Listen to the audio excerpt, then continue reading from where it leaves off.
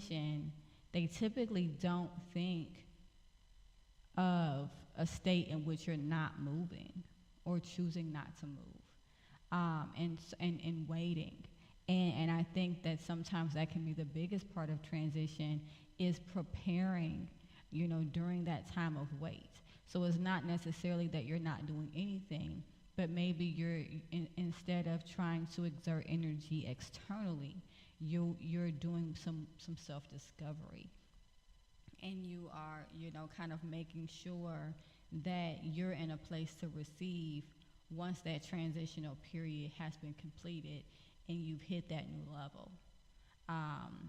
So I really think that that was an amazing point, that you had brought up last episode. And, for anyone who missed it, definitely you can log into to call in. Is public. And you can also go on again, Google Podcasts, Apple Podcasts, or Spotify Podcasts, see that, as well as YouTube and Facebook Live, supportive advice. And I think on YouTube it is Aquila Wheatley LMFT. Don't ask, name is long. That's fine.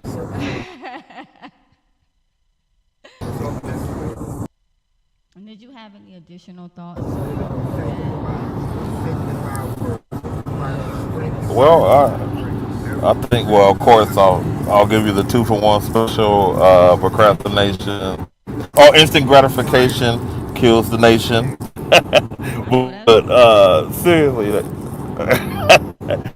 definitely like with transition, like the transition, like for me was moving too fast and doing too much to sitting and being almost like a cat waiting to pounce, if you will, where you kind of get into a posture of calculated moves as opposed to just movement. And I think that's something that is harder to do, especially with today's society where someone who doesn't look like or seem like or even smell like a certain thing that is the expectation is seen as a sore thumb. Where really they really on to something most times. What I saw like a super nonconformist when I say this, but what most people kind of like or gravitate to kind of makes me concerned. Like why is it so popular? What's wrong with it? What's going? Something is wrong. Like that's also my inner conspiracy theorist too. But I'll digress with that. That's a whole nother subject. But yeah, that's I think that's important to just know because for some people their transition is going from sitting and being in a study mode to being active. You got to know where you at with it, and that's the whole that's the biggest thing about transition. What are you transitioning to? What's the end game, and what is the strategy to get there? And I think that's it's all independent on the person, and I think that's the biggest thing people should take away is like what is going to work for you, not work for Jeff over there that you went to school with, or work for Margie and what works for you, Broomhilda, or what whatever the person's name is. What works for you? Okay, what works for you, Mary Catherine? My name ain't working. Well, I'll just insert random name here, or insert your name here in TV land, or calling app land, or TikTok land, or Tic Tac land, I should say, as the old folks say. Though. So, I 100%, agree that it is all about, what works for you. Now, granted, we have external motivation, which is typically societal expectation, right? And there's a part of that that's necessary, right? If there were no, hunger, starvation, no competition, people wouldn't have motivation to succeed, right? Because then what would success be? So a lot of times society determines those things, and it puts us in a place to continue to grow, and to have goals to actually grow toward. If those things aren't in place, then it's essentially, um, we can become stagnant. But everybody has their own road, so to speak. Everybody has their own purpose. And so it definitely is important to make sure that whatever road you are on or wherever you're going toward is something that is going to take you towards self actualization versus something that is just going to help you conform. So with that being said, I am going to transition into the "Am I the Asshole" Reddit, because I just love it. Yay! I just love it. I love it. I love it. And I didn't get a chance to do that last week, but I'm not saying that begrudgingly. I'm definitely glad that the conversation took the turn it did, because hopefully it really was helpful for those that were able to tune in. And again, I thank everyone who did tune in. So, oh, Monique, uh, Mo, I thought you. See, this is what I be talking about. Mo is actually on the line. I'm going to invite you to be a speaker. Hey, Carno, how are you? Jam Pop is stupid and can consistently do stupid stuff. I try to avoid the the idiocy. Okay, yeah. Better this. Well, I'm glad you're doing better this week. Definitely. Um, and I'm glad that you are here to listen as well as share. Hey Mo, how are you doing? I'm surprised to see you.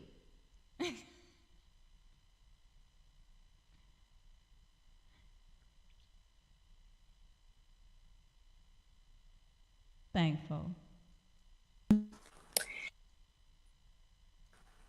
Thanks for having me once again. Of course, of I'm course. excited to hear what we're talking about today.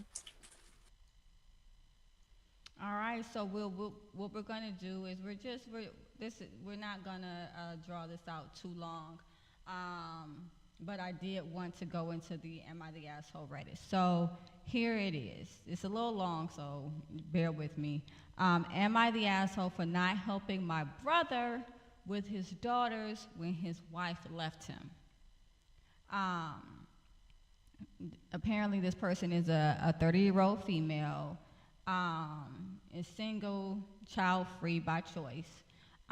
She dates occasionally, but no long-term relationships. This is due to many reasons, like I love my freedom, I want to enjoy my life unencumbered with responsibilities, and I want to really focus on my career. So I can already tell now that this person is kind of setting us up to understand why they don't want to help with it with their brother's children. Basically, what I'm seeing here is a layout of sacrifices. Hey, I sacrificed relationship. I decided not to have my own children. I really enjoy my freedom, and it's worth those sacrifices, et cetera, et cetera. And so it's kind of, and that lets me. It kind of creates an environment where you have to wonder why this person is already starting to overcompensate in the conversation, and we just started, right? um, so it says my older brother, who was 34, got married when he was 26. He has two kids, both female, 7 and 4. They had a traditional household. He wanted a partner who stayed home and looked after the family while he earned. She had apparently dreamed about being a homemaker and taking care of children, but during the last couple of years, she showed signs of hating it. Yeah. She wanted to study more and work outside, build something of her own, but my brother refused to step up or help. I warned him once, but he told me it's none of my business how he runs his household, so I kept my mouth shut. His wife left him a month ago. She just wrote him a letter saying she can't do this and she wants to explore her life. She left kids with him and basically vanished. We have no idea where she is. Jeez, that sucks. The thing is, my brother doesn't know how to do even the most basic things. He is the kind of guy who never changed a diaper or toasted bread. The moment my brother found that his wife left, he called my mother, who rushed in to save the day. She thought it was short term, and in my SIL would be back. Oh, sister-in-law, and my sister-in-law would be back, but she hasn't. My father is unwell and needs her home soon. They live hours away. My brother suggested she take the kids home with what? No, no, brother, we're not doing that. My dad said no. He is retired and they are both getting old. He does not want to have kids in the house full time, taking up their energy. Since that was a no-go, my brother asked me to either move in with them to help out or take kids in with me. I refused. From what I see, he is a grown adult and these kids are his responsibility. I made a choice to live the way I do, and I do not want to sacrifice my life for his choices. My family is pressuring me into this stuff, blah, blah, blah, blah, talking about how my brother does not know how to take care of kids. The little girl needs a woman in her life, other little girls, and blah, blah, blah, blah. So, am I the asshole? Okay? What, that's a lot. That's a lot. I'm kind of chuckling just a tad, because he's like, all right, mom, take them. Like, here, take, like,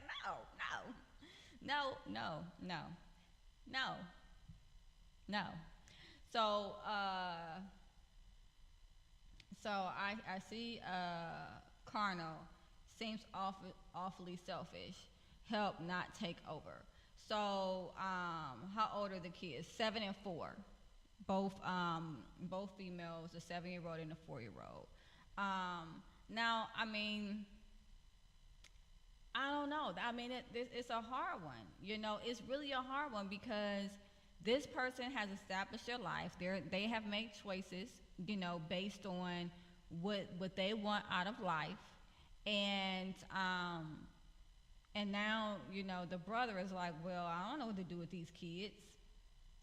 So, you know, you need to help me, you know, or figure out what to do with your kids. You know, if you don't know how to toast bread, find out.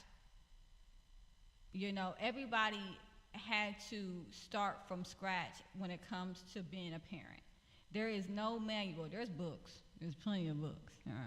But there's no manual, you know, on how to be a parent to your specific child, because nobody has your specific child but you. You know, and so everybody has had to go through trial and error and figuring things out. You don't get to just say, oh, okay, well, I don't know what to do with these kids. Here, you do it. I guess that's just my opinion. But I'm your sister. Remember, you told me to mind my business. I know that's right, Mo. He said, mind your business. 100, you know. And, you know, and it's hard because it's like, and I was just talking to a client about this today. I have a client that is, you know, about to get married soon, and there were some concerns because of the way that their spouse, I mean not their spouse, but their fiance current viewpoints are, right? And one thing that I said was, viewpoints change, people grow, needs change, wants change, you know, and it's important to understand that, because in this scenario, at some point, she wanted to be a stay-at-home mom, and then she decided it wasn't for her, but she would not have known it wasn't for her until she actually attempted to do it, right? It says he should have been participating more from the start, and maybe the mom wouldn't have left in the, go ahead, Cardinal, you are on it tonight. You are on it tonight. Absolutely. You know, it seems like that he put all of that on her. and even if she took it willingly, which is fine if that's the case and if that was the dynamic in which they set up. But to not know how to change not a one diaper, or cook a meal, or it's like, as there is a part of that that's just autonomy, that's just independence, that things that you would need to know how to do even if you didn't have kids, if you never got married at all. These are just things that you would need to know to do to survive as a human being. So, Dante, thoughts? And yes, Carnal, I'm with you. Takes more than money, 100%. Mr. Machismo, is she the a-hole?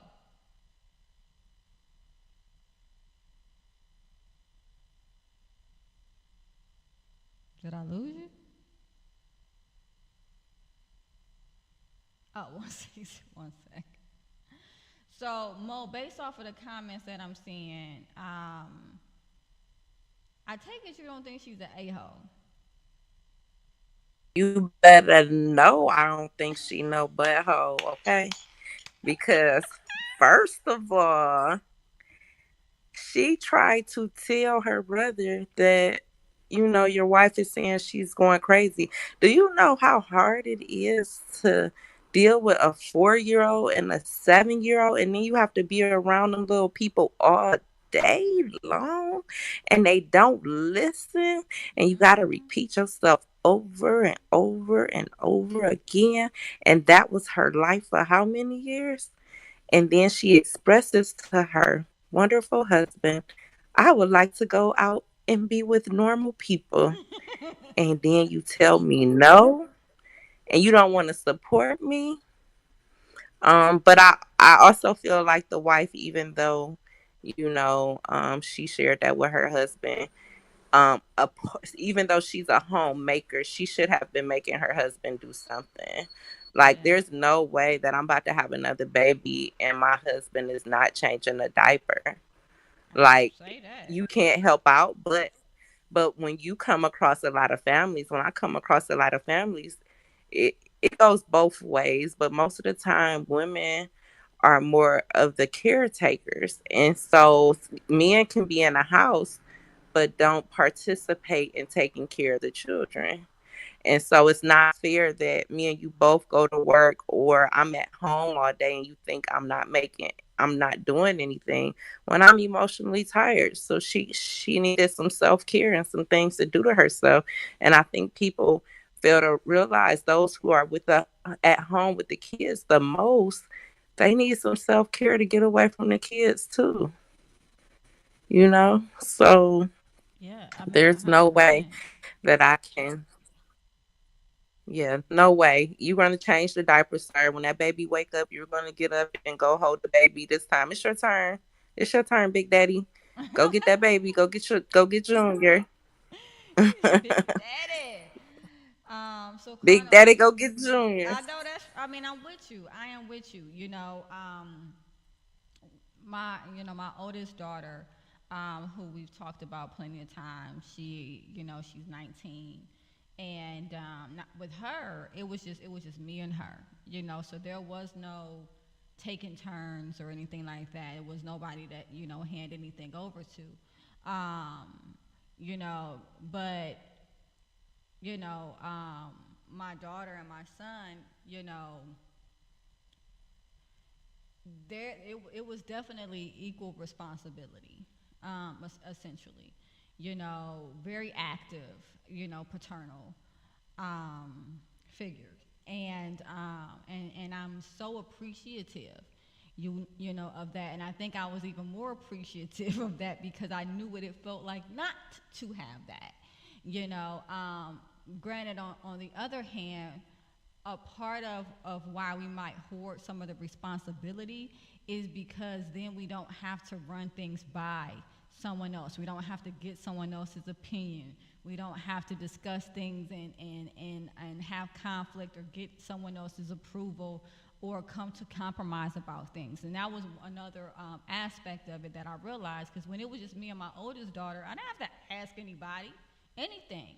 Whatever we were going to do was whatever we were going to do. But then with with paternal involvement, now there is somebody who has an opinion. There's somebody who also has that child's best interest. There's somebody who was possibly raised, differently than we were. And so sometimes part of hoarding the responsibility is not wanting to have to share in the decision making. And so that's another concept. But I did want to make sure that I'm getting to Carnal. And he said women need to get their heads out of the clouds too, though, because they all want that millionaire lifestyle where they don't have to do much of anything. And then also he says discipline and structure, not until they are about 14 or so. And then yes, but he was at work all day. How was he gonna come home and work more to give you a break from nothing? So I think that essentially what we're saying is that there's different types of work. There are individuals that might go out and work outside of the home, and in that they're bringing in income. That income, supports those that are inside of the home, including that person. But then there is also a person who works inside of the home, and that is just as important, right? Because as he's seeing now, there's a lot that needs to get done that he's having a very hard time doing. So had she actually been doing nothing, then we wouldn't be having this conversation, because he wouldn't be freaking out because there's nobody at home to take care of the kids. So that role, as you can hear, in the dialogue there, was very, very important. Just as important as his role outside the house. If ladies want the man to do more, then they have to cede the lead to him. I don't know. Not fight him at every turn about every little thing. Women are fickle and chaotic. And so I'm going to kind of redirect, just because I want to stay on point. Because in this particular case, Colonel. huh? In this particular case, right? The main focus is the sister. And so we have the brother that kind of pushed up against the change that his wife was trying to make, where she was trying to include him, ask for his help, work out. She wanted to work outside the home, go to school, things of that nature. And he kind of shot it down, or wasn't willing to help, with her growth and her goals, right? And so then she leaves. Now whether or not she's the asshole is not really in question. Even though, leaving your kids that's a pretty, that's a pretty a-hole move. in all honesty. But as far as the sister is concerned, she's established her life. She's made choices. She decided she didn't want to be in a long-term relationship because she liked her freedom. She didn't want to have kids. She didn't want to do all of this other stuff. And now her brother's like, well, I don't know what to do. You got to come live here. She doesn't. She doesn't have to do that. Would it be nice for him? Yeah. But one thing I tell my clients is we save others by empowering them to save themselves. And her moving in is only going to continue to enable him.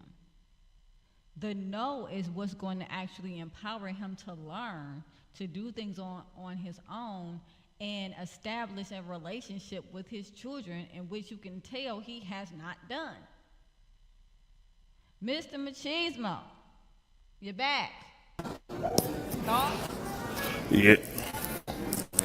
Oh yeah, the sister is not wrong at all. She has boundaries, and to be honest, them ain't her kids. So she could do what she can, but she can't. That's just unrealistic expectations from the brother.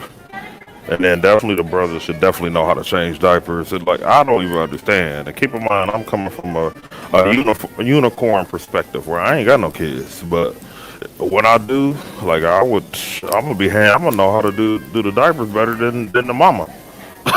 But that's another discussion.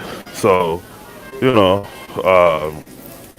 it's just kind of a mess. I feel bad for the dude though because he part he married for love, but he unfortunately had a situation where it didn't work out. But yeah, I mean, it was warning signs though, from what I hear, like where he just didn't catch them though. So there's that.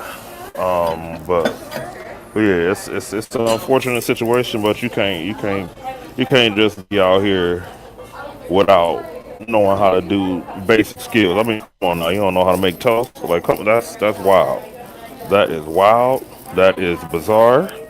But hey, it is. So with a lot of things in life, I guess. But yeah, that is. He kind of dug the hole for himself with that one.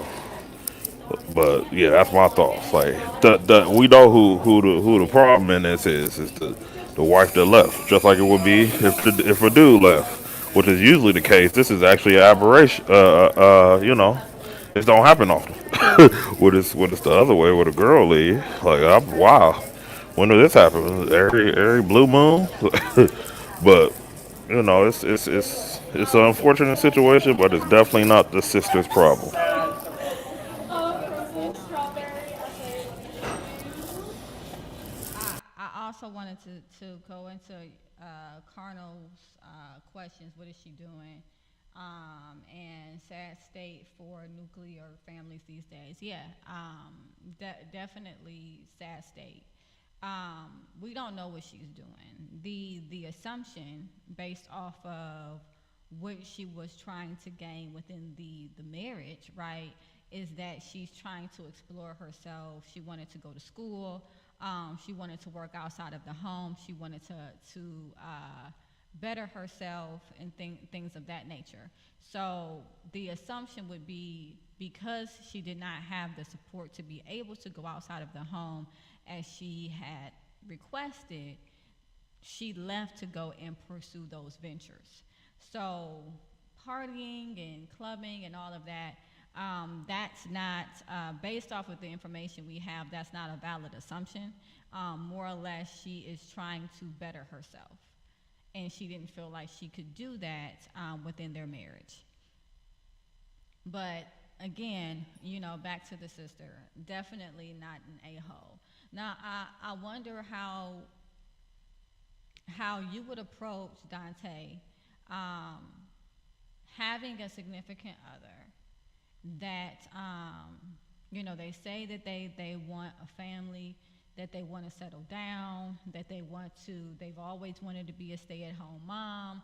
And so you all communicate your roles before you get married, before you have children, and then you're 7 years in, and all of a sudden your spouse says, psych, never mind. I don't want to do this anymore. I would like to do something else. I want to explore a different side of myself. I want to get out the house. I don't want to be a homemaker, whatever the case may be. What would be that conversation for you? How do you think you would respond? As far as her like saying she want to leave, or the part that led up to it, Right, the because part it that definitely was a. not her leaving, but like after several years, her going from, hey, this is the role that I've taken on, and this is, I'm a wife, I'm a mom at home, I take care of home, to, I don't really want to be at home anymore. I want to go back to school. I want to and just essentially, wanting to change the What rules is? around it that had already been established in a relationship. Um, I signed up for that. Unfortunately, well, well, depending on how that work out, I signed up for that. So that's the whole But thing. When you get how did you sign up for that when you get when there was something else that you thought was going to be taking place before the marriage? I mean, you kind of gotta have, for better or worse, till death do us part. That's part of Radio. it. So that's why you gotta. Oh yeah, somebody take care of stuff. But yeah, that's what you sign up for when you get married. Like you that's why that's you have to invest the people that you marry. Like that's why you kind of gotta.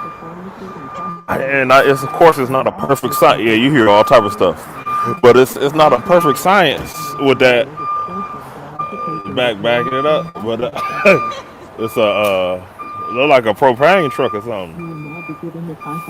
But I mean that's a tough situation. But I mean, old boy backing it up. If he don't know how to make toast, he obviously ain't. He's oblivious to the wants and needs of the girl that he loves. So that's one issue, and that's the issue really.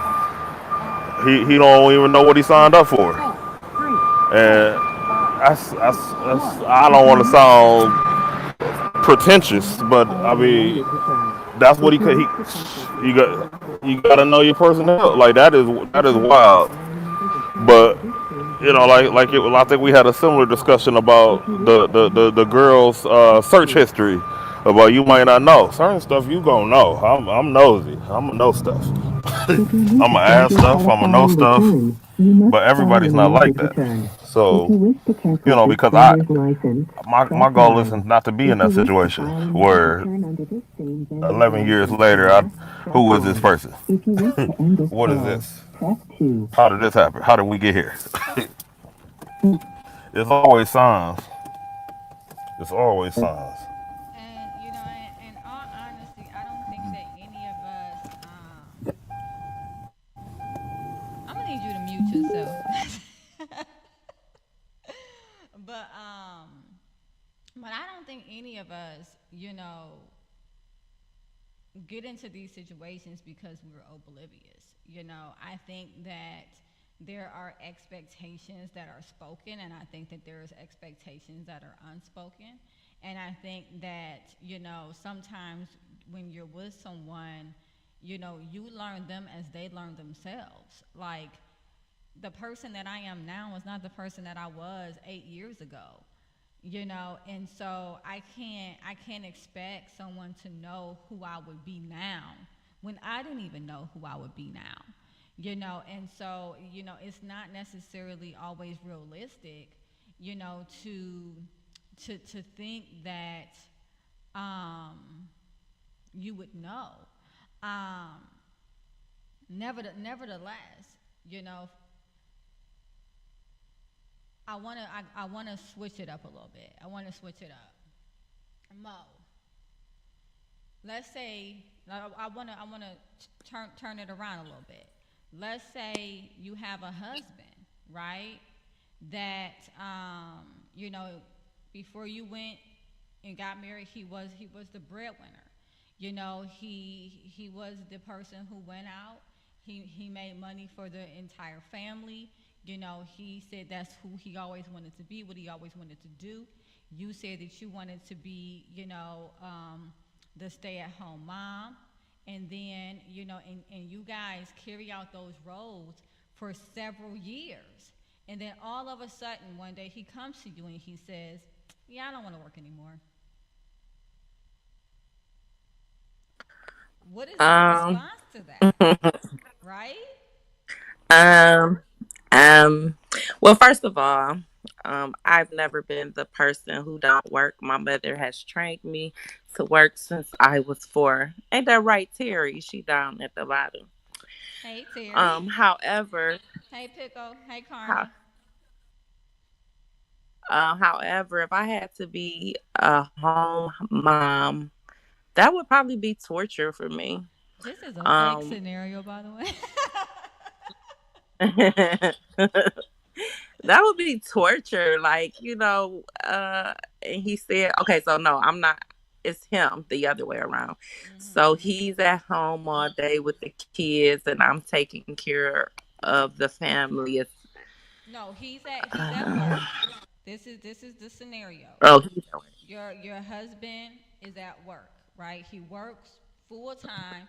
He's always worked full time. That was the roles that you guys determined. You stayed at Mhm. home with the children. 7 years Jesus. later, he comes to God. you and he says, "I don't want to work anymore."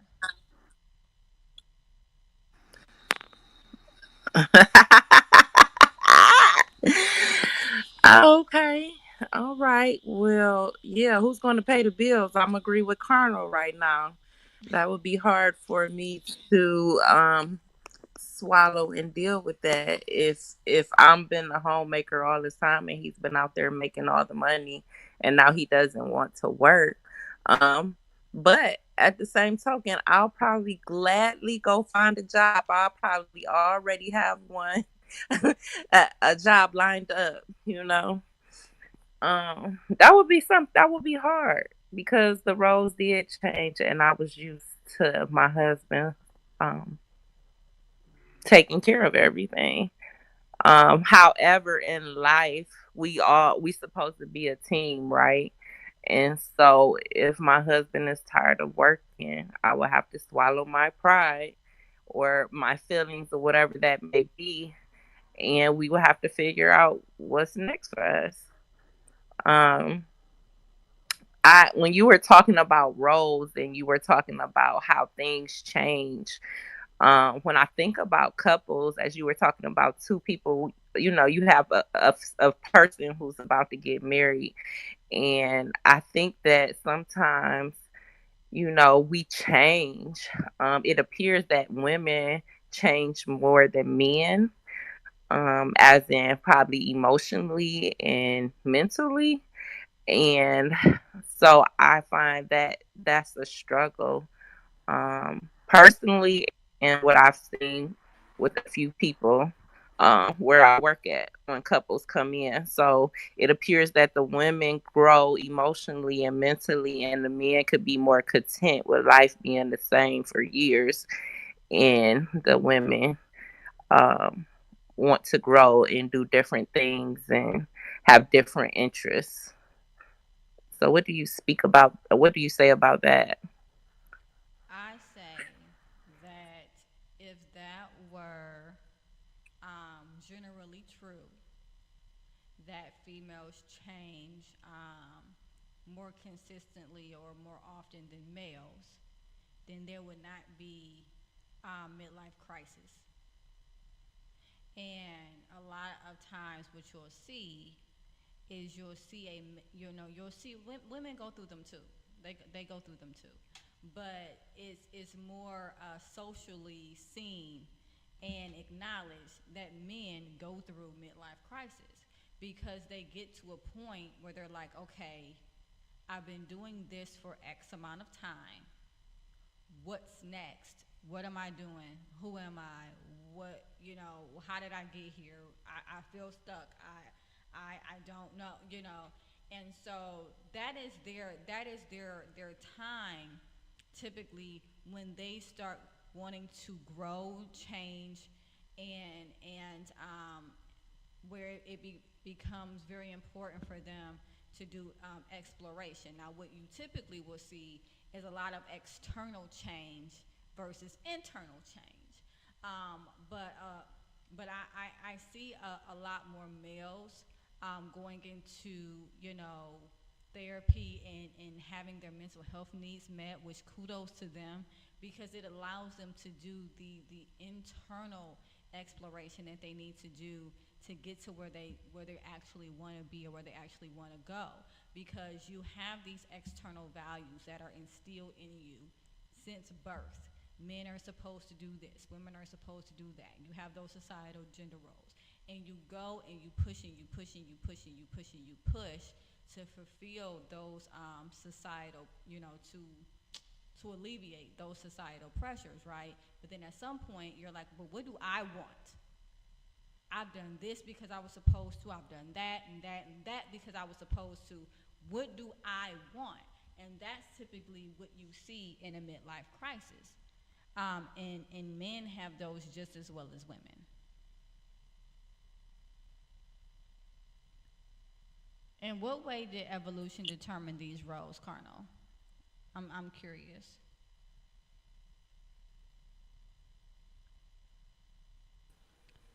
Carnot also made a statement that women are better at certain jobs than men. And I want to say that I have to give my daughter's father credit.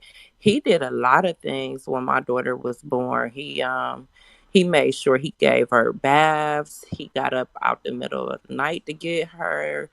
He held her all the time. He created a brat, but he was very he was very active with my daughter. So I one thing I can say and give him hand claps is that he wanted to do the dress up for all the holidays. He was like, me and Bookie, we going to go trick or treat. Me and Bookie, it's Easter time. It's me and Bookie this and this. And I was like, geez, we will kind of fight over holidays. And after a while, I was like, go ahead, bro. She's all yours, I guess. And so he enjoyed doing all holidays and everything, but he was very active. So my daughter's dad has been very active, and I appreciate him. So And I do want to say from the that, beginning. and I do want to say too, and I thank you, Mo, for sharing that. It is a stereotype that women are just born more maternal than males, or more nurturing, not maternal, more nurturing than males. That is not true. There are some women that are born, and they don't, they're not inclined to have children. They're not interested in that nurturing aspect. I talk to people all the time that are female. They're like, somebody crying in front of me, and I'm like, what do you want, man? Like, what? What am I supposed to, like, pat you, or like, and it's even harder to have those awkward moments because society tells you, well, you're supposed to know what to do. You're supposed to be nurturing. You're supposed to, and it's like, no, we're not. We're born human, you know and some people have, stronger, nurturing, predispositions than others, and so it's not fair to say that just because a woman is female, that they should want to stay home with children, or be naturally more nurturing than a male, or whatever the case may be. I mean, now I've been watching this show, and so I'm just gonna come out of left field with this because it's just this that's all this show talks about is penguins. But the but the male penguin is is the one that actually hovers over the egg, and makes sure that it's okay and taken care of. It's not the female penguin, and so in other species, there are males that are the ones that actually produce, and not the women. And so, like, it's only in,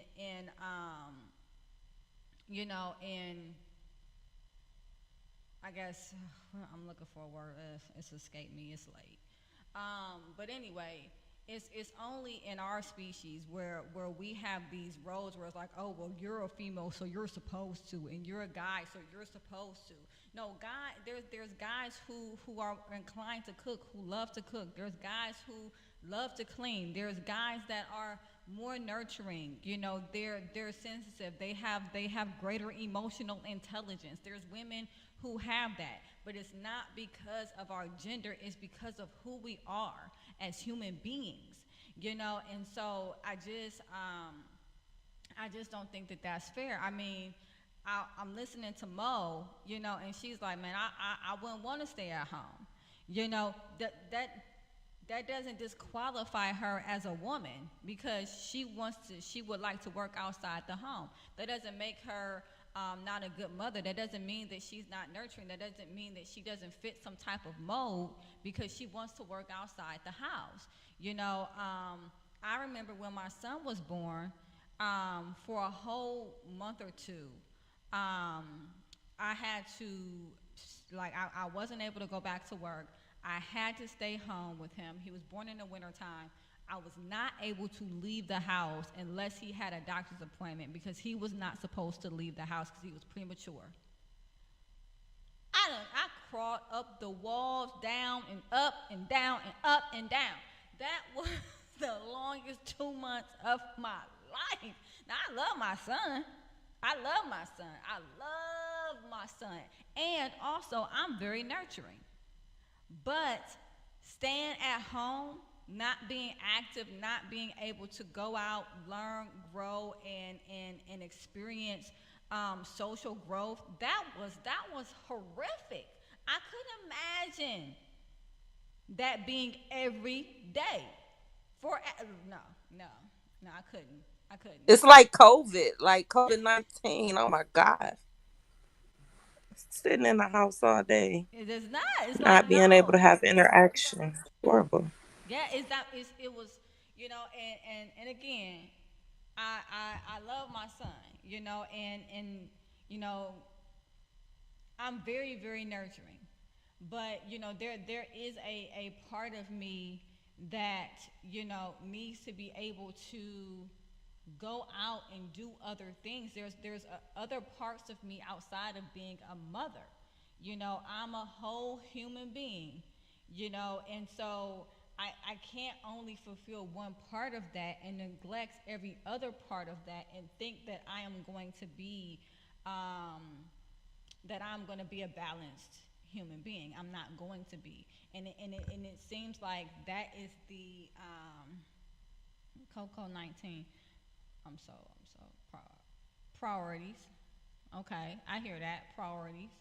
And yeah, you know there are priorities, but again, there is also propensities, and there are things that some people are innately better at than others, and it's not based on gender.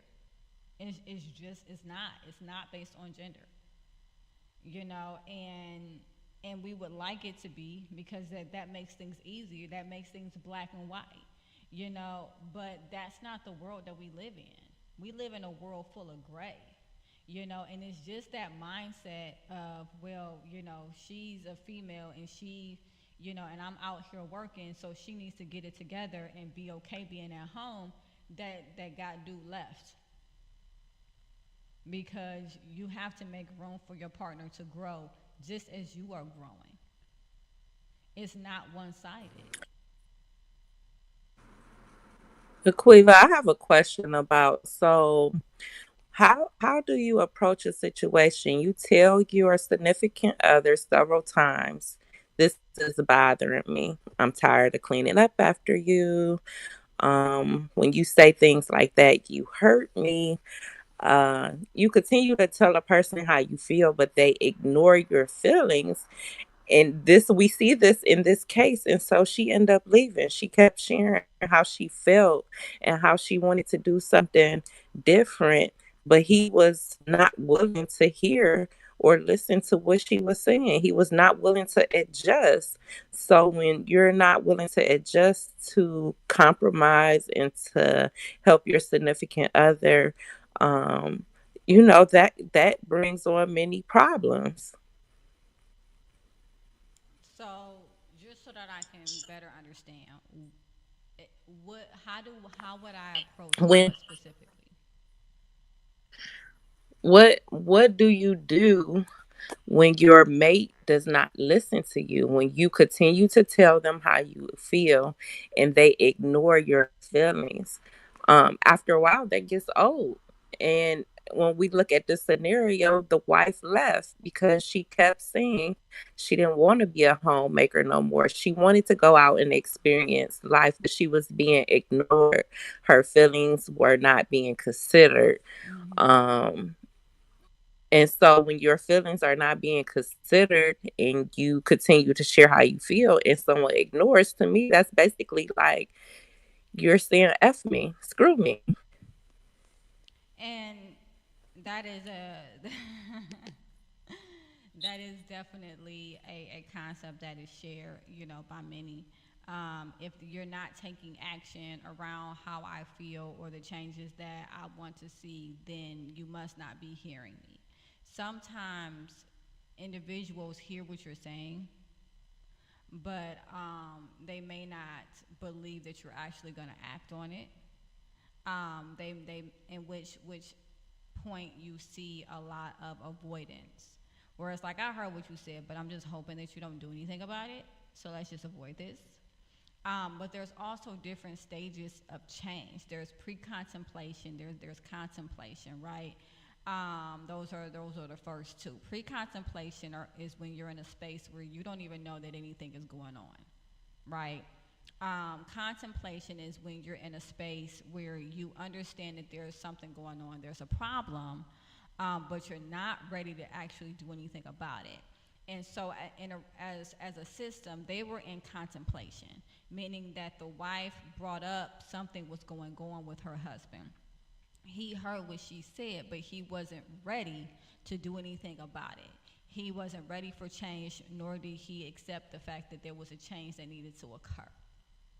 And so, essentially, what happened is he went into avoidance, and essentially, she ended up leaving. Now, typically, what I would do is interpersonal effectiveness training, with a couple, and that has a lot to do with like assertiveness training, which is how you express yourself. What is your stance? Are you confident in what you're saying? Are you saying this is what I need, or this is what I think I need, or maybe I might want to do this? Or are you saying is this a definite, or does it sound like a maybe? Just making sure that we're communicating in a way that our partner understands that this is either a yes or a no, and so that they can know how they need to move forward.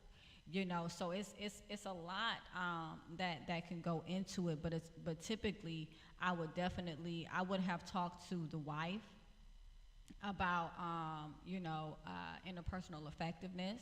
I probably would have did some role playing with her, and asking her how she was confronting this. What language was she using? What was her body language as well? What was her nonverbals?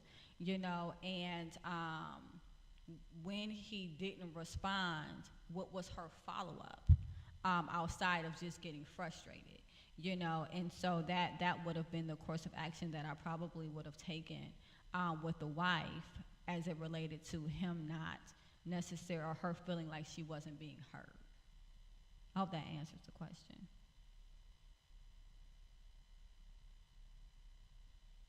That was me quoting my wife. When I asked her to lay out precisely what it was that I was saying that was causing her pain, she could not even do it. Why won't you stop saying that? It hurts me. Oh, okay. You know, um,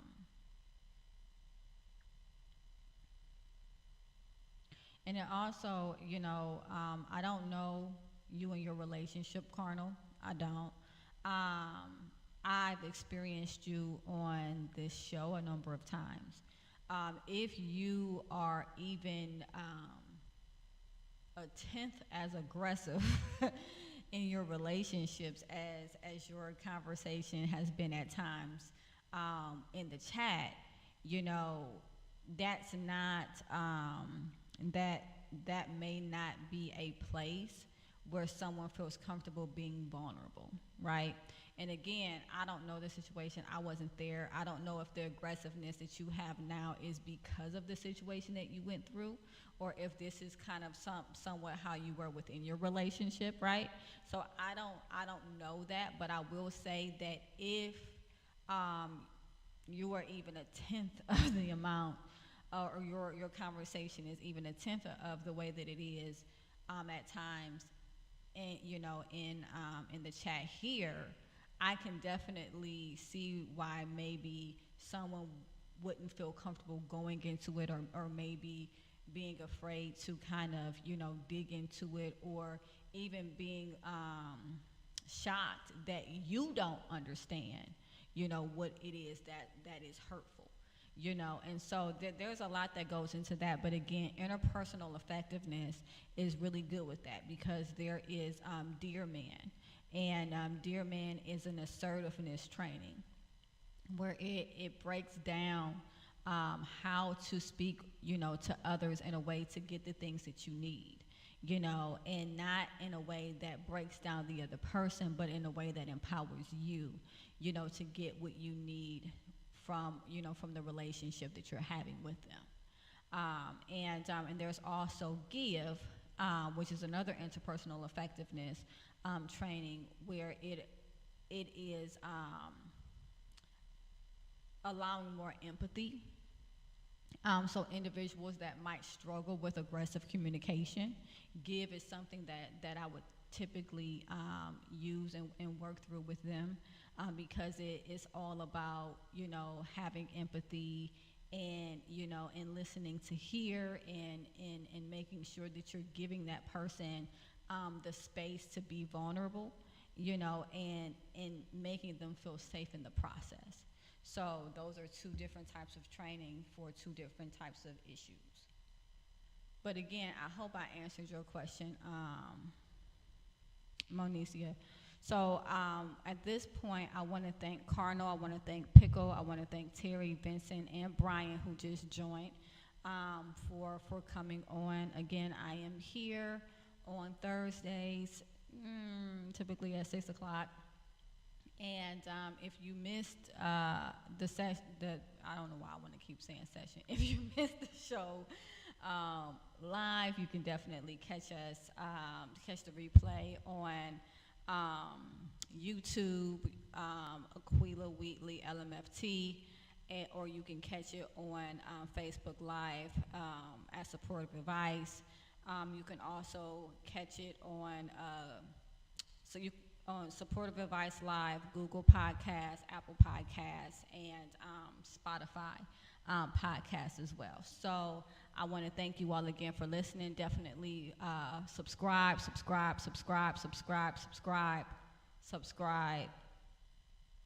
What's happening? Jordan Peterson in the house, and then someone said no. I don't know what's happening, but I'm going to let that chat be the chat. And I'm going to again thank you for coming in, and I will catch you all soon. Thank you so much, you guys. Have a great evening. Bye, everyone. Bye, Mo. Thank everybody for Have joining. a good night.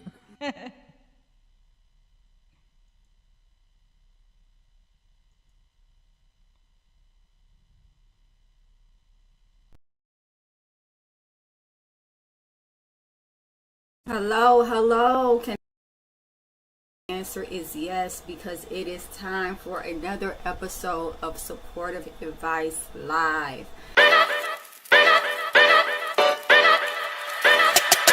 Yo!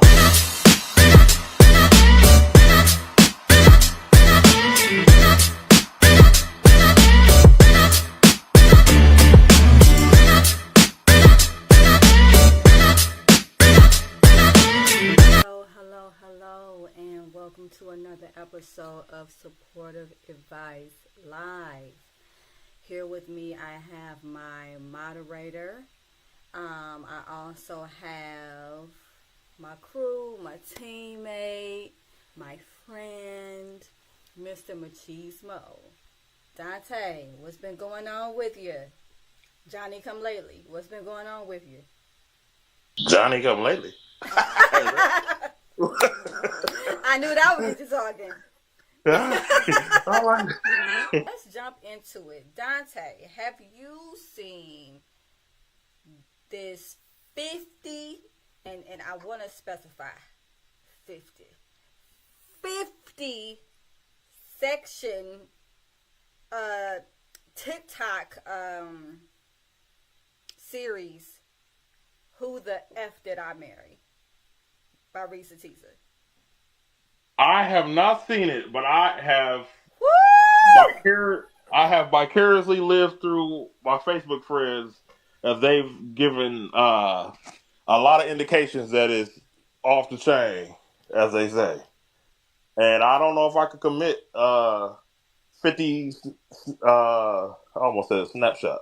I don't know if I could commit 50 TikTok moments because it sounds like a lot, but it sounds great. It's 50 10-minute moments. So essentially, it is a 7-hour video.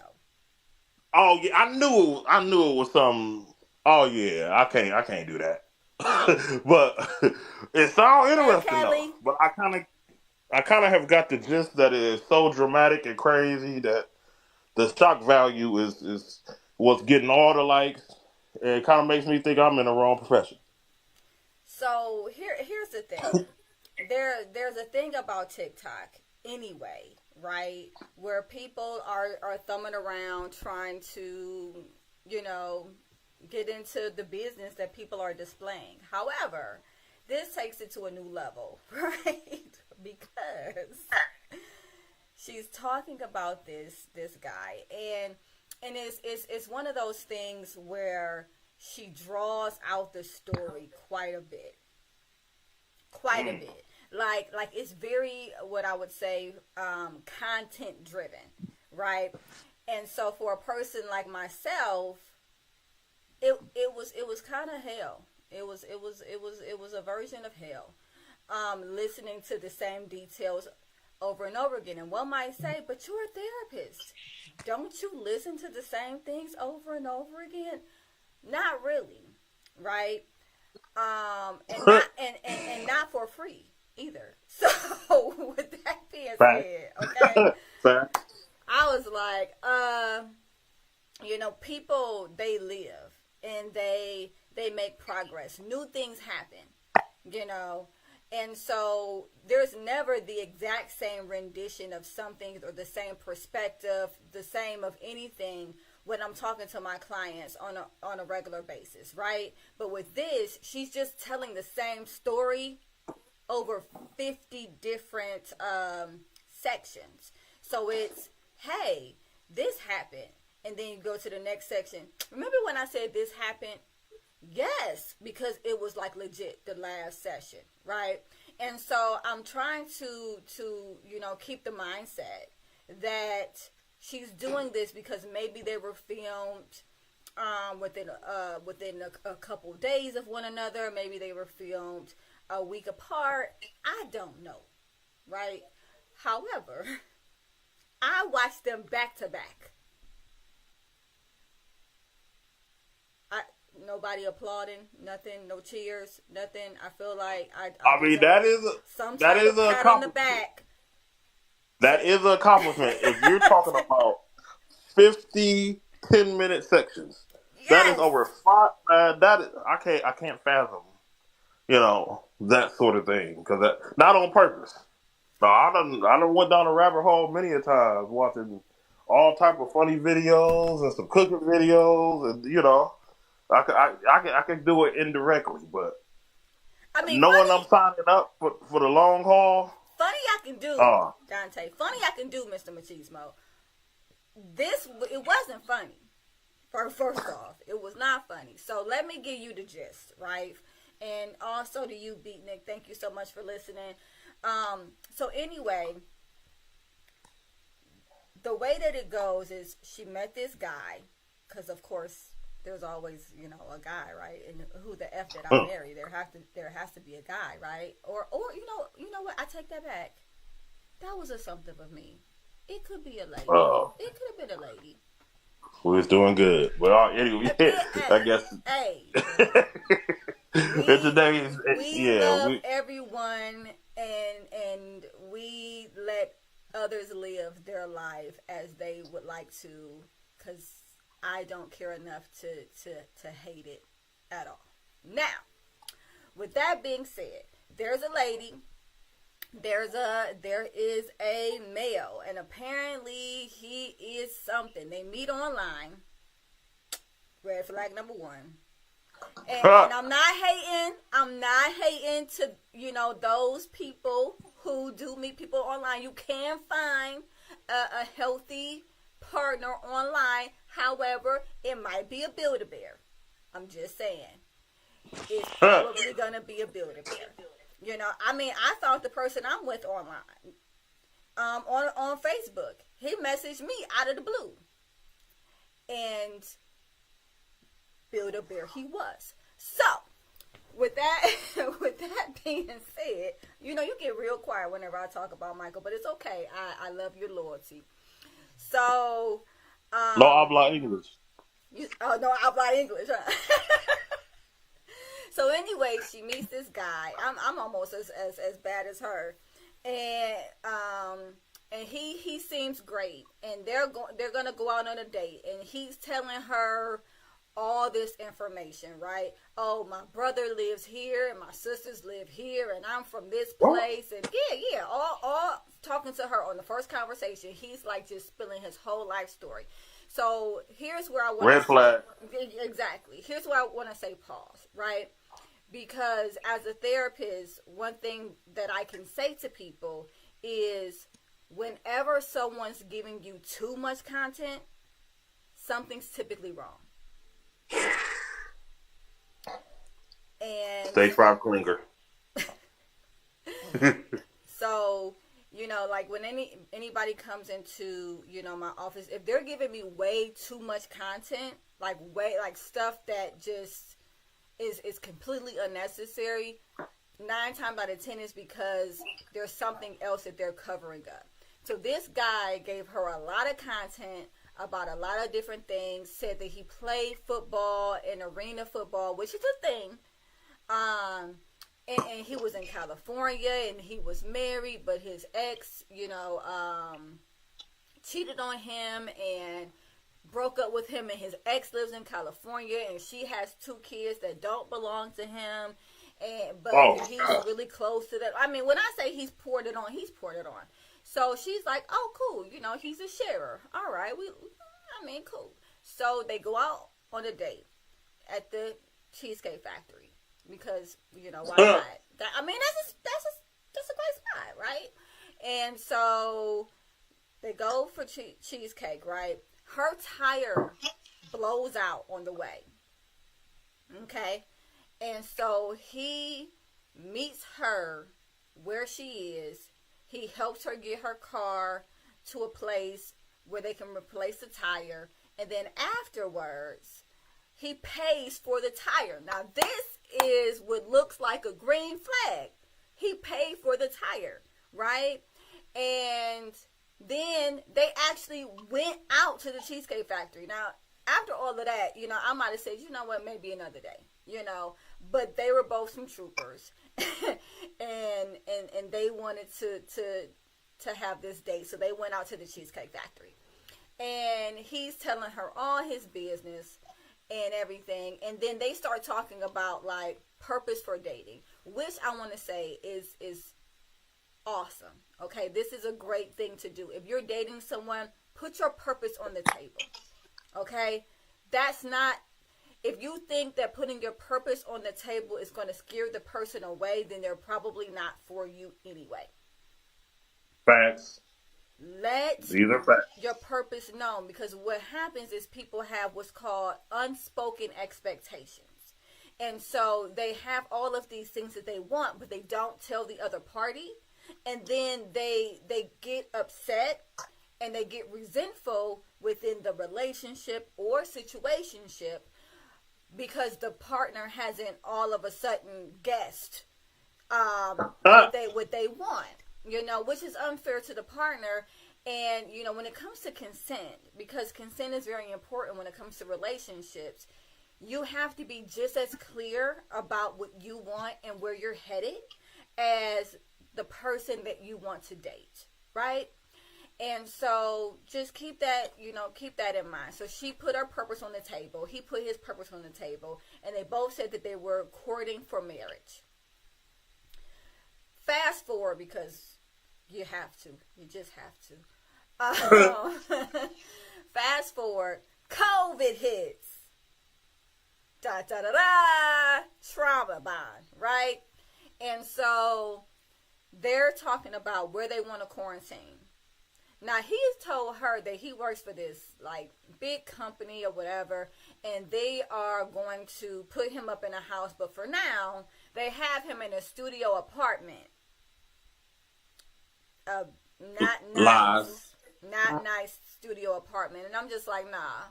I've gone on business trips, and they put me up in nice hotels. They're not going to put you up. If this is a big company, they're not going to put you up in some rinky-dink apartment while they're waiting on this house to come through. Nevertheless, they decide that they're going to quarantine at her house because she has like a 3-bedroom, 2.5 bath townhouse. And of course he wants to get in on that, right? And so hey Carno, hey Joshua, thank you so much for joining. If you have any questions, you can always put them in the chat. If you want to be a caller, you can always do that. Press that call in button and we'll hear what you have to say within reason. With that being said, they quarantine together. Now, mind you, this dude is paying all of her household bills. She's paying her own car note, which is reasonable, right? She's paying probably her own cell phone bill, but he is paying all the household bills. Clap, clap, clap. Nice dude. Like, that's what's up. That was what looked like a green flag. Hey, he seems to be financially stable. He's able to pay all of these bills. Yay him, right? And so then they start thinking about that they want to get married. But before they get married, they want to buy a house. And so we fall back on this story that he tells her about they're getting him a house, right? The company's getting him a house. So now she's like, okay, cool. Well, you could just get the house for you and me, right? It's going to be our house now. And so they're like, yeah, great. Now, we both know that it would not be a 50-part series had the house came in part 2. So, there was no house. I was waiting on that other shoe to drop. Yeah. Yeah, it has been a while, Cardinal, but I am glad to see you on here. So, yeah, absolutely. It's interesting because he gives her all of these excuses, all of these reasons why the house isn't going through and all of this jibber jabber, essentially. Reasons. And then he lies to her because the house ends up being in contract, right, with somebody else, some other people who actually are serious about buying a house. And he says to her, it's in contract with them. Now, I will say, there's a lot of things that it was hard for her to confirm because it was COVID. They were doing a lot of virtual tours. She really, she was kind of coming in on his coattails as far as she was concerned because he was already supposed to be getting a house. So she didn't want to ask a lot of questions, blah, blah, blah. But here's what I'm saying. Ask questions. Once it went from the thing that he was doing to the thing that you both were doing, understand your value within a relationship. You can ask questions. You can ask questions and you can have doubt and you can ask for confirmation. If you don't feel like you can do these things within your relationship, it's because you're devaluing yourself or you're attributing too much value to your partner. So just keep that in mind. So this whole time, she's not asking any questions, right? House falls through. She ends up getting pregnant. Within Of course. some of that time period, it was kind of all over the place, right? And so she gets pregnant, and then unfortunately she has a miscarriage. And you said, or just happens to get pregnant. Well, shit, she got pregnant. We're talking about Risa Tisa. Anybody who doesn't know who I'm talking about, I'm talking about Risa Tisa. And if you don't know who Risa Tisa is, get out from under the rock that you have been living under and join society. Now, with that being said, she gets pregnant. She has a miscarriage. He's there for her. She has the miscarriage, but then she has to go and have surgery, right? Because everything didn't pass the way it was supposed to. I'm not going to get into graphic details. This is not a medical show. This is a therapy show. Thank the Lord. So he didn't show up on time. So he volunteered his sister. Now I'm just going to fast forward. And I'm just letting you guys know before I even get into it. There's going to be spoiler alerts. Spoiler. So if you plan on sitting down for 7 hours and watching this series, you might want to click off now because I'm about to just tell. I'm just going to tell stuff. So fast forward, this sister that he wanted to pick her up from the hospital did not even exist. She didn't exist. You know who she was? An ex? An ex-girlfriend. Oh, and the plot thickens, right? Because sometimes we lean on people to say no, right? And so we'll offer something up hoping that the person says no, right? So he offers this sister up that she's never met before, and she's like, no. I'm not gonna have this random person pick me up and they go back and forth, but he knows she's gonna say no, right? And she says no, and good for her because there would not have been anybody coming to pick her up. So it unravels. Apparently, there's another house that falls through. There's another pregnancy. That pregnancy falls through, and they're just 2 for 2 at this point. Nothing has worked out, right? Within the meantime, in between time, they get married. Don't ask me why. At some point, though, I do want to point out something. She said that she knew that the house was in contract. The first house was in contract with other people. However, she liked this dude, and she wanted to allow him to get out of the lie. So when that red flag was pink. That red flag was pink. And this is exactly what when I did the series Bagos with the students at Cuyahoga Community College around right after Valentine's Day. I was talking to them about setting their standards, right? And how sometimes you can start off with your standards very, very high, but then the more desperation creeps in, the lower your standards become. And this is a natural thing, right? Because all of a sudden it's like, well, maybe I'm not worth what I'm asking for. And if you're out there thinking that right now, I want to just tell you, you are. You're worth exactly what you're asking for. And I hope that resonates with someone. So she said that she knew he was lying, but who else was she going to get? He was good enough.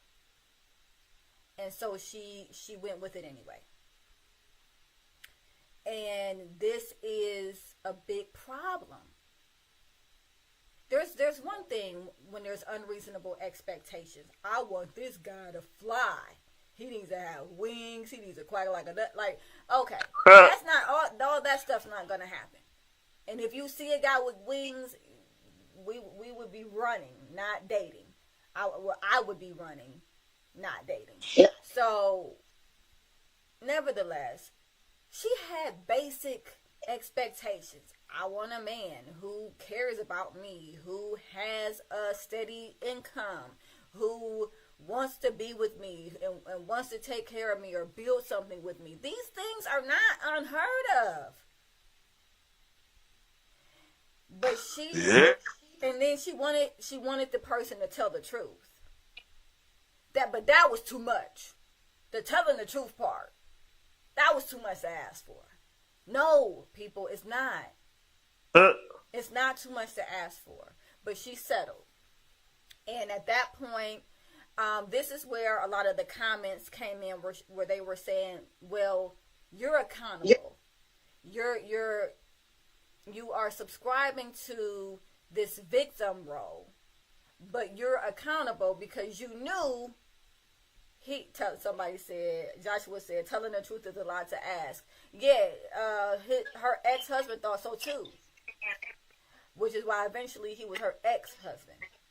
So with that being said, it was a lot. You know, it was a lot going on. He was lying. He wasn't telling the truth about anything, not even his name. Not even his name. Okay? Not even his name. So, time goes on, and they're married, and, well, they ain't looking at houses no more, because why? She married him, right? And now he got her going from one BMW place to another BMW place, talking about he's going to buy her a BMW for her birthday or some type of something, right? Like, he just made these real outlandish promises. And he has her sitting in the BMWs, y'all. Like, just sitting there, test driving them. Going to one after another, getting her hopes up. You know, at some point, I think I would have said, I like this one. Buy this one now. Or it's going to be a problem. Because if that's what we're doing. You know, you're not going to take me to 7 different BMWs. You know, but nevertheless, she enjoyed the experience. She had the experience. And she already knew that he was a liar. So at some point, she was just choosing to believe things that sounded good. And then he told her that he was going to take her to London. It was just a mess. It was a mess. Oh my gosh. Now, if you see this guy, right, because this guy is on TikTok. His name is, well, I'm not going to say his government name because I'm not going to call him out like that. But the name that was given in the TikTok was Legion. So What? I know, right? Legion. What? Oh, you can't make this up. You can't. Oh, man. Legion. I'm like, should that have said something to you? All by itself, that should have said something to you. But anyway, when you see this guy don't look like he have no money. He don't look like he have no money. Now, I'm not saying judge a book by a cover. Cardinal, it's Risa Tisa, and it's on, it's a TikTok series. It's a 50-section TikTok series, 7 hours. It's a lot. And, but if you guys are looking at it's from Risa Tisa. So, and it's called Who the F Did I Marry? Just so you guys know. So with that, it is just a mess. It's a mess after a mess after a mess. Now all of a sudden she's going through his phone. She's seeing that he's talking to other women, that he is, you know, sexting and all of this other jazz. And she's like, I didn't really care about that. Because he was lying so much that the cheating, like she was numb to the cheating. And I want to say that this can happen when you are experiencing and I'll call this a trauma for her, right? Because this is a traumatic experience where somebody is consistently lying to you, getting your hopes up, and disappointing you over and over and over again. I mean, essentially, he's just playing with you. because he knew he didn't have the money the whole time. So, but when you go through something and you get your hopes up and then you get disappointed and you get your hopes up and you get disappointed, and this happens as a pattern, eventually a part of you will, or can, I'll say can, be numbed to this person and their actions. You know, essentially your responses become depressed. You know, there's a level of hopelessness and helplessness within this scenario, because now I'm married to this person. I get that he's a liar. Nothing he's saying is coming to pass. And so she's just numb at this point, right? Good Lord. Man, that's crazy. It's a mess. It's a whole mess. And so then she says that she was actually grateful at one point because she saw that he was cheating again with what she said was a prostitute. And she said that it was a legit prostitute because there were prices, how much for this, how much for that, etc. And she said that she was actually thankful because she felt like that God would forgive her for divorcing a man that was unfaithful to her, but would not forgive her for divorcing a man that essentially had falsified everything in anything that he was or was doing, right?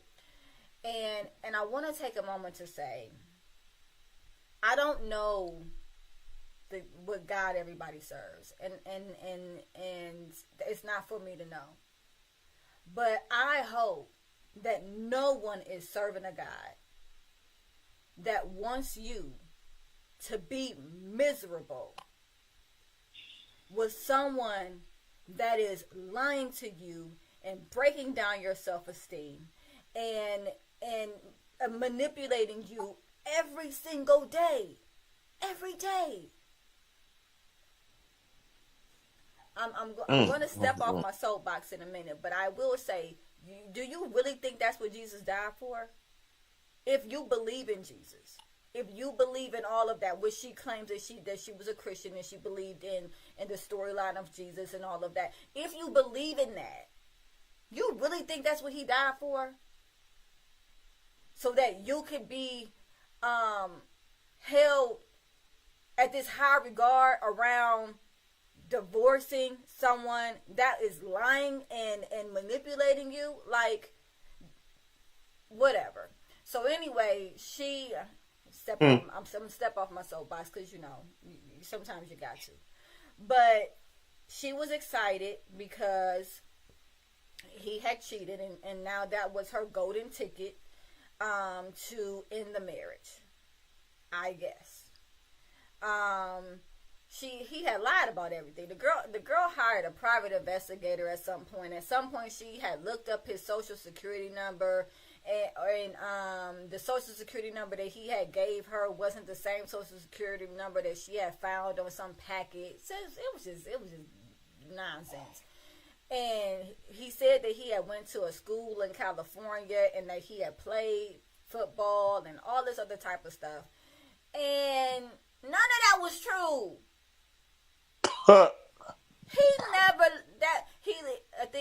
They said that he lived in Georgia, Rhode Island, and some other place.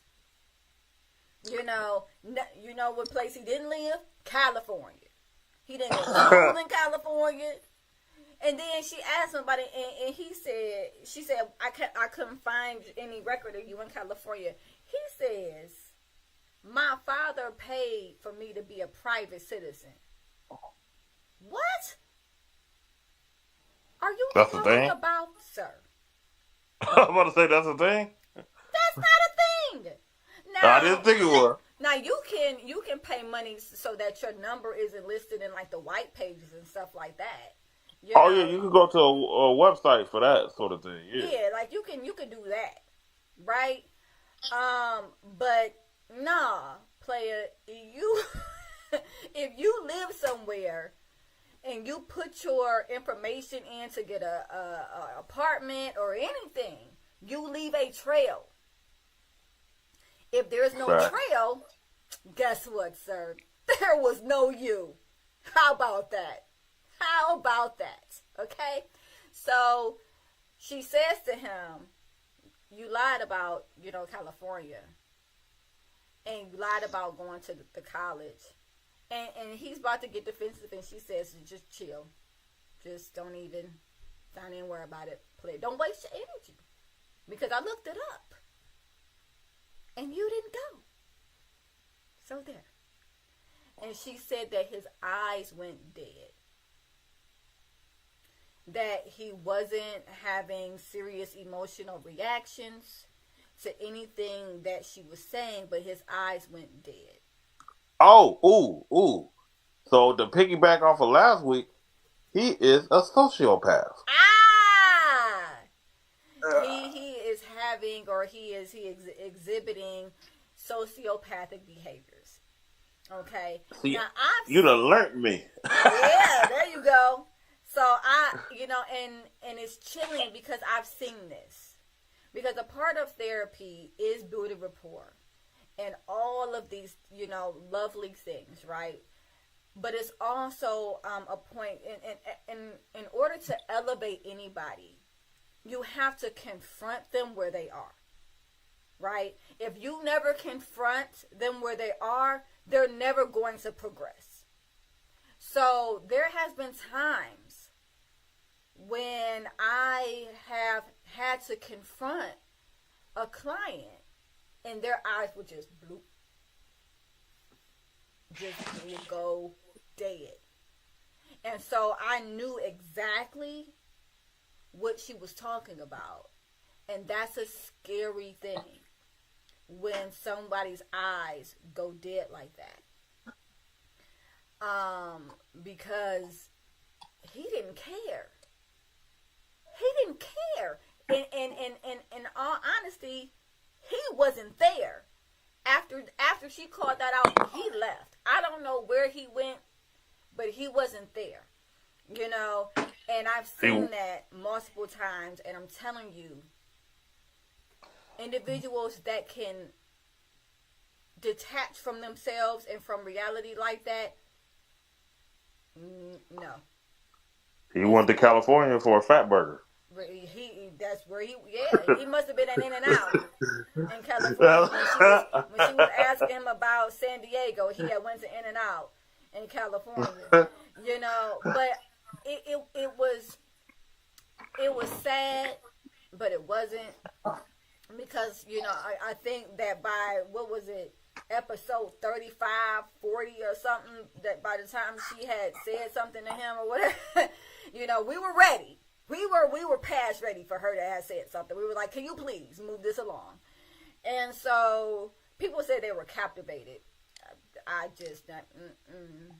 was not captivated. But I knew that I wanted to talk about it today on my podcast, so I figured I might as well have to watch it. Sometimes you just got to do what you got to do.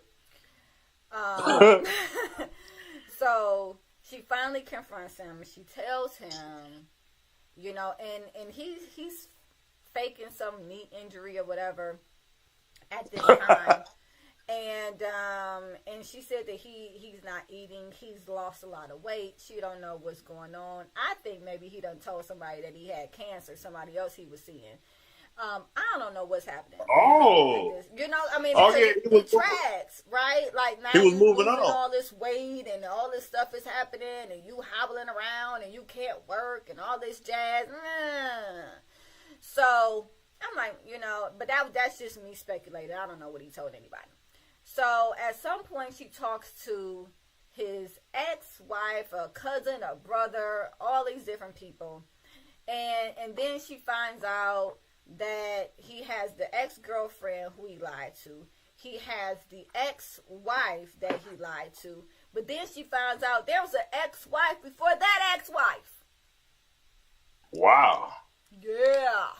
So she's number 3 instead of number 2. And I'm not counting the girlfriend. She's number 3, the third wife. And wow. So, yeah, it's a... I would likely be single by choice for the rest of my life, thanks to my own experience. Yes. That was Carnal's comment. And yes, I don't think he did have anything to lose, at that point. But she told him, she was like, you need to get out. You need to leave. You've been lying. I don't want to do this anymore. You need to leave. And so he doesn't leave because duh, right? And he calls his aunt, who is really his aunt according to the story, and says to her, she says I'm lying to her and she's putting me out. And I've never lied to that girl. And apparently, for her, this was a breaking point. Because this was one of the first times I think that she had actually saw him lie to someone else about her in front of her face. And she lost it. That'll do it. She lost it. She went. She said she had an Angela Bassett moment where she was darting around the room. Anybody seen Waiting to Exhale? Where she was darting around the room. Now this is where she says she snapped, where she separated or detached in some way from reality. This can happen. It can happen. You know, she didn't hurt the guy or anything like that, but she started screaming and yelling, and I guess she pushed him out or whatever it is that she did. And he, you know, she was like, you have to go, you know, and she says that she had just lost it. Fast forward, they're not seeing each other anymore. She files for divorce. There is this whole spiel about her talking to the ex-wife, and the ex-wife saying, you know, this is what he does, this is what he did to me. You know, the ex-wife before her wasn't from California. She was from Georgia, which is exactly where they were from. You know, and she said anything that he told you was a lie. I'm like, but that's just like saying a dog barks. We know that. At this point, we're well aware he's not a truth teller. You know, so they have this woman-to-woman conversation that's supposed to be so great. Woman-to-woman. Right? And I'm just like, I could have had a V8. And if you guys are old enough to know what that means, I'm not explaining it. So, she kicks him out and everything. He's gone. They're not speaking, but he keeps trying to call her. She done changed her number, blah, blah, blah, blah, blah, blah, blah. Stuff you do when you break up with somebody. And they get divorced. So the divorce is final. Now, he's talking about he wants his stuff back. But he gave her everything in the divorce. What exactly are you asking for, sir? He want that tire from the first date? I know! Say that. He like, I want that tire. I want you to pay me back for that Cheesecake Factory. All the bills I paid. I want the Tex-Mex egg rolls back. Pronto. Yes, I want them all. Give it all back to me. You know? And essentially what he was really asking for was a TV. And some bags of clothes, I guess. I don't know. But the way that the divorce decree was set up was that whatever was in her possession, she kept. Whatever was in his possession, he kept. And they didn't go through splitting up anything else.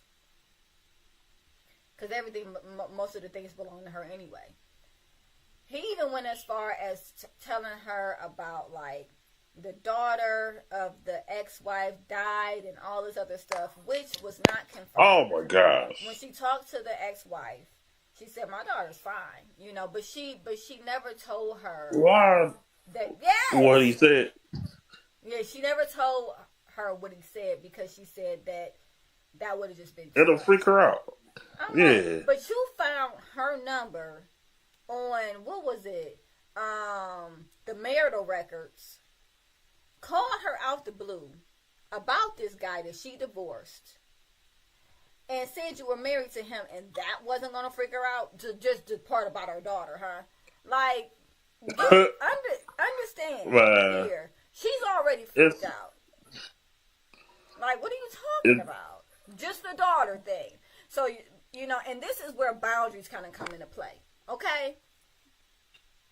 You see her number, but what you want to gain from her is more important than respecting someone else's boundaries.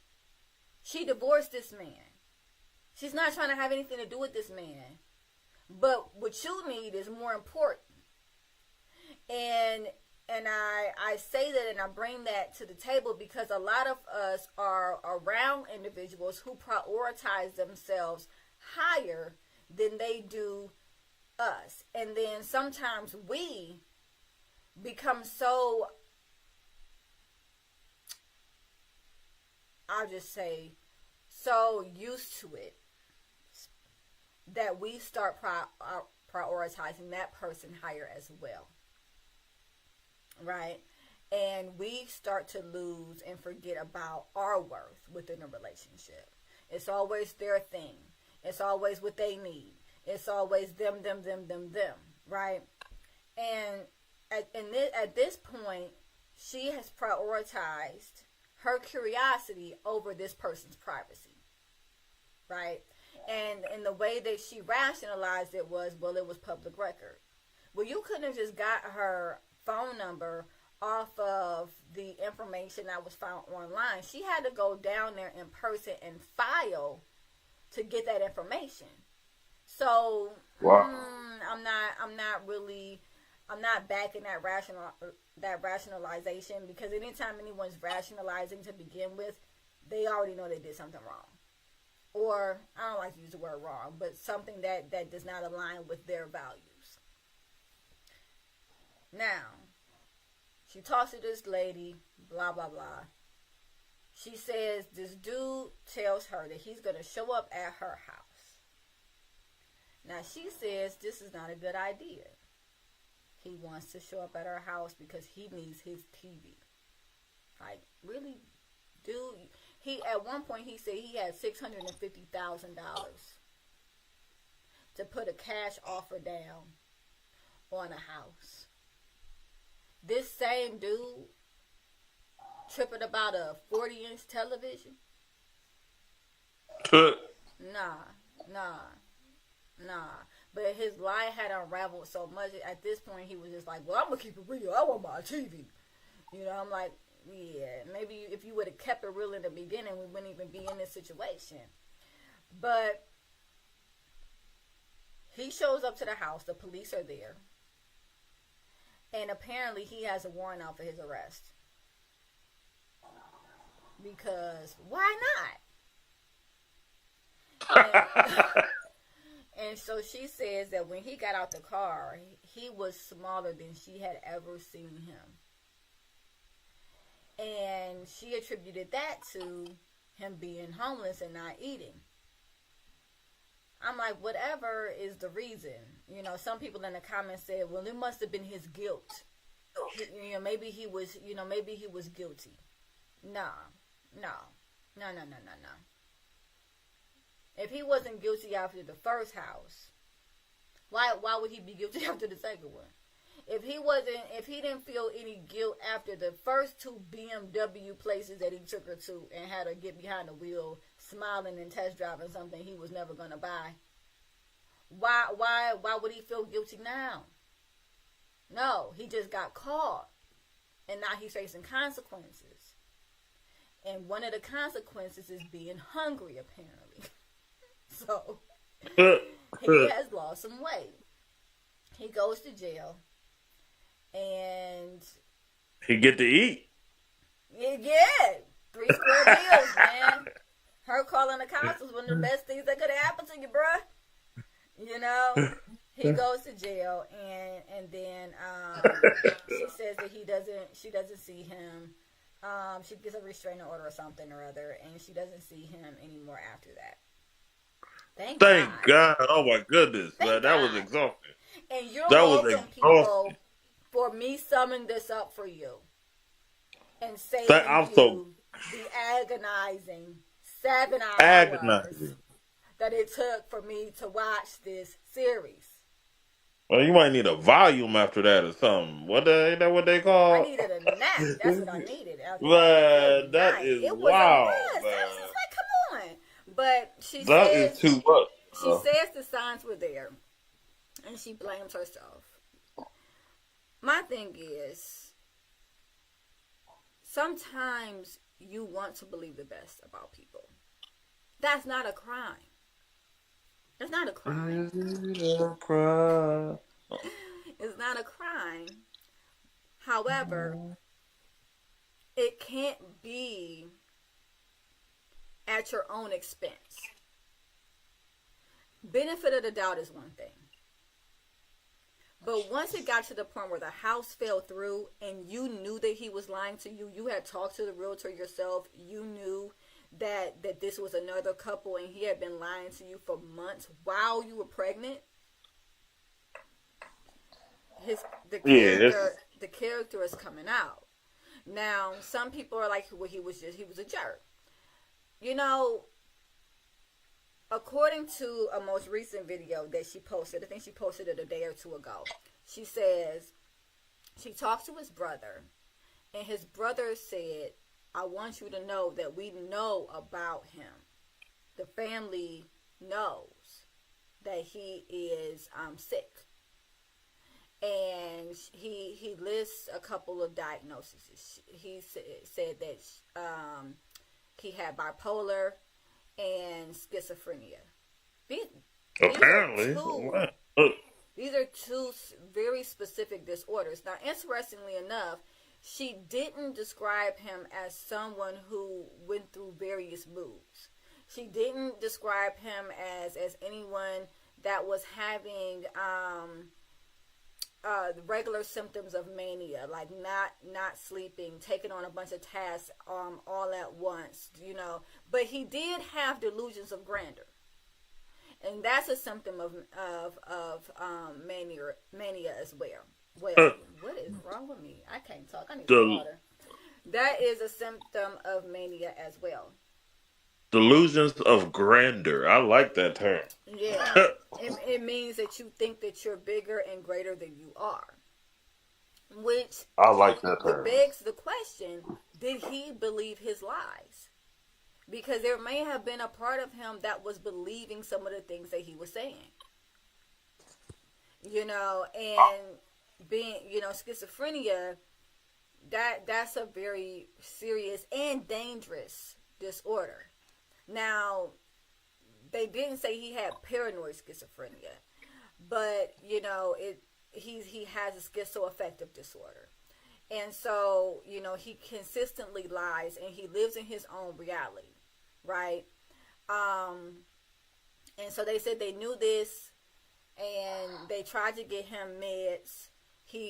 But when he got older, he wouldn't take his meds, and that's the thing. You can't force somebody to take their meds unless they're inpatient. You know, he's sick. One guy said, and I don't remember his name, but this not his show, so I guess it doesn't really matter, right? He said that he called him smart slow. Let me let that sink in for a minute. I know a lot of. I actually call it a different term. I know a lot of brilliant idiots. That is. There are a lot of brilliant, but that's not to that extent. Not that type of. That's a different dynamic. And grandeur, yes. And Carno said we all do that, live in our own unique realities. We all have perspectives, right? Based off of our skew, based off of themes of our lives, right? Traumas that we've gone through, whether we see the world as safe or unsafe, you know, whether our locus of control is that the world is happening to us versus the world, versus us having control of what happens within the world, you know, all of those things. However, this individual drag somebody into his world. And I think that a part of him believed, in all honesty, what he was saying. I really do. Especially if those diagnoses, okay. Especially if those diagnoses were valid. There's a part of him that was believing what he was saying. Because it sounds outlandish, but if somebody can believe that they need to put aluminum foil on their head so that the government can't track their thoughts, it's just as likely for somebody to believe they have money that they don't. And Dale Gribble. who? If you know, you know. Oh, Dale Gribble I don't know. from a show called King of the Hill. Oh, Yeah, it's kind of like I never knew his last name. Dale Gribble. Yeah, he was paranoid with the government. Yeah, that was Yes, definitely he did. some of that. He was paranoid with the government, but he didn't realize that his son looked just like the Indian dude down the street. You know what I'm saying? That's your own reality. You want to believe what you want to believe. What's wrong with you? Wait, you guys don't put aluminum foil on your heads? No, I don't. Oh, yeah. I'm reading the comments, and I'm reading them out of order. I know. So I was just like, oh, he was being facetious. That's fine. No, we don't. Facts. And nevertheless, he believes some of the things he's saying. But when the guy was talking, I think his name was Tony Gaskin, who said he was smart slow. And he described it. He said that he works with individuals with different cognitive delays. And he called them mental retardations. And he said that just because these individuals have cognitive delays doesn't mean that they're not smart and that they don't know how to manipulate people. And so he gave examples of people that he's worked with that will say to him, you know, if you don't do X, Y, and Z for me, when this millions of dollars comes, you're not going to get any of it. And they kind of believe it. A part of them is like believing this story. It becomes their narrative. And I give it to Carnal. We all do it in our own way. You know, we fall into our own narratives. However, I think that this guy, you know, he could have some cognitive delays.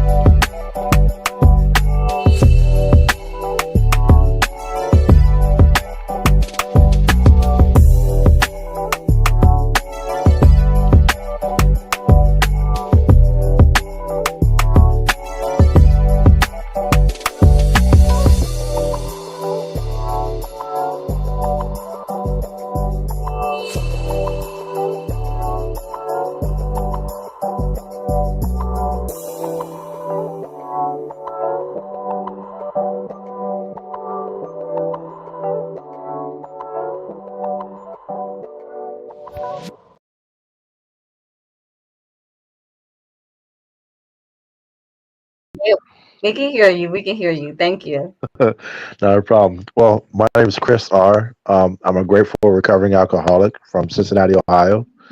41 years old. Um, I have been married 2 years now. I have 5 children and 4 grandchildren, and I'm an inventory control analyst for that company named Wayfair. Yes, I said their name. It's okay. I'm allowed to say it. Um, Okay. and my sobriety date is January 1st, 2021. I got sober on New Year's Day. Out of all that was, I guess that's my New Year's resolution from now on for the rest of my life. um, but Wow. but that is my sobriety date, and that's from alcohol. I didn't. Drugs really was not my thing per se. But they say alcohol is a drug, which it is. So I do both programs. I do AA and NA. Oh, Um, wow. Okay. yeah, I do both. So, Chris, tell me about your life in the pre-contemplative stage. Now, that's the stage where you don't know anything is going on. You're just living life as usual. Before my of course my drinking and stuff like that. I had a very good childhood up until I was like probably say about 8 or 9 years old. And then that's when my dad started bringing alcohol in the house, and my mom started bringing drugs inside the home. So it's kind of like a double-edged sword, where it's like I had nowhere to run, had nowhere to go to. Wow. My grandma um, was, she, and I'm not trying to say this in a bad way, but she was old. She didn't know that my parents were doing what they were doing.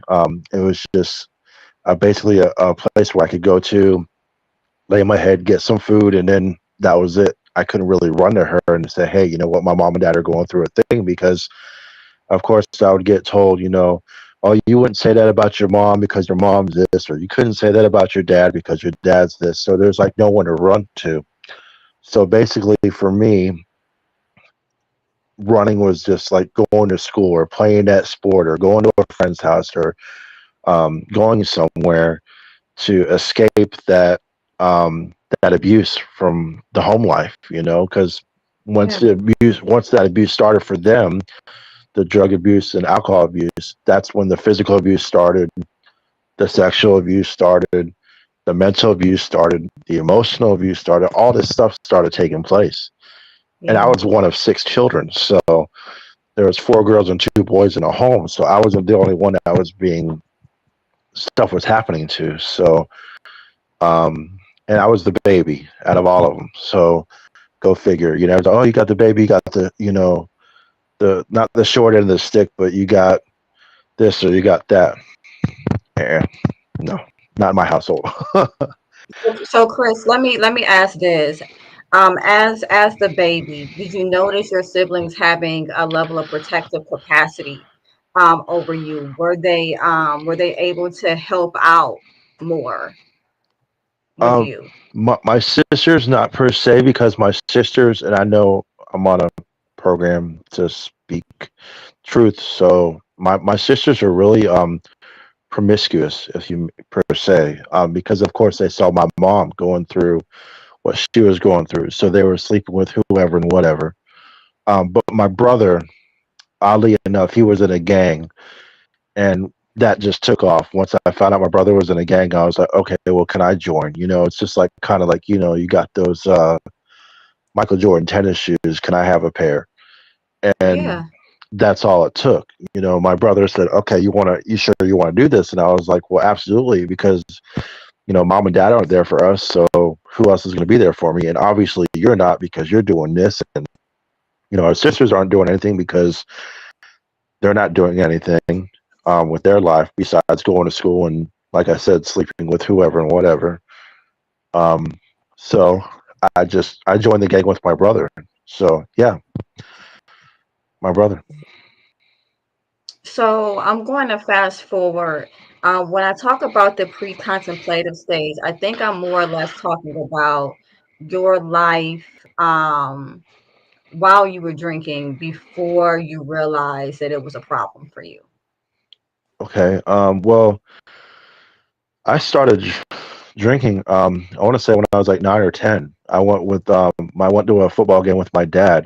And it was actually a Dallas Cowboys football game, so it's actually my favorite team. Don't shoot me. Okay. Um, but at the end of the day, that was my first game I went to as a Cowboys game with my dad. He just told me take a sip and shut up, and so I did. And he gave me some big red gum to chew it off. And my mom really didn't care because, of course, she was doing her thing, but I still felt bad for lying to my mom and saying I didn't drink anything. But I'd probably say when I was like 9, and I'd fast forward a little bit, like you said, I just on and off, on and off, on and off, on and off. And it didn't really stick till I was actually able enough to buy it. Once I was able to buy it and I was legally to buy it, all bets are off. I was buying with cases and quarts and you name it. It was like the liquor store in my house 24/7, and I was a functional alcoholic. I would bring it with me to work. I would go to church with it. I'm not gonna lie. It just no matter wherever I could go, I brought it with me. Everybody's, oh, that's Sprite. Yep. That's Sure. that's apple juice. Yep. So there's no need to fabricate anything. If I could get my hands on it, and if I was able to buy it, guess what? Chris was going to get it, and a lot of people we used to refer me when I was little as Red from Shawshank Redemption. If you ever saw it, where he was able to get anything and anything, that's how Oh yeah. that's how I was with the alcohol. If you wanted it and you couldn't get it, trust me, I could get it for you. And yeah, Describe to me what, in your eyes, it means to be a functional alcoholic. in my eyes, it's like just getting up, taking a sip right away, not even brushing your teeth, going to work with it, putting in your locker, going to break, drinking some more, going back to the floor, drinking while I'm on the floor, doing my job, taking another break, drinking some more, driving home, drinking some more. Yes, I was driving and drinking. I don't recommend it. No, no, no. But this guy did. Um, and then going just repeat. Hardly ever eating. I remember going to the grocery store buying all this food and all this alcohol, and I remember just stuff would get freezer burnt, stuff would get molded, stuff would get curled, stuff would get out of date because I was more consumed about drinking than eating. Like the only Right. thing I could really eat was just bread. And I would just eat bread to fill me up because I didn't really care about nothing else. I didn't really care about, oh, I got a T-bone steak in the freezer. Who cares? I just wanted that shot, or I wanted that beer. I wanted this. I wanted that. I wanted this. I wanted that. I didn't care Right. about eating. All I wanted was to do was drink. Right. Right. So And that that makes sense. So going from the pre-contemplative where we don't know that anything is wrong, we're just kind of living life as it is. What happened in your life that switched you from pre-contemplative to contemplative where you realize, okay, maybe I have an addiction to alcohol? two things. One is when I went to the liquor store. I went to go check. I went to go to my old liquor store I used to go to, and my card. I want to go use my card, my debit card, and it said insufficient funds. I had literally ran my credit card over $2,000, like literally no, just boom. And the owner said, you can't use your card here no more. And I'm like, well, why? He's like, because it said you don't have no money. You can't, you know, it's not going to work. You remember if you had now if it was clear, of course you could buy some, but if my card was not taken, I was in a negative, like almost 2 grand. And then I went back to the hotel room I was at, and I actually detoxed myself. I don't recommend it. I didn't go through a doctor. I didn't go through no facility. I didn't go through nothing else. I did all the shakes, the throwing up, the going to the bathroom myself, all that stuff by myself for like almost a week. And then once I got come to, I was like, I think, I think I need some help because, one, I don't have nowhere to go. Two, my card is insufficient. Three, I need to figure this out. And of course, the Passages of Malibu commercial came on TV, and I'm like, oh, I could probably go there. But I was like, I'm not gonna, no program is gonna be like playing pool, not pool, but playing, waking up every day by the ocean and stuff like that. So my friend had recommended me the Salvation Army, Okay. and so I actually went there here in Cincinnati. That's where I went. But before I went and pulled up on the door, my daughter's the one that gave me a wake up call and said, "Dad, this is your life, not mine. Mm-hmm. And I need you to grow up. And if you can't grow up, then I'll see you from afar." And she hung up the Yeah. phone. And she hung up the phone. So Wow. that's what made me like, oh, okay, I need to do some work because if I can't, I got to meet my higher power, which is God for me. Right. I gotta meet him halfway. I know he could do everything, but I gotta do some work. Yeah. 100%. So that's what made me push was my daughter and me, of course, doing through the detox stuff myself, which I don't, like I said, I don't recommend, but I think that's what scared me was the detox thing by myself, and then of course my daughter telling me that don't call me, don't text me, don't write me, none of that until you graduate. When you graduate and you become an adult, and I'll think about having you back in my life. Until then, click. Yeah. I was like, man, she hung up. I tried to call her back and I couldn't because it went straight to voicemail. And of course, I Yeah. had to turn my phone in. I couldn't have a phone while I was there, so I was without a phone for almost a year.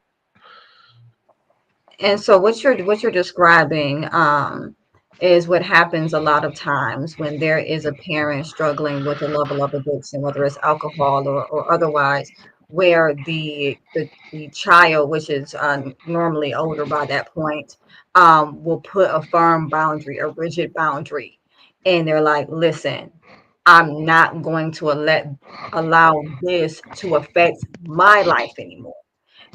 I want to be, be around you and all of that, but I'm not going to do it you as you are." They set an expectation and they say you have to either rise to this expectation or this relationship is no more.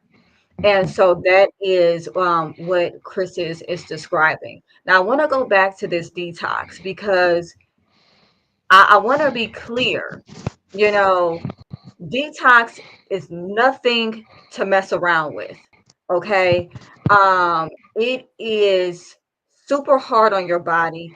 I as a mental health professional, and welcome Natasha. As a mental health professional, I do not recommend going through detox without a nurse or some type of medical facility because your body goes through a severe level of dehydration. There's shakes, there's vomiting, there is all these different types of things, and it's not something that is ever recommended to do alone. So what Chris did, as courageous as it was, is also dangerous, and I just want to make sure that I put that out there, as he also recommends, not to do it that way. So so what I'm hearing you say is after you detox and you went through the severity of the detox, you then understood how serious the disease actually was.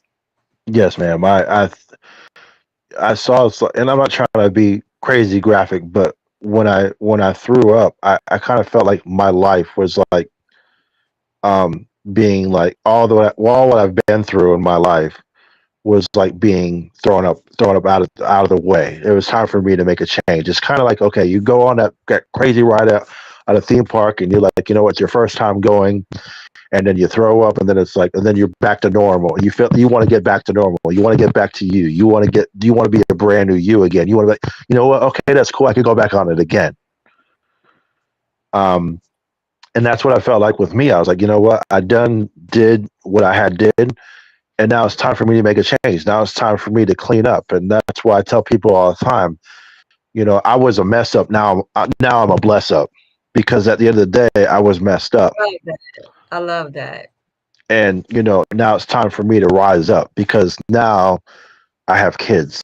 I wasn't married yet, but I have kids. I have responsibilities. I have to go to work. I have to do this. I have to do that. I have to be Chris again, but the real Chris. I have to be, what my mom and dad, if they were still alive at that point, I wanted them to be proud, even though they'd done some crazy stuff. But I wanted them to know that, what, your son was able to get healed. Your son was able to go through a program to get help, and he was able to stick with it, and graduate and do what he had to do, and and be successful, not just be, and I'm not trying to say this in a mean way, a statistic. I wanted to be somebody that rose above that and be like, what, if he could do it, I could do it. Yeah. And that's what I looked at with the guys that I was in the program with, because I was in a program with like 95 other guys. So that's 95 other people talking about their drug problem, their alcohol problem, 95 different personalities, 95 different perspectives, 95 different backgrounds, and just trying to have that one common goal, and that's just to get better, to get right, so they can get right with God and get right with themselves, so they can get up out of there and be a change.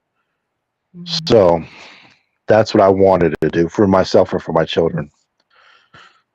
So, and I think that's very inspirational. I want to focus in on the fact that you went through detox as your preparation stage. Now, some Hmm. people think, well, detox, well, that must be the action phase. No, detox was the preparation phase. Hmm. That's when he realized, oh, this is not just as easy as not picking up a drink, and all of those things were kind of together.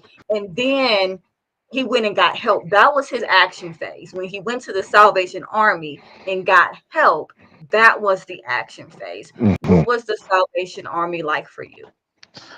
A, a rude awakening, if that makes Yeah, sense, because I did not believe what I did not believe in God until I got there, if that makes sense. yeah, It's a Christian-based program. So I went from not going to church at all when I was a child to now going to church as an adult 3 times a week,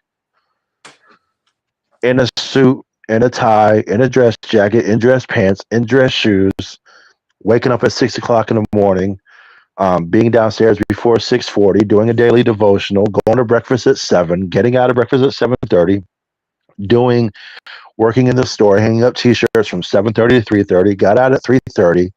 Went to go into a Bible study class for about an hour. After that was over, go to dinner. After that was over, go do a course study. After the course was just so much stuff for 6 months. yeah, But the first phase, they have 4 phases. The first phase is 28 days. They call that personal reflection time, where you can't leave the property whatsoever. All you could do is just go outside for some fresh air or smoke a cigarette if you had cigarettes, and go right back inside the building, and they'll breathalyze you. Whatever phase you're on, whether you're leaving the property or coming back, they're going to breathalyze you. You get drug tested at least once a month. Um, and you go through all that to go to phase 2, and then phase 2 will be 6 weeks, except now you got to go to more meetings, more classes, more Bible study, more devotionals. Then phase 3 hits, 6 more weeks of that, and then you got to go to more classes, more Bible study, um, more meetings and stuff like that. When you first start out, they're only required 2 meetings. When it's all said and done, you have to graduate with at least by the bare minimum, at least 90 meetings, at least 90. If you can't reach 90, then they'll talk it over with you and say, hey, you know what, we'll give you a little bit more time, but you got to hit your 90 mark at least before your year. By the time I got to phase 3, I would probably say I had well over 100, because I wanted this so bad. I'm yeah, trying not to get emotional right now. I just wanted this so bad, not only for my kids, but for myself, because I always been told when I was younger, I was a failure. You're not going to amount to nothing. You're never going to be nothing. You're a piece of da. You'll never get married. You're too big. You're this. You're that. Well, guess what? I'm married. I'm still big. I'm a recovered alcoholic. Now what? It's like, come on, Say it. you You know. know, But you it's teach an the power. intensive program. If you want Jesus, or you really want to follow God, or you believe that your higher power is God, which He is mine, then He will show you that even though while you're in that building, that the world's not going to stop. The world's not going to stop spinning because you're in that program.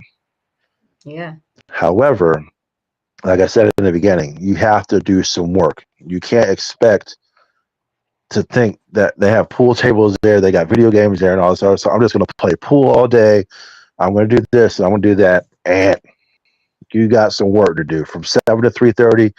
You got to hang up t-shirts. You got to fold some pants. You got to put some clothes away. You got to go through stereo equipment. You got to go through bedding. It might have bed bugs on it, but guess what?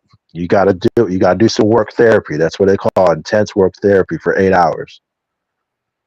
Then you got to go to classes. You got to go to Bible study classes. You got to memorize Bible verses. You got to memorize different things from what the commanders are telling you. You got to do household chores. You got to clean that shower with bleach and a mop and a squeegee and all this other stuff. Every other deep clean, every other Saturday. You got to do some work. It's not just going to be handed to you. You're going to, absolutely. and And Chris, real quick, I would love to touch on the importance of that regimen. Because when you're going from having a drug of choice, whether it's alcohol or otherwise, right? That's your whole life, mm-hmm, and so one of the main things that happens once you stop drinking or once you stop using is all of a sudden you have all this idle time. And I and it's just like, oh my gosh, going into programs like that where it's so regimented, where your schedule is planned out for you, where they have all of these things for you to do with your time. Can you talk about how important that is for someone newly getting into recovery? for me that was the best thing, because that kept my mind off of where I could be, where I want to be, where what else am I going to do. Mhm. For them to have that structure like that and everything like on time, and there's clocks all over the place, so there's not a factor. You can't say what time is it, because there's clocks everywhere. But for them to have that schedule saying, you know what, from 6 o'clock a.m. wake up, by 6:40 you have to be downstairs, fully dressed, ready to go to work, everything. Then from 7 o'clock to 7:30, breakfast, and then from 7:30 to 3:30, work therapy, 3:30 to 5. Um, a Bible class, 5 o'clock to 5:30. You got dinner. Then from 5:30 to 7, another class, and from 8 to 9:30, a meeting. It could be AA meeting, NA meeting, whatever. And 10 o'clock bed. 6 o'clock rolls by. It's time to wake up again. 6 o'clock in the morning, wake up. 6:40 devotional. 7 o'clock.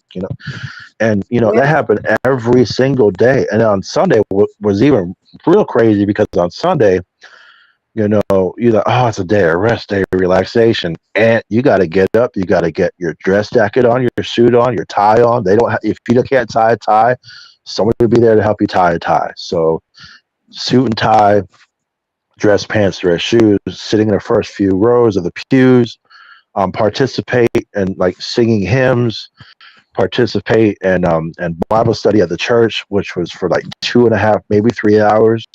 You got to be fully awake. Can't go to sleep. You go to sleep, they'll say, you know what? Better luck next Sunday. If you fall asleep that time, they'll just say, you know what? We're just going to dismiss you. So it's like a one and done type thing. You have to be on your game. If you want yeah, it, if you want it, and you sign that contract, you know what? I'm going to be a part of this program for 6 months or however long it takes you. Then you gotta really, really go forward. Like you said, the schedule is intense, but to keep my mind off of, I could have went to a bar at 9 o'clock in the morning, or I could have went to this club at 3 o'clock in the morning. No, that's the farthest thing from my mind. I didn't even think about that. None of that. Because at 3 o'clock in the morning, I was like, oh man, 3 more hours, gotta wake up. Then I gotta go to work. Then I gotta do this. I gotta do that. So that was the farthest thing from my mind. So they definitely, yeah, what you said hit it right on the head. They definitely keep you occupied. There's no And if there is a problem that arises where that you still have those little flashbacks, then you wait till the morning.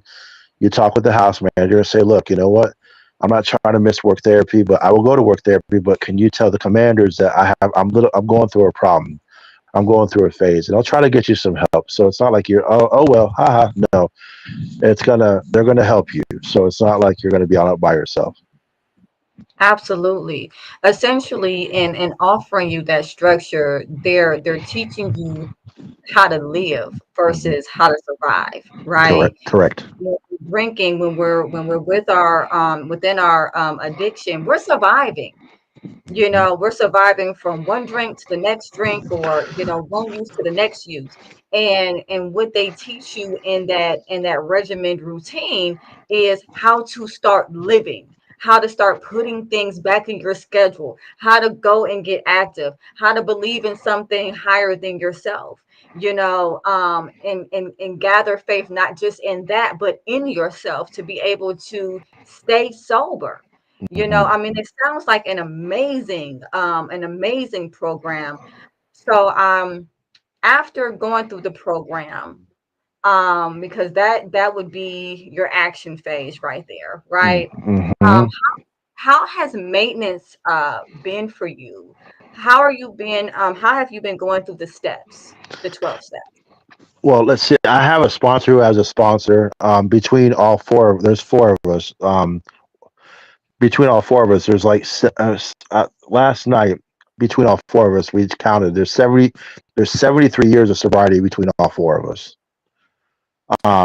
So that Wow. being said, like I said, I have a sponsor as a sponsor as a sponsor as a sponsor. So there's all four of us. Um, After I left the program, I went to a sober living apartment because I couldn't get it right by myself just yet. I couldn't be like, you know what? Okay, world, I'm here. No, I had to get another structured environment to get my mind right because I wanted to make sure that now I could go living from with 95 other guys. Now I could just go to living with one and see what it's like. So I was living in a sober living apartment for a while. I had to get a job right away, of course. The first 2 weeks were free. I was like, thank God, because I had no money. But I was able to get a job right away at a local grocery store.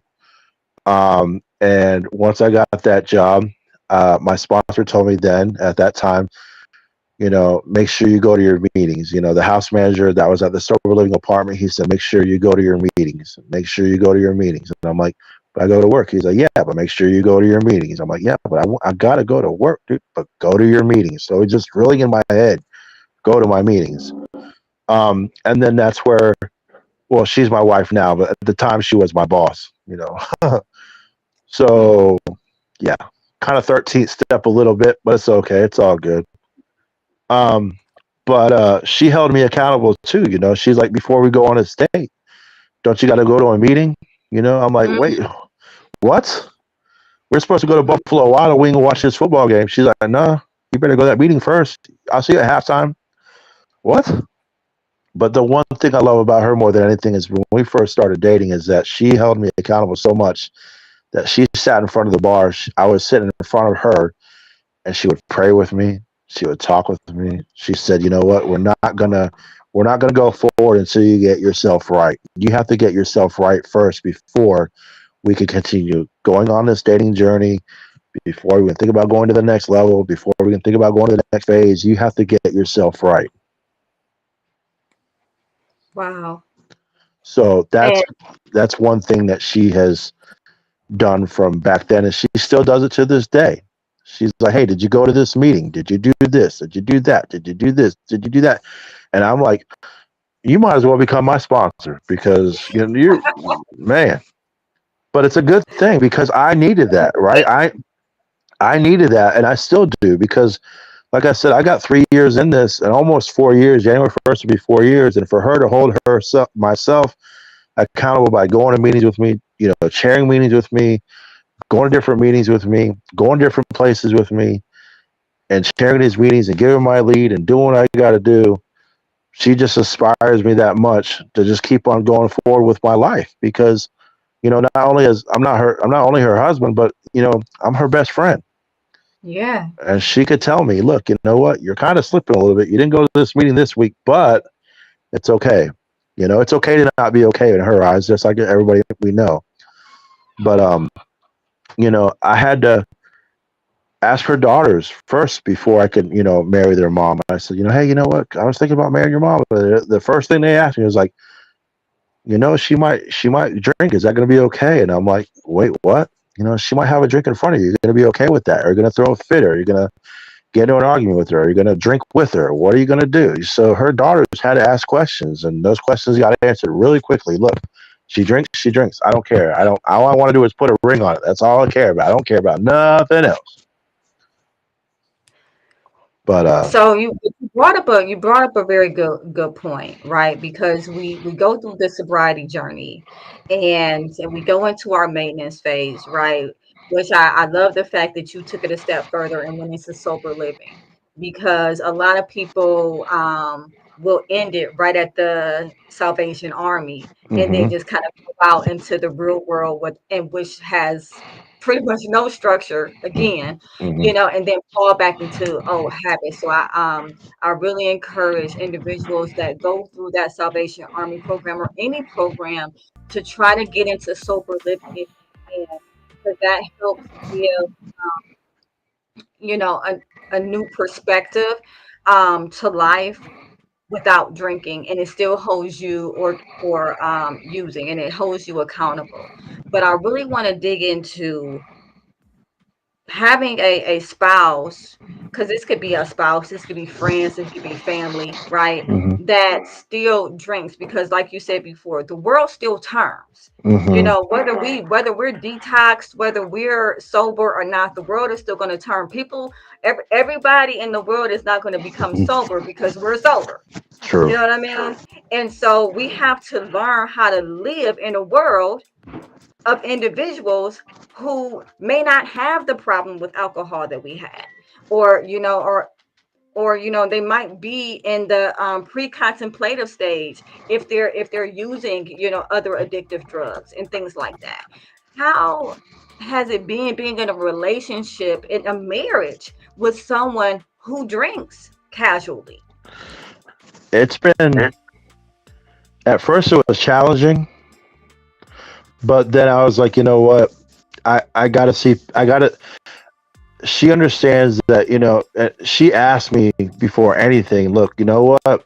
I might take a drink. I might get one. You gonna be okay? Even though I still got 3 years in, she still asked me, "You're gonna be okay," and that's what gets me really pumped up. Like, okay, I got this. It's cool. You could do it. You know. But for her to ask me, you know, we've been to concerts before. We've been to different places. We're getting ready to go on vacation pretty soon to Florida for a week.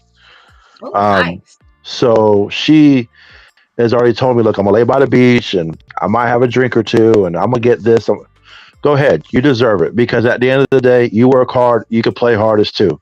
I could do it too with some Sprite. I could get a Shirley Temple. I could get a non-alcoholic strawberry daiquiri. I could There get a you go. non, you know, I could have fun too. You know, and at the end of the day, you know, as long as she gives me that heads up, you know, look, you know what, I'm gonna take, I'm gonna get this. That is not a problem. Even if she had did it without me knowing, she'll still tell me, look, by the way, I just want to let you know, I did drink with such and such, but all I had was one. Or you know what, I took a sip of such and such, and that's all I did. So for her to hold herself accountable for telling Yeah. me, you know what, by the way, yeah, so it's perfect. You know, I mean, I know a lot of things aren't perfect, but with her coming to me and asking me, I did this or I did that, or would you mind? You know what? I have no problem. You know, that's been perfect the whole way through. So I couldn't ask for a better life partner, a better what the Fast and the Furious would say, ride or die. I couldn't ask for a better person. I mean, she sounds absolutely awesome. She really, really does. Um, so part of recovery, right, is making amends. hmm And so I know that you at some point mentioned your daughter and the rigid boundary that she had set while you were going through that process, right? And hi Sarah, by the way, thank you for watching. And I would like for you to go back to that relationship and talk to me about the amends process and where you are with that and your daughter. Well, for me, it was first before I made the amends to her, I had to make the amends to my parents, which both of them had passed away. So I got a balloon. I took an envelope. I wrote a letter to both my parents, and I sent them off twice. And I don't know where it's at, but all I know is I wrapped up with an envelope, and it just went up. I just went up in the air. And then I made an amends to my sponsor right away because I wanted to tell him I'm sorry for taking his time, for him, coming to see me on the Salvation Army 3 times a week when he was just recently, a new husband and a new father, taking away time from him, making amends to his wife and saying, I'm sorry for taking your husband away, but I really needed some help. Making amends to all these people. I mean, I have my amends list is like super long. If I showed you, you'd be like, wait, what? I'm still doing it. But for my kids, because like I have three stepchildren and I have two biological children. But I might as well say I have 5 children. I don't say step. I say 5. So it was really difficult. Um, but I was glad they accepted that apology, and I was glad they could tell me, you know what, Dad, I'm glad you got the help. I'm glad I could call you. My kid, my wife's children, they call me Dad. Um, and so for that aspect, that's awesome. And just getting that respect back. The amends process is painful. And it is not some walk in the park. Like I can't just say, you know, I'm just gonna say her name's Vicky, even though her name's not Vicky. I can't just say, I'm sorry, Vicky, love Dad. No.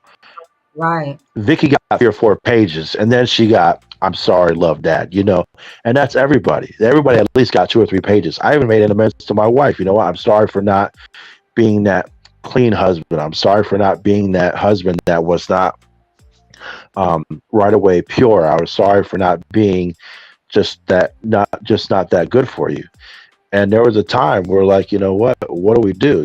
It's like, what are you talking about? Divorce? I'm like, wait, well, no, no, no, no, no, no. What I was saying was, and so, but in her mind, because she's not an alcoholic, she didn't understand the concept of an amends. She thought I was writing a letter telling her, you know what, this is it. We're not going to be together no more. She thought it was going to be that kind of letter. So the amends process is really, really painful. Like I said, I do these steps Monday through Sunday, every single day. Right now, I'm on step 1 now. I just finished 12 2 weeks ago. So now I'm on step 1 where I realized that I was powerless over my alcohol. So yeah, I do them every day and every night. And I work with my sponsor like twice a week over the phone, 2 hours every Tuesday and Thursday. And I just get into it. We're like, you know what? Let's knock this out because we both need it. Not only is he helping me, but I'm also helping him because I have to also reach out to him and ask him how he's doing because guess what? He took the time to come out and reach out to this alcoholic. Now it's time for me, this alcoholic, to reach out to him and say, hey, you know what? You're good? Okay, let's get to work. So, yeah. Part of the amends process, and you mentioned that it's painful, and it definitely can be.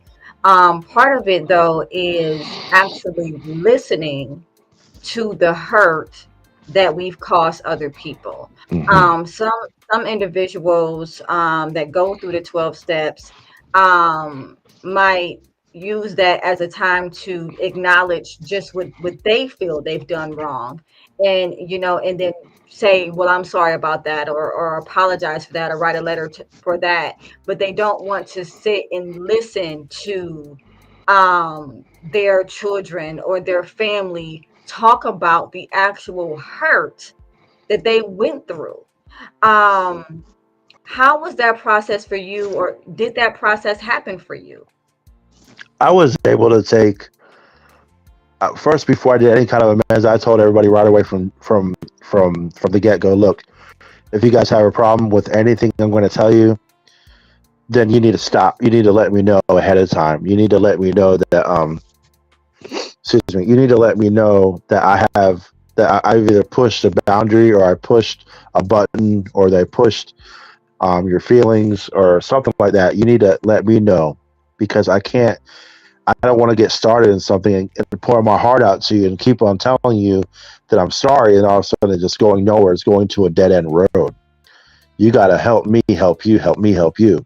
It's a two-way street. It's not. I can't do everything 100, and you just reciprocate and only give me 25%. You got to give me back 100, just like my relationship or my with my marriage. I got to put 100% in. She's not. If I put half-ass in, she's my French on your show. If I put half tail in, then I'm going to get half tail results. I got to give 100% of myself, my full undivided attention to my wife at all times, 24/7. When I leave this household, not only am I a father, I'm also a husband, a grandfather. Yes, I have grandkids. I have 4 of them. I'm a grandfather. I'm an employee. I'm a son. I'm a son-in-law. I'm a brother in Christ. I'm a brother-in-law. I have all these titles, but ultimately, I'm still Chris, and that's what I want to stick. I want Chris as that title. Chris has all these titles, but that, for what you just said, I had to have all of them tell me, look, you know what? Okay, I can accept your apology, but you could have done it this better. But you could have done this, or you could have that. Okay, that's cool. Now I know next time. Now I know if I write my message again, I know what to expect, and I know what to conquer that at that time. I know what to recognize at that time. I'm sorry I didn't recognize it this time, but maybe next time, give me the benefit of the doubt. It's my first time doing it, whatever. And I'm still doing it. Like I said, I've been doing amends. I don't know how. I got pages. I got like almost a book full of amends from people from back when I was a child. So what? Like I said, I'm 41 now, and that's like I want to say like over 30 years of people that I done hurt, stole from, lied to, cheated on, disrespected. Where I got into a fight with somebody. All this stuff. And like my mom used to tell me when my brothers and sisters when we were kids, blessed messes. So come on, because at the end of the day, I'm proud to say I am a blessed mess, and that's why I tell people all the time in this recovery. If one thing I could tell anybody, whether it's a newcomer or someone that has 20 years, there's 3 things I challenge you to do. And if you could do these 3 things, then you could make it in this recovery world. And that is to chill, be still, and do God's will. If you do all 3 of those, I could guarantee you that you'll go far in your recovery without a shadow of a doubt. Chill, be still, and do God's will. And I'm glad that you brought this up, because I did have a question, right? Mm-hmm. Now, for you, your higher power, was God, and you Mm-hmm. went to church, in the Salvation Army. Did you see anyone, coming in that may not have, I don't know, been Christian, or maybe, they were atheists or Mm. whatever the case may be, but they still wanted recovery. Maybe they didn't believe in going to church, but they still wanted recovery. Did you see anyone's journey similar to that? I've met a lot of guys in that program. When July 18th of this year will be 3 years since I graduated from there. So I've met a lot of people. But I would say, you said the atheist. I know a guy. He totally transformed. This guy walked in with some stuff on his chest, and him saying this and him saying that. And now he works at a church. He's actually working with the youth pastor at a church here locally by where I live at. And this recovery turned his life around. Like, this guy is not. When I first met him, he was wearing, all black, dyed black hair, black fingernail polish, big old silver chains. Now this guy's wearing a suit every single day to work. Catching a bus, clean fingernails, no more jewelry. Getting married pretty soon. Got twin daughters that have just been born, I think 3 or 4 months ago now. Totally transformed. Like this, you would not, if you had seen what I seen almost 2 years ago to what you see now, you like, man, God really did a total 720 on this kid. And I say kid because he's 27. I'm 41. So yeah, I got some age on him, but I still call him a kid. But at the end of the day, yeah, I've seen all walks of life. Whether if you're, I've seen trans people go through a thing. I've seen the LGBTQ community go through so much hell while they were there at the Salvation Army. But by believers like myself, giving them hell. But Yeah. now it's like, you know what? So what? My best friend recently passed away. I'll say his name is Larry, and he was part of that community with like very out there. But at the end of the day, he was my best friend, and I could tell him anything. Like he could tell me anything. But he had passed away in December. But our bond was so close that his sister gave my wife and myself some of his ashes in a necklace. Who does Wow. that? That's just how much of an impact that my wife and I made on him. But at the end of the day, to answer your question, I've seen so many guys go through so much stuff, and now it's like you would not think that the stuff that they were, what they're going through, what they had, what they did go through, and what they're going through now, and a lot of them some of them are back in the program again because you could go back. It's not just a one-time thing. If you have to go back, you have to go back. It's okay. We understand. Life's not perfect, and if you fall, it's okay. They're going to pick you back up. You're going to go through the program again. Let's do it again. Let's go. But at the end of the day, there's a lot of guys that I know that are like totally transformed. So that answers your question. Yeah, they're totally transformed. You would not think. Yeah. And I kind of want to touch on just briefly. You Hmm. you were saying, you know, some of the people in the LGBTQ community had, um, some issues going through the Salvation Army program, and may not have been treated in a way that, it sounds like, you know one would aspire to be, Hmm. be treated. And talk to me a little bit about that. What was that like? Seeing that. What were your thoughts on that? At the end of the day, it's like I don't know if your mom's ever told you this, or they say a closed mouth doesn't get fed, right? So me, I had to open up my mouth right away. That's why they call me big head. They call me speaker box because I don't. My tolerance for crap like that is real thin. Now that I'm sober and I'm clear and I'm sober minded, I had to speak up. I was like, "Who are you to judge somebody? Who are you to tell this person that they can't get this recovery? Or who are you to tell them that they're not accepted? Because guess what? Guess where they're at? They're sitting right next to you. They're eating right next to you.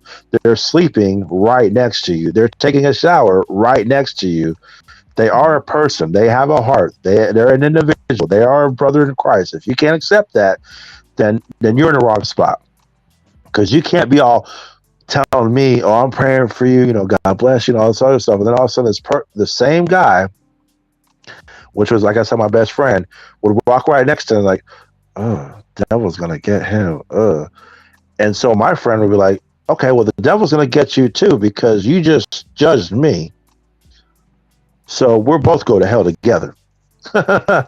So at the end of the day, I've seen a lot of people get hurt in that community, but I've also seen a lot of people in that community didn't give up. They still put their shoes on. They still put their parents' leg one leg at a time, and they were able to graduate. And now it's like full fledged recovery, just like I am. That's awesome. So yeah. That is so awesome, and I thank you so much for coming on and sharing your story and letting me use it as an example to walk through the stages of change. Mr. Machismo, you have been so patient as we went through this process. Did you have any questions for Chris or anything that you wanted to say? I appreciate you. I just want to say, I don't know you, Chris, but I am uber proud of you, Chris, for just really taking that thing by the horns and really just having a passion about your change, having a passion about your betterment, and that's something that I'm sure that's something that one day it's gonna be all over, social media, and it's gonna be something that somebody that you may never know that is gonna change there forever. And that's, tell that story as much as you can because people need to hear it. I definitely appreciate that, brother. It's funny because now I used to go to like the 6 meetings a week, and I've counted how many meetings I've actually been to, and as of last night, I've been at like 2,700 meetings in 3 years. Putting So got to put some work in, putting and that work in, yeah. I got to on a Man, daily and nightly. I just can't, just like it was. Oh, praise God! I gotta praise Him during the daytime and the nighttime. I man, can't just, man. I have to put God first, my recovery second, and everything else will roll off that. Amen, amen. Yeah, That's man. good. So I definitely, and it's funny you say the story online. I actually went on a Zoom meeting last weekend, and the Zoom was in New Zealand, so I was able to talk to some people in a prison in New Zealand, telling my story. Like over 1,000 inmates were watching me on TV in New Zealand on a TV. So yeah, Wow. I love it. I love telling my story. There's some stuff I left out because it's like kind of really, really messed up. But at the end of the day, if I could go through, if I could go through what I went through to that new person that says, you know what, I can't do this. I can't drop that apostrophe, drop that T and put I can. Where there's a Man, will, there's a way. that is So so good, man. yeah, I hate when people say I can't. I hate it. I hate it. It just burns my soul. It's like I just want to go through that phone or go through that computer screen or go through that door and just like shake him like that Homer Simpson when he was choking his son Bart. Like yeah, like come on, like let's get this recovery and go. Like because this is not. It's not just a daily. It's a daily thing. This is my program for the rest of my life. This is my life. I have. How can I say this shortly? I have let's see, I don't have another recovery in me. I don't have another 3 years to say, you know what, I could do this again. I don't have it. I've already told my wife that. I told my kids that. I even told my higher power that. Look, if I went back out there, it's over. There's no coming back. They're anywhere but backwards. I get it. I'm not gonna go back, but I'm just saying I can't go back to that lifestyle because if I went back, y'all be reading me about me in the papers for sure. Because I don't have that in me to do it again. I don't have the energy and I don't have the time. The resources are there, yes. But as far as me going back out there and coming right back to, oh, I could do another 3 years. I could do it. That ain't gonna happen. Mm-mm. So I wanna thank you again for coming going. Are there any are you a part of like any organizations or any, anything that you would like to give credit to, maybe give a link or, names of, where people who are looking to recover can go. We want to shine some light on some of those resources you talked about. Yeah, if you call, you can contact the Salvation Army. It's a program. So anybody, we love the free word, right? Hey, free, hey. So that right there program is good for you for 6 months up to a year. And it's in different cities. So if you're a woman or a man, because they have some cities that have women, they're good for women and men. Different cities vary by of course, there's different cities in different states, but you got to call your local Salvation Army to see if they have. It's called an Adult Rehabilitation Center, the ARC. So you can call and see if your city has both for men and women, or just men, or just women.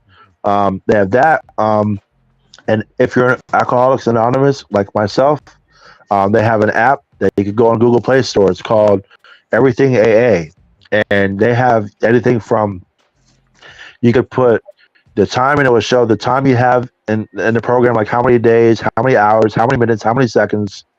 It will show you about the big book. If you can't read, it's okay. Press the audio button, and it'll be able to tell it to you. You'll be able to hear it. Whether it's the 12 and 12 traditions, the AA Big Book, Or if you can't find a meeting, excuse me, if you say, well, I don't want to go to an in-person meeting, that's okay. They have Zoom. Download Zoom, and there's a link. It's called Online Meeting Finder. You can go to meetings all over the world, all day and all night. Like I said, I was in New Zealand last week, and I'm sitting right here in Cincinnati on my couch.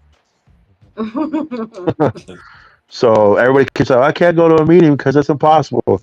If you got a smartphone, like 98% of us all do in this crazy country. Yeah, I said it, in this crazy country.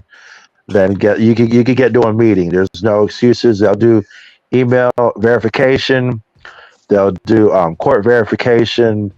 And there's some meetings that are on it for 24 hours. I've been to a meeting one time. I was on it for 6 hours. I was tired, but you know what? I needed it because I got to do some work. And yeah, so you'll be able to go on Google and find meeting finder, and find local meetings in your area. They got this thing, Founders Day, coming up in June pretty soon for the AA, for how it's founded, Alcoholics Anonymous, in Akron, Ohio, in June. I wish I could go to that, but I gotta go to work. But they have that coming up. They got different things around, probably around your city. Volunteer at a church. Do some things to keep your mind off that alcohol. Yes, we know it's still going to be there. We know it's in the back of your brain, but keep on going. Keep going forward. Backwards is not an option. And if you fall, guess what? As a brother in Christ and as someone that's been through this for over 3 years, I'm going to help pick you back up. And I'm going to help you get whatever you need to help, whatever you need with, whether it's going to a meeting, getting a sponsor, whatever you need. Let's go. Let's get back your time again. I can't speak for me because I'll be able to have this time back again. But I know I can help that newcomer. If they had like 5 years and they slipped up, but they came back up and said, you know what, Chris, I got a problem. You know what? Let's get them 5 years back again. Let's not dwell in like, oh, I'm never going to be about anything. I'm a mope and I'm going to do this. I'm going to do that. No, that's a bunch of crap. We have a purpose, because guess what? Even broken crayons still color. All right. Say that. That is all. Even broken crayons still color. Yeah. 100%. And I'll second what Mr. Mochismo said. Definitely proud of you and your journey. I know it is one day at a time. It's a never ending decision, that you're making. 100%. Keep telling your story. Keep telling your story. Um, we were able to bring Chris on today because he reached out via email. So if you also want to be a guest on Supportive Advice Live, email me, um, Aquila Wheatley at supportiveadvice.com, and I'll put it on the screen. Aquila Wheatley at supportiveadvice.com. And I thank you so much, Chris, for reaching out. You have given us some invaluable information, and bless you in your journey. Bless you too. And thank you for having me. And bless you both. Stand in prayers for you both and for your platform, and prayers for your practice. And keep up the great job. I've seen testimonials from people, and I tell you what, I might be giving you a call myself, because you know what? At the end of the day, that's it, all of us, we all in this world need some help. And we all could get it. We all need it. So I really appreciate you and your platform. I appreciate you. Absolutely. Thank you so much. You have a great day, Chris. You too. Thank you so much. All right. So we're going to fade out with a commercial. And thank you, everybody who joined in. Thank you again, Chris. We really appreciate you and your story. Please keep telling your story every day. Keep telling your story. And anybody else that's out there that's going through addiction, no matter where you are in your journey, whether you're pre-contemplative, contemplative, whether you're in preparation, action, or maintenance, reach out for help. That's what it's for. That's what people like myself, therapists, are here for. That's what the Salvation Army and other facilities such as that, like Harbor Lights, for another example, that's what they're for. It's not too late. It's not too late to start your life over again the way you want to. So with that being said, we are going to end with a commercial break, and I thank you all for watching.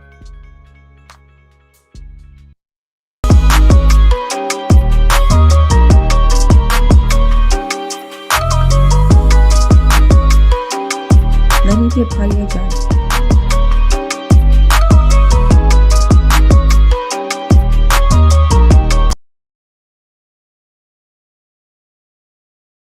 Another episode of Supportive Advice live. I have Mojo with me, aka Monicia. How you doing today, Mo? I'm doing okay. How are you? I am alright. I'm alright. It sounds like our energy is in the same spot though. Most likely. I don't know if life is lifing or if it's the holidays. I don't know exactly what's going on at the moment, but it could not be, as far as I'm concerned. Right. I agree. So we got Mr. Machismo on here too. I thank you. I know we've been absent, y'all, for the last couple of weeks, but don't we deserve a holiday too? I think we do. We deserve a holiday too. So we got families and people that we're spending our time with and prioritizing, and sometimes you got to take a break. And I can't say that to other people without then having that same grace for myself and the team, right? So for those who pick up and listen, thank you, and for those who don't, we'll catch you next time. I'm gonna invite Mr. Machismo, aka Dante Holloway, to join us because he is one of our panels, as well as Mojo.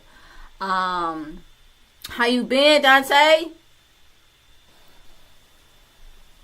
My name is Jackson. It might be some hackers on here. Oh. We give a government name. No, I'm just kidding. Oh my God.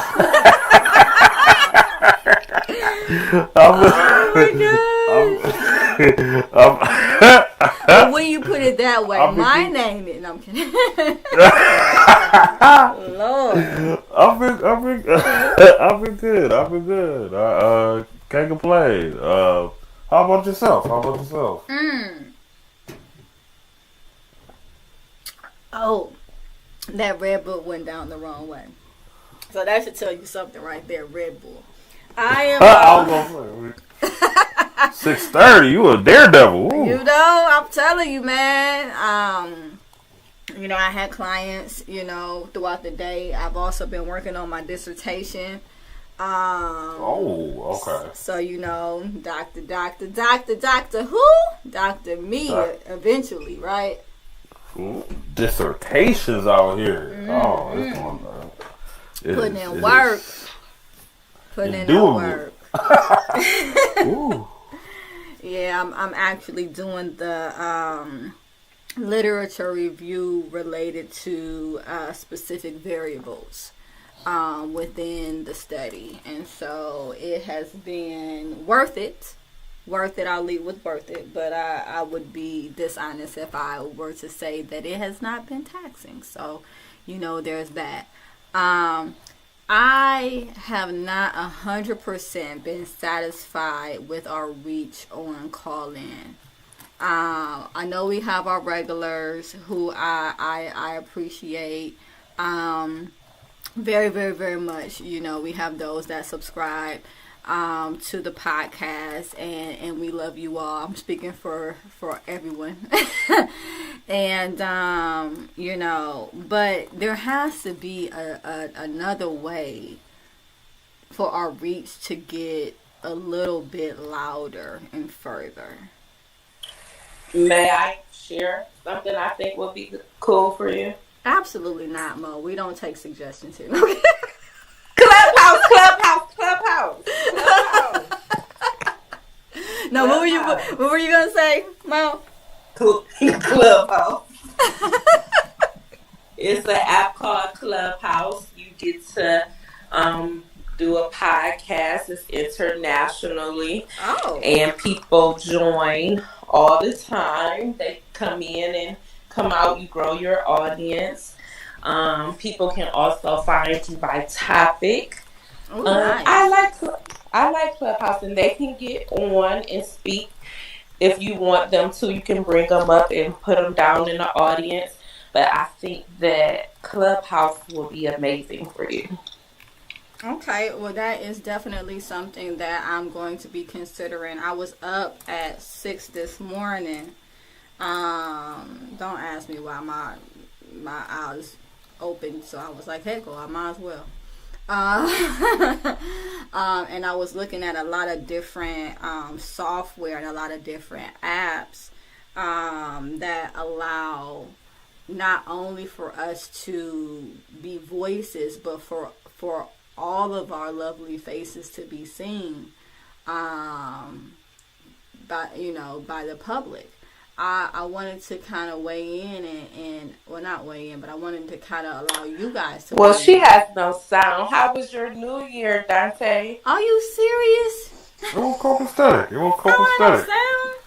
I See, was that's another reason. surprised there was less gunfire at midnight. Are you I'm used to serious? hearing. I'm Really? so I'm done used with to this hearing not some having family. expensive stuff. I think people might be. I think the I quit, Jay. I think inflation has limited individuals' bullets being expended on things Good. like that. That's my guess.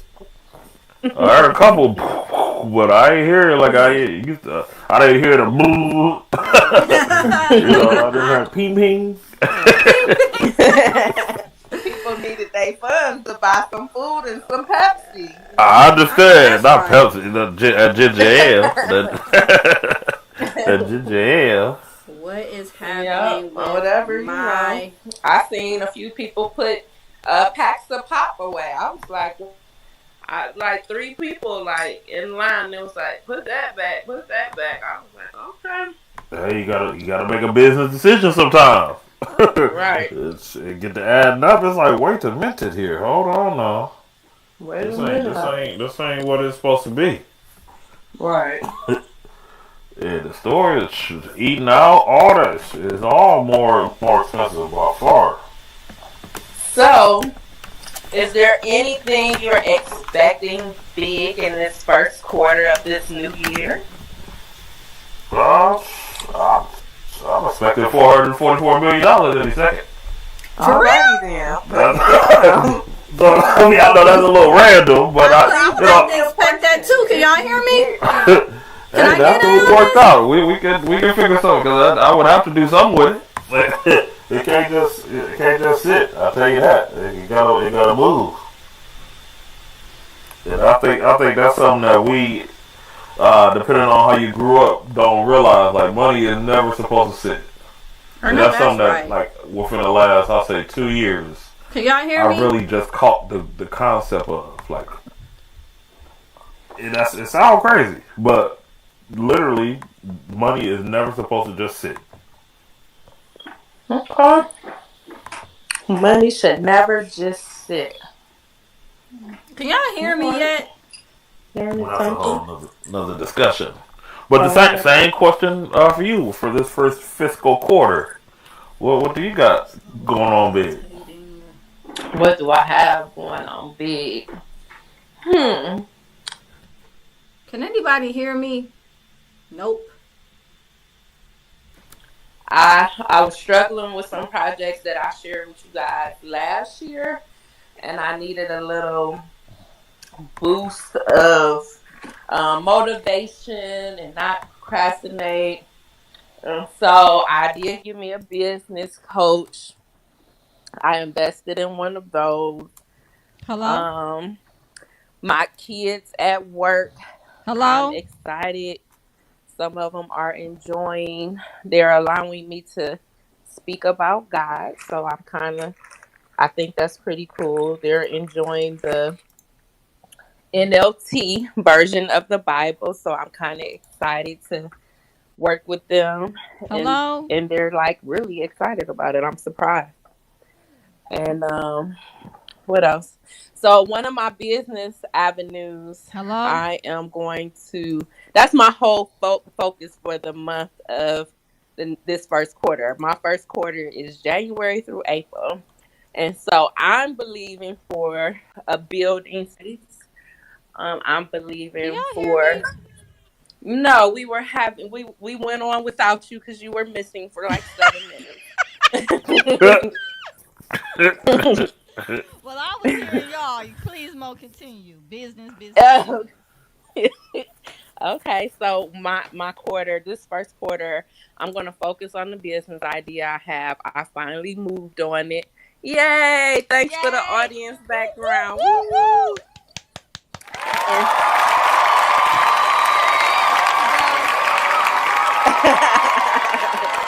There you go. I don't mind waiting for the audience. Okay. So I started that, and that's my first quarter. So I broke down some goals for the year, and I did it quarterly, and my quarters is every 4 months. But my first goal is this business. Um, well, that's one of my goals in the business, to get everything done on paper, to apply for some grants this month, my website logo, all that. So that's one of the big things I'm doing, and I'm just so excited about it.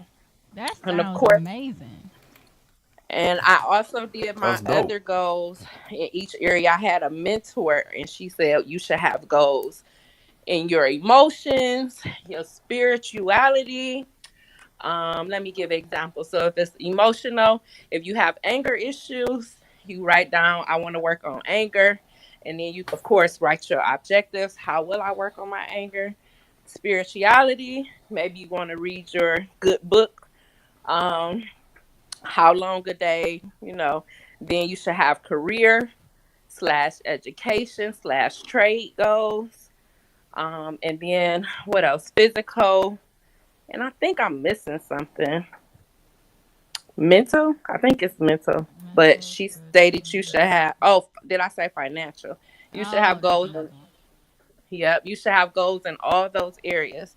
So I wrote my areas down, and I added house projects too. So we shall see how this goes. We sure shall.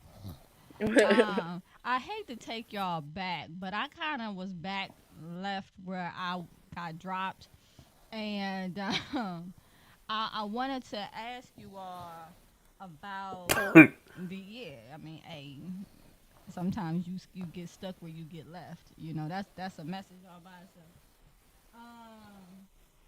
But I wanted to ask you guys about the platforms that allow not just for myself to be seen, but for you all to be seen and heard. I wanted to know how you guys felt about that.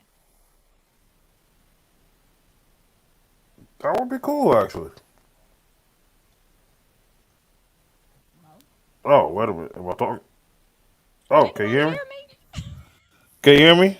Yes, I Can can, you I hear can me? hear you, Mr. Oh, Rashid. I can hear you. I can hear you. I can hear you. I'm down. I'm Okay. down now. You probably see some computer monitors, but I ain't got no problems because I'm over here multitasking. So it's Ooh. you Can get I to see get you some to multi. create me a space? You said what? I need a I'm gonna need a space created by Aquila. Okay. Her office is amazing, you guys. You should drop in and do a session. It's wonderful. Book ahead. Book ahead. Supportiveadvice.com. No, but Yeah, I am looking. There it is. is. It do look Oh, you like it? You like it, Dante? make you want to just go get some counseling while you. Yeah, oh yeah. I'm like talk about anything. Just to get in there and sip some lemonade or something. Man, it's cozy.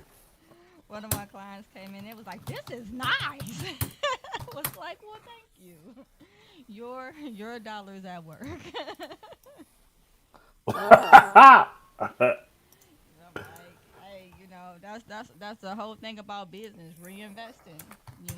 Reinvesting. Hmm.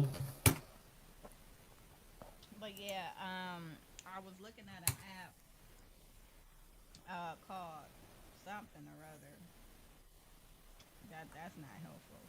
But yeah, I was looking at this app and Also, if anybody can draw, email me at first name AQUEELAH Wheatley, no spaces, no dot, WHEATLEY at supportiveadvice.com. I am looking for someone to illustrate a children's story that I wrote. Now, one would think that when you have a significant other that is an artist, you wouldn't have to make those types of call outs, but you know. So yeah, definitely looking for someone who can draw. Doesn't have to be anything particularly spectacular. Minimal characters. I think the amount of characters are about 5 in total, and so as it relates to storyboards, it probably have about about 10 plots. So yeah, I, anybody. I Hmm. know a few people who are some great artists. If you send me, text me, or email out and what you want, and I'll forward it to those people. Well, that would be awesome because I've been sitting on this children book for a year now, and I don't want to sit on it any longer. Has anybody heard of Speak Pipe? No. Because that's the one where you're supposed to be able to see each other. And then there is also one called radio.co, and then there's another one called Podbean. Anybody heard of Podbean? None of them. Oh, okay. All right. Well, those are the ones that I'm mulling over. So if you guys have time to look at them and let me know what you think, that would be greatly Nope. appreciated. So, getting back on to emotions, feelings, psychology, and that type of thing. Um, Man, what was up with this Christmas? I know it wasn't just me.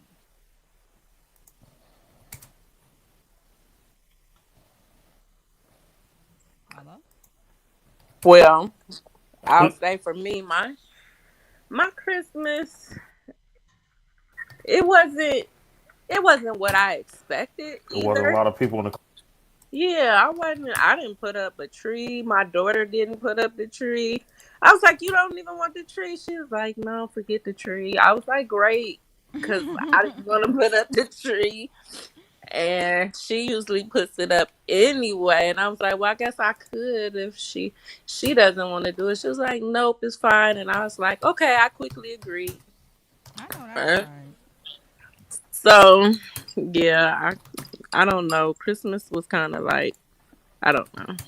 Yeah, it was, it was lackluster. And I'm not talking about the, spending time with family and things like I'm not talking about that part of it, but I'm talking about the catching the spirit part of it. Like the, warm and cozy, feeling that you get around Christmas. Like I just feel like that is decreasing each year.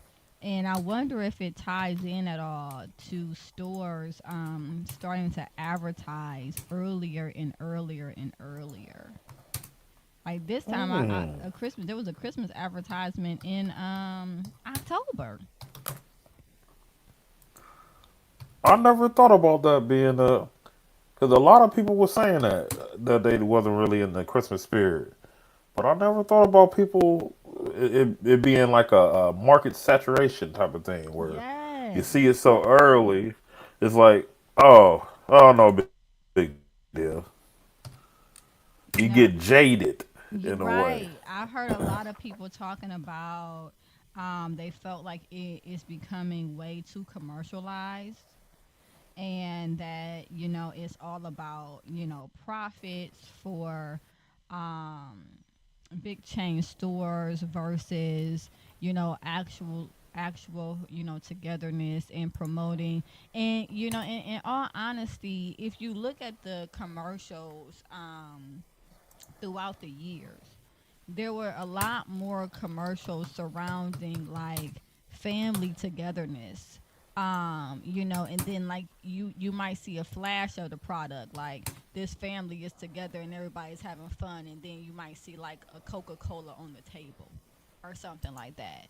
Where it was just like a lot of um focus on the family and versus what it was being bought. And one thing that saw a lot with the commercials is that it was a lot of buy this. This person wants that. That person wants this. Did you get this person that? And I'm like, nah, I didn't. And I'm not going to. I told my kids, I was like, don't give me no Christmas list. Do not give me a Christmas list this year. This first time since they knew how to write that I told them not to give me a Christmas list this year. I was like, I'm going to get you what I want to get you. Because, you know, I'm not going to go and check these things off the list that don't have any significance to our bond or any significant value. I'm going to buy you things that actually mean something. And you can value that or you can choose not to. And I mean, it went over well, but I was just like, no, I'm not doing. I'm like, I am not Santa Claus, man. Like, I'm not Santa. I mean, technically, we are Santa Claus, but my thought process was like, I'm not Santa. I'm your mom. Yeah, and I'm gonna get you things that are gonna mean something for more than just one day.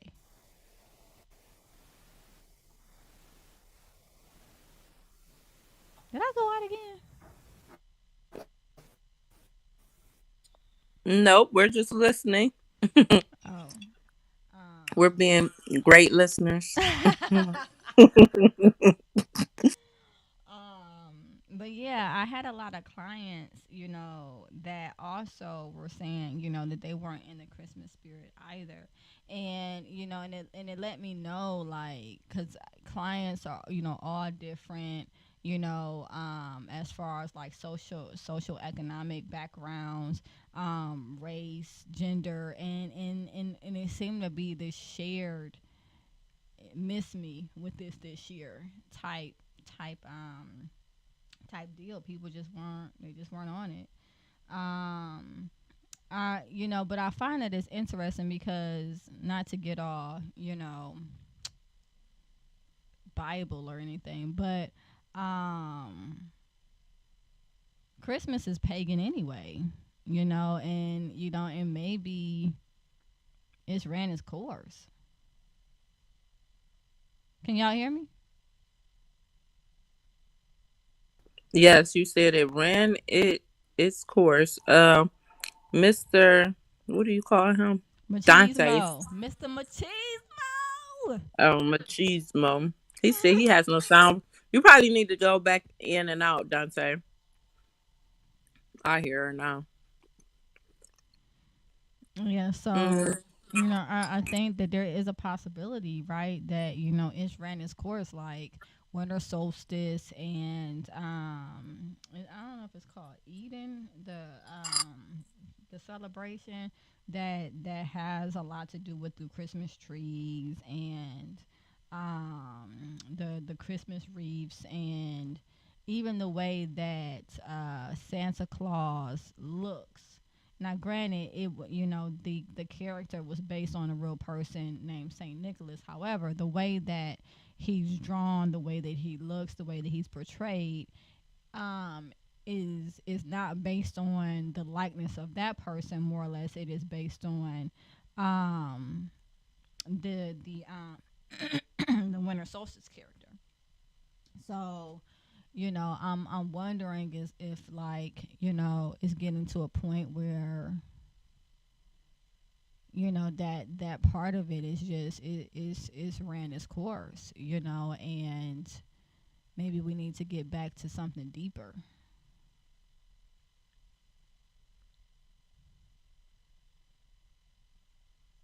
I would say I think the things that you listed have something to do, but I also just think like um the economy, world events, life events, day-to-day activities, um being overwhelmed. Like, it's funny you mentioned this about marketing. The other day, a guy on Facebook, he took a picture, and they had at the stores, they had Valentine's things out already. He was like, "Man, come on now, come on. We just spent all our money on Christmas." He like, why are they advertising for Valentine's Day already? Like, give me a Right. break." Give us all a break. And I think that does, because it's like it feels like you're bombarded.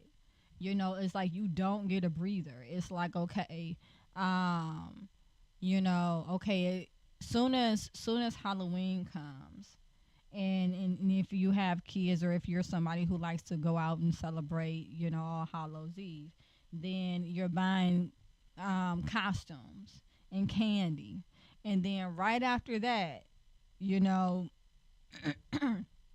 or even alongside that, they're putting out the stuff for Thanksgiving, and then it's almost like Thanksgiving ain't even a holiday no, no more. They're like, we're just gonna smush that on out the way, because like that lasts for 2 seconds, and then all of a sudden you see all these Christmas decorations. You're just like, can I get a breather? Like, come on. Like, you got people coming over, and decorations, and you're buying food, for people that's coming over, or people doing potluck and they're buying food. And I mean, it's like, I don't know. When I was a kid, I remember liking Thanksgiving. I remember liking the experience of family, coming together. But I also don't remember it being as commercialized, all the holidays. It just like bam, bam, bam, bam, bam, no breaks. Um, which is something that probably is going to really, eventually, you can only take so much from people before they're tapped out. And not just tapped out financially, but tapped out mentally, tapped out emotionally, tapped out, in a bunch of different ways. And it seems like people are tapped out. Tap, tap, tap. Tap, tap, tap, tap. Tapped out. It's That's the tapped word. out. People are tapped That's the out. word. Tapped out. You know, I wanted to go look at the Christmas lights on Noble, and I didn't even go to see those. And but speaking of Mr. Machismo talking about he heard ping ping ping on New Year's, he said people couldn't afford bullets. There was actually a report that there was shootings downtown after the lighting of the town square Christmas tree, and it's just like, come on. Like, what is? I'm like, come on, like, what's going on? So, maybe they exhausted all they pop pop piles then, and they didn't have none left over. But I didn't hear any. I didn't hear any gunshots at all. I didn't hear none. And then again, I normally don't hear them over here where I am. The police, they don't play that. Where I am, I heard a few more pow pow pows than Dante stated. But I would like to say he had a great point. It was not like before, so that's interesting. It wasn't a lot as usually. So yeah, I think he's on to something. Everybody had to use their money to get food instead of get bullets and ammo. So Well, that's wonderful. good. Yeah, I'm about to say, it's Right. like, no, we cannot hear you, Mr. Machismo. That's one good thing about inflation is that ammo apparently is also more expensive. But you know I was talking to some colleagues about the job market and that you know this is the first, not 2024 but 2023 was the first year. I think 20 I would say 2022 2023 was the first years that I ever seen anybody close down due to lack of staff. I had never seen that in all of my years of living. I never seen like a restaurant saying closed due to lack of staff, or a McDonald's that's not taking no more orders, or you know um the Dollar General closed at 4 o'clock instead of 10 o'clock because they had low staff, and I'm just like, what is happening? Am I the only one seeing this trend or what? No, me and my coworker was talking about that last week. I said, no, actually, I had one of the kids in the nurse's office, and I said, like, what are people doing since COVID? Because everywhere is short, from Aldi's to Walmart's to Finest to Kroger's to not Dillard's. not I'm finest. everywhere. I know, right? You knew what I was talking about. Oh yeah, I know. And so it's interesting because I would like to know what is everybody doing to make money? Like, I, what are they doing? Because I don't want to go to my job 5 days a week anymore either. I need to catch the new thing of what everybody else is doing, because I don't want to work there 5 days a week. And while we're talking about that, I think companies would do better off if they had, people work 3 days, off 3 days, on 4 days, allowing people to pick their schedules. That might assist with the workforce. So, oh, and the pay. They're not paying good either. So, there's a lot of companies that are paying like $14 an hour, $15 an hour, and and I told my eldest daughter, we were talking about this some years ago, actually. Some years ago. Nope, not now either, Mr. Machismo. Not no. See, now you know how it feel to get dropped, and then it's not fun. But no, I mean, I'm kidding. I appreciate that you guys don't stop whenever my sound stops, because then it would just be very boring, I'm sure. But I was telling my eldest daughter some years ago, she was like, they're trying to raise minimum wage, and I was like, And she was like, what do you mean? Don't you want them to raise minimum wage? I'm like, well, I don't know. Do you want to eat a $20 hamburger? mm, Because that's what's gonna happen. I'm like, because if you think that the companies are going to take a loss, you got another thing coming. that's so true. They'll say, okay, well, we paying people $15 an hour, burgers $22. You want cheese, it's 25. You be like, it's just a burger. Well, that's what you asking for, and so $14 is gonna feel like $2 because everything is gonna go up because businesses still want to make a profit.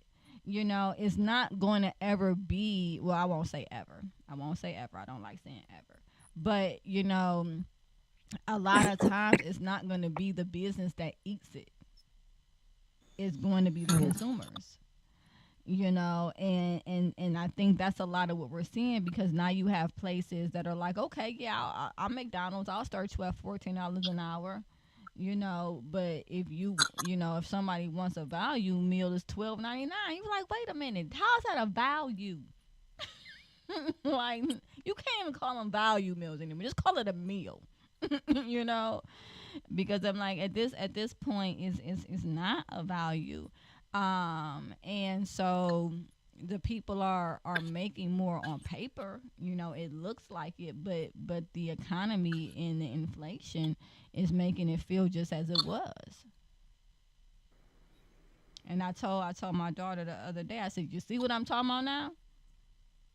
See, because she was giving me the side eye when I was like, she was giving me the side eye.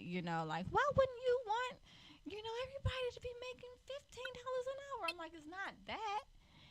But it's the fact that everything has a consequence, and nobody Mhm. goes into business to go bankrupt. That's true. Another thing I think that's taking many people. I know a lot of people who are driving now. They're doing a lot of driving. They're doing Mm. Yes. truck trucks, box truck deliveries, and they don't have to deal with having a supervisor, or they're doing it on their own time when they want to do it. And I was kind of surprised about, knowing how many people are driving or getting box truck businesses to deliver things, and it's making good money. I will say one thing that somebody said to me is everybody decided during COVID that they were going to be entrepreneurs. and Yeah, I I'm think for real. and For I'm real. like, hey, real talk, me too.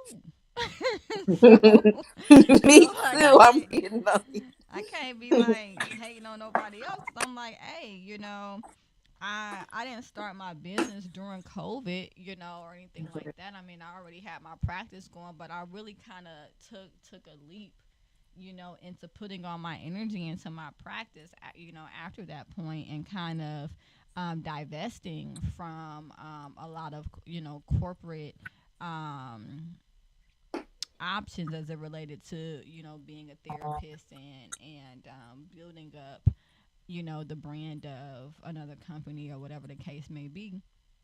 And so you're right, there's a lot of people doing box truck, there's a lot of people getting their CDOs, there's a lot of people doing DoorDash. Let's not even DoorDash, what is it, what's the other one, Uber Uber. Eats, Mhm. Ubering, not for the eating but for the cabbing. And The then there's Amazon Flex. Yep, Amazon Flex, Lyft. Like, there's just so many other options now where people are like, I don't gotta work for you. I could just do my own thing, Man, And I can't so wait to say that. I know that's right. But you just said like a little while ago that you're leaping into your own business, right? Yeah. Yeah, Yeah. but sometimes I think frustration. You can say you tired about something, and keep saying you're tired about it, but you never really take action Hmm. in the area. And I was asking myself, like, well, Monique, are you really tired because you still not doing the ideas that you have that could take you away from a place? And so carving out that time to actually take the action steps, or applying, not just having a thought, not just putting it on paper, but application, applying some of those thoughts and skills, and completing some tasks to get where I want to get to. So, And you I know. and I congratulate you on that because it's not easy. It does take um cojones to to step out and say, all right, I'm going to move forward with this, and and let it go where God's going to take it. Um, Mhm. and so congratulations on making that move. Um, because that it can be exciting, but it can also be anxiety provoking. So definitely, whenever you need to talk, well, I won't say whenever, but Right, because you're a like, busy because if lady. it's 1 o'clock in the morning, I'm not answering. That's just the truth. But but talking about that, with me, if that's something you want to do, for sure you can always text me. But yeah, Mr. Machismo, man, what's really good? I saw your red light come back on. I got all excited, and then bam, I'm silent. wondering if he should close his, like, leave from the room, close the app up off your phone, and then come back and open the app and reopen it like that. And normally I have to like refresh, and then I have to go. It's just a lot. It's a lot. My sound, it leaves and it don't ever want to come back. But I be like, come on, man. I be talking, I be saying stuff because I'm always saying something, you know. But I don't know. A lot of people pre-record their podcasts. I was thinking about us doing something like that, maybe pre-recording, and plan them. I don't know. I guess we can kind of just shoot around and and see. I like the live platform because I want to be able to meet people where they're at, in the moment, and kind of allow um, the podcast itself to be led based on the needs of the people, but that is only conducive if the people can find you. So, what was the what was the name of the cotton? What was the name of the? What you Cotton Club? What you talking about? It's called Clubhouse. Clubhouse app. Clubhouse. You talking about the Cotton Club? That been gone. It sure have. It has a long time ago, boy. I'm telling my age though. Um, I'm like, what? I sometimes things come up and you just be like, what was that? What was that? Cotton Club dads. What dads? What? Daddy-o. Oh, yeah. Daddy-o's. The Mirage. Don't get me listening. The Not. Mix. Don't get. I remember the Let me Mirage. stop. I remember Daddy O's. Oh, that was in the back of the Mix on 141st. Oh, oh. All right, Dante, you back? Mm-mm. You know, you're not back. Oh, Vlad the Man. Welcome. yeah. I'm tired. Like, wait. I think I'm tired. I don't know if that's something Um, you're supposed to say on live podcast, but it's just been one of those days. I wonder if it's the snow. it's okay sometimes. Sometimes we are tired, and being authentic on your podcast, that's what people love. Or I love when people are being authentic. Sometimes you're just tired. You need the rest. You do a lot of things. Congratulations. Working on your dissertation, Whoop, whoop. inspiring all of us other people. I I hope even so. got online to look at a doctor program at Cleveland State. I was trying to find What? something. Yeah, I saw something for reentry for individuals who just got out of jail, like a study on community relations. And so I was like, ooh, that interests me. So I need to go back on there and look. But Jesus. Ah, That that's is all I know. awesome. That is But awesome. I love the reentry population. For some well, I know what reason, but I love the reentry population, and assisting those who really want help. And I feel like many systems fail the reentry population. And so I would love to do something with that population. Yep. I think that's awesome. My brother, he actually got his doctorate in 2022, Hmm. and and I hope I get this right. He got his doctorate in ministry, Mhm. um Oh, and in apologetics. And apologize. yeah, like really being able to debate the word of God. Mhm. Which we know there's going to be a place for that, for sure, for sure. Mhm. Um, but I had just talked to him recently, about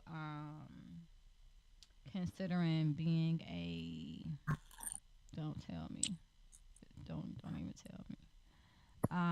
It's the person that hospitals. Chaplain. Yes, yes, that. That's what I do. I know. That's why I was saying don't tell me because I was like, Lord, I know this is what she do. A chaplain. Yeah, I was talking to him and I was like, have you considered that? Because he has a hospital background, and he was in the army, and I know that there's chaplains that are through the army, and Mhm. and he has a very strong ministerial background, as well, and he's an elder, at the church that he attends, and so I was like, these pieces can go together to do something, They all go. Yes, he can do. He could do reentry to prisons. He can work with the elderly in homes. He could do hospice. That's why I didn't go that route. My mentor again, back in the day, she was in the ministry, but she was a psychologist like you. And I said, well, I really don't want to do MDiv because I'm not really big on being in the church. Because I really prefer not to be. But that's what I felt God was telling me to do. So I went in and we talked about it. She was like, be a chaplain. She was like, that way you're going to get paid for your work because in ministry, just getting the MDiv, people who are pastors and depend on the church for salary, it'd be a struggle for them. right, And so right. she was like, go in the path where you can make money and people in the world know what a chaplain is versus they know it's somebody who say I just got my MDiv degree or my doctorate in ministry basically. And so that's what I did. Yep. And Yeah. he can also start his own he can start his own business like a consultation business and assisting other people in those areas as well, whatever his expertise is in that. Yeah, it sounds like he has a lot of options, but it's interesting because you get a doctorate degree and you're like, okay, so now what, right? And then with what I do as a therapist, it's a PhD, it the pieces, they fit together. They're big pieces and they fit together. But but with different degrees, sometimes the pieces are a little smaller. And you're like, okay, where was it? This one looks like this one, kind of looks like this one. Where does this one go? And so I just pray that he stays encouraged and all the other people that have gone and gotten advanced degrees and maybe they're not sure exactly what they're purposed for as it relates to using or expanding upon that degree from a um I don't want to say commercial, but from like an occupational standpoint. I just pray that individuals stay encouraged, and just remember there was something in you that knew that it was meant for you to get that degree, and that if you had the motivation to go forth and get it, then there's definitely something that it can be used for. Um, yeah. So I don't know how I got to talking about that, but you know why not? Um, all right, Dante. Like, look, Mr. Machismo, I appreciate you so much, and I don't know what happened to your sound, and I was trying to hang in there with you, but you know it's 7:10, so me and Mo gonna have to jump off, and we appreciate you, But and I would like to tell you to get some rest, please. It's okay to get some rest. You are doing a lot. I couldn't imagine. You have your own business, you writing your dissertation, you have a family, and many other things that I don't know about. And so I would like to welcome you to rest tonight. well, thank you.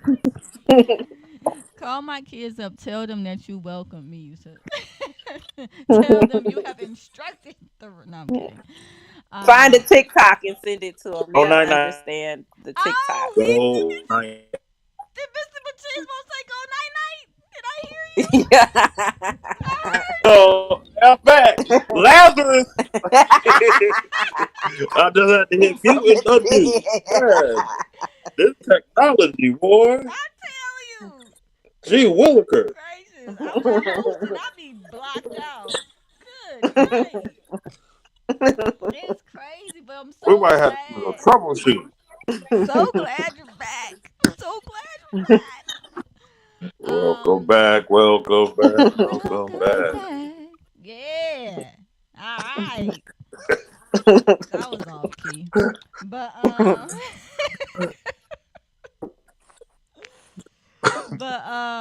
I appreciate you all. I really hope to oh gosh, I'm supposed to be going somewhere. Anyway, I really hope to have you guys with me next week. Um if nothing comes up. Yes. Hey, how you doing? Um bye. All right. So, that was my significant other making an appearance and then, leaving. Um, so with that being said, I really hope again to see you guys. If you have any questions, I might be shooting you guys some links to look over as far as like different platforms to explore, as well as the clubhouse, which I will be exploring at some point tonight as well. And I'll see you guys next week. See you next week, and I welcome you to rest. Thank you, Mo. I welcome you to rest too. I am. I put on my PJs. I'm ready. I know that's right. I know that is right. Um, yeah. Got my candle lit. Hey, I feel you. yeah, I got this pumpkin cupcake candle right next to me. I might light it and yeah, get on it with the get on. Um, yeah. with that being said, I appreciate you all so much. Again, the world would be so boring with only one voice. It's diversity that makes this podcast work as well as it does. And I will see you all soon. Have a good night. Good night. Man, you gotta tell me where you finding those buttons. I will search this Right is right. podcast. It's right up there Right with the where? music key. Where the what? Eh, It's a music. It's a music little note with a plus next to leave room. Not Nah, mine. I don't have that. Me either. Y'all got Androids? No. Oh, so that ain't it. I don't know. Oh, It's oh, right I there. see it. It's It's at the right next to top. leave So look room at the right corner up at the top of your phone if you got an iPhone. And I see a little musical note right there. with a plus next to it. Yep, I see it. It wasn't there before. Oh Hmm. wow. I still don't see it because I'm on my computer. Oh, that might be Um, different. Yeah, that might be why. But you would think you would have more options.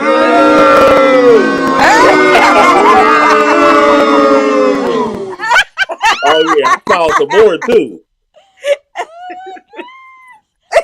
Hey, did y'all hear me push it? Did y'all hear me sending sounds while I couldn't be heard otherwise? No, we No. ain't hear nothing. Really? Yeah. I could hear that, but I couldn't hear y'all. And I guess y'all couldn't hear. I went on a whole tangent about how I ain't believe in Santa Claus and we live in apartments. So I'm like, how are you getting in the house? Like, I'm That like, sounds like an I'm interesting story. I wish I would have heard it. man. I'm like, I don't practice for this. As being the only child, I can talk to myself now. We said, make it make sense, Mom. Make it make sense. Oh yeah, that's the whole thing, man. Make it make sense for That's the real. I whole know that's thing. right. And then I started figuring 2 plus 2. I'm like, well, if Santa don't exist, what about how I'm getting these quarters and dollars every time I lose a tooth? Wait a minute. Some, what y'all on? As soon as my kids was like that it don't exist no more, I was like, cool. And then my son was like, I lost the tooth. I said, you said the tooth fairy didn't exist. But I thought you was gonna give me $1. No, I ain't giving you nothing. The thrill is gone. I told my daughter, I said, now wait a minute, let me tell you, guess who wrapping up all these presents and working hard, Joe Mama? Not Santa Claus. I know that's right. Yo, yo, mama. My mother was like, why would you do that? I said, listen, we're gonna tell her the truth. I work hard every day. I bought them presents, not that man in that suit. No, no, he didn't. Mhm. Said you ain't taking my credit. Y'all better get out of here with that. Mm-mm. I know that's She right. knew since the first grade. She found out in first grade. I said, no. Mm-mm. Oh wow, really? Yeah, That's early. it was. But I feel it. I'm with you. I feel it. Um all right, y'all. I'm out. I'm so glad that you came back. I look forward to hearing from both of you guys next week. And peace.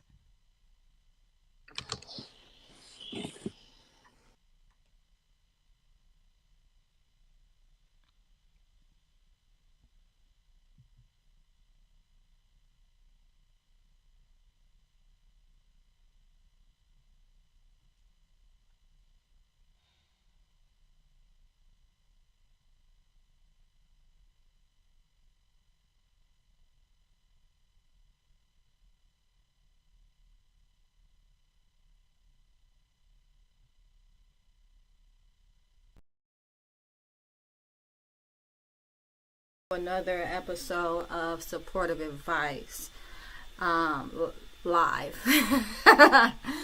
um, I have Mojo with me, aka Monicia. How you doing today, Mo?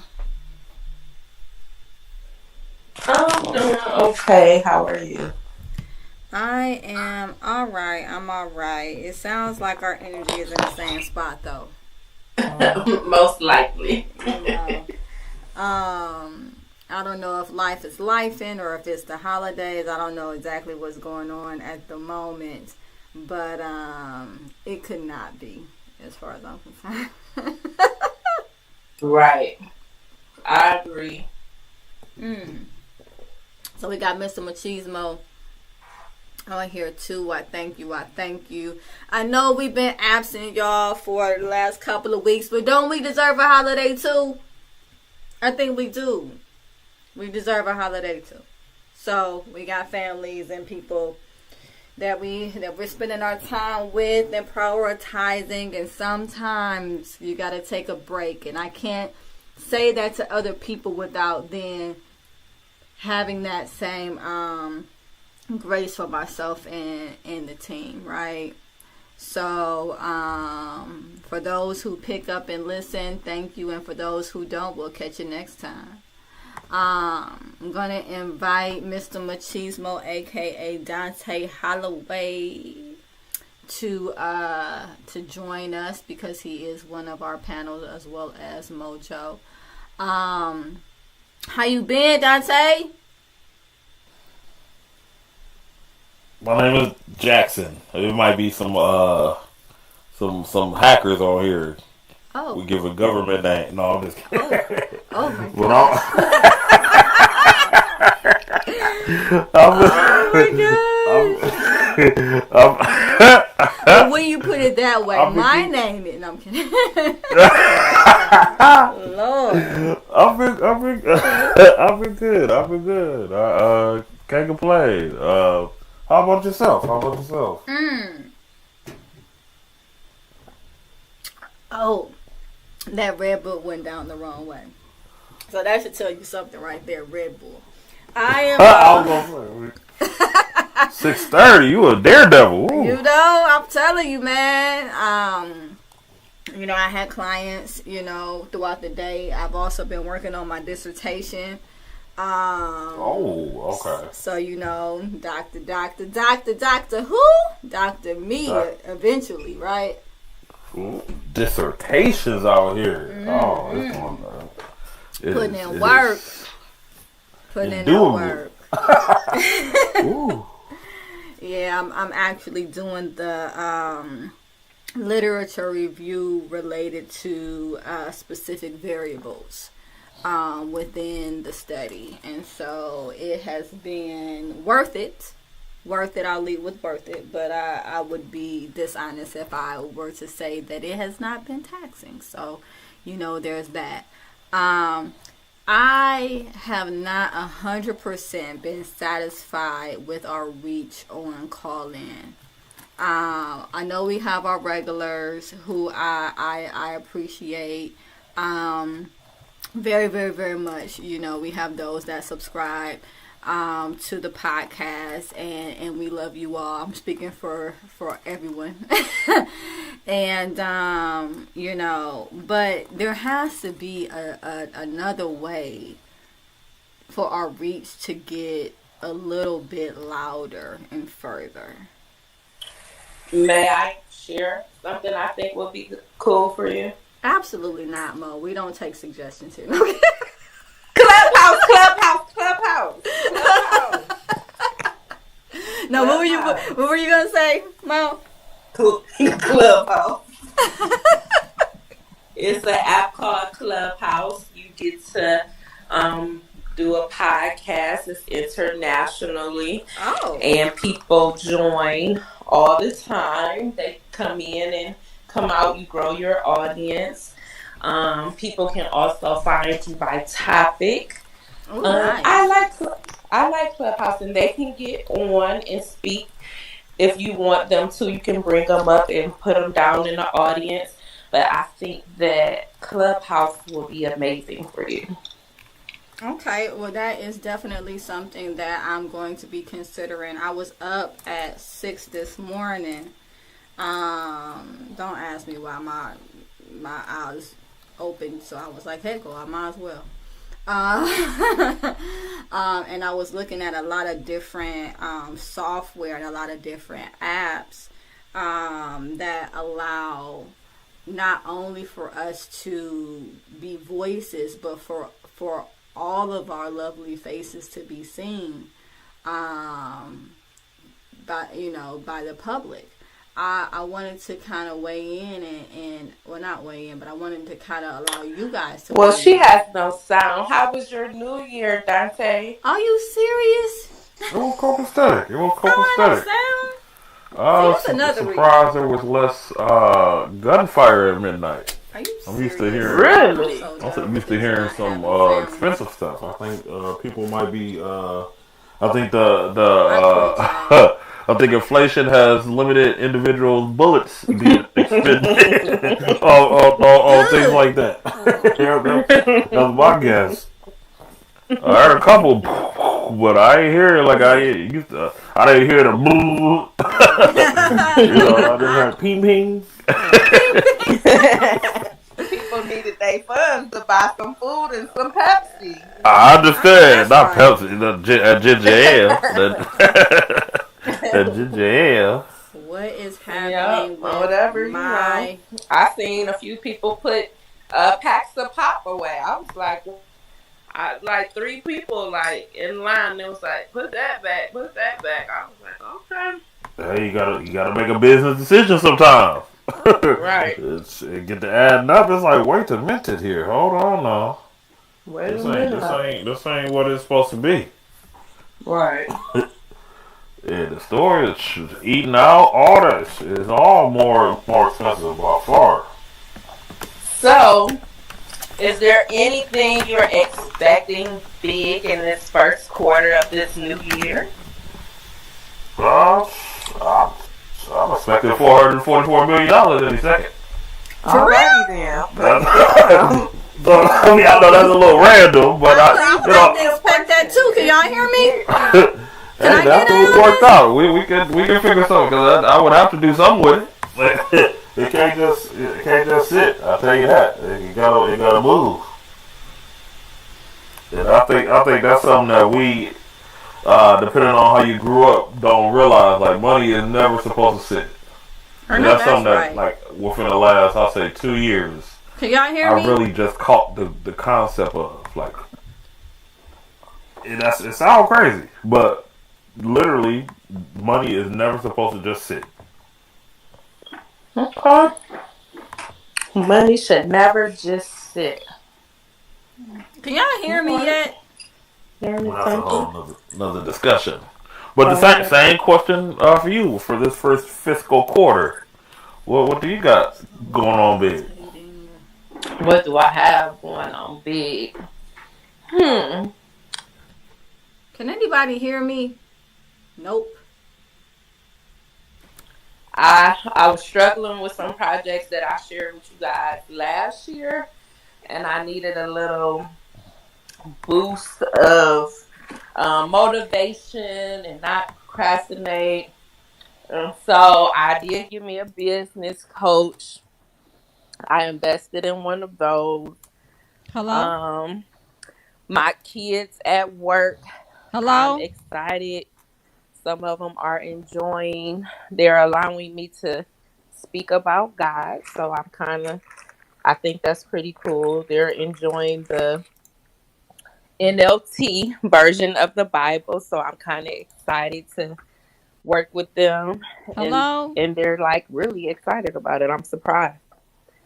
And what else? So one of my business avenues, Hello? I am going to. That's my whole focus for the month of this first quarter. My first quarter is January through April, and so I'm believing for a building space. I'm Can believing y'all hear for. me? No, we went on without you because you were missing for like 7 minutes.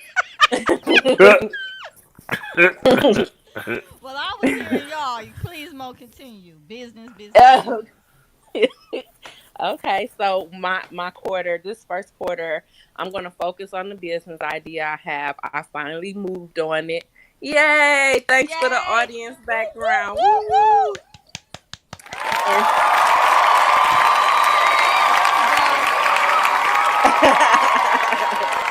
There you go.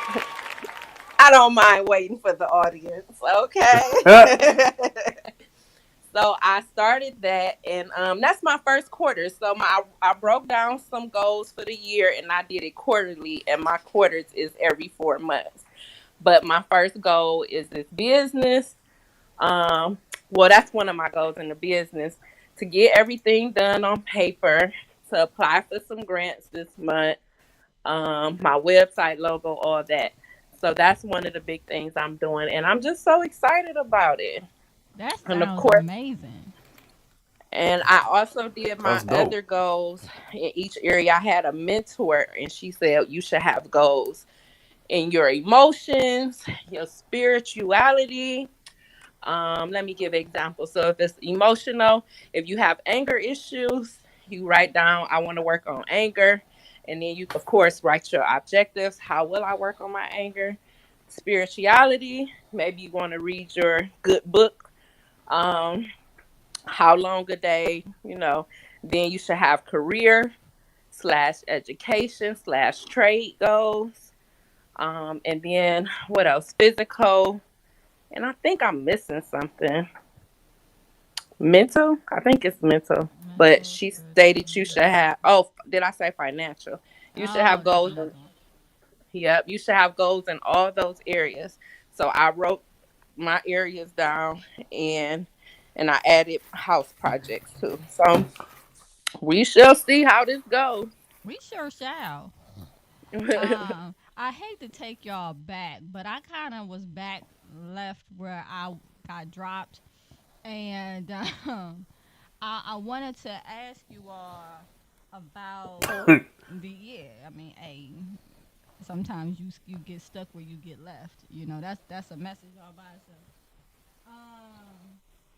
But I wanted to ask you guys about the platforms that allow not just for myself to be seen, but for you all to be seen and heard. I wanted to know how you guys felt about that. That would be cool, actually. Mo? Oh, wait a minute. Am I talking? Can Oh, you can you guys hear hear me? me? Can you hear me? Yes, I Can you can, I hear can me? hear you, Mr. Oh, Deceitful. I can hear you. I can hear you. I can hear you. I'm down. I'm Okay. down now.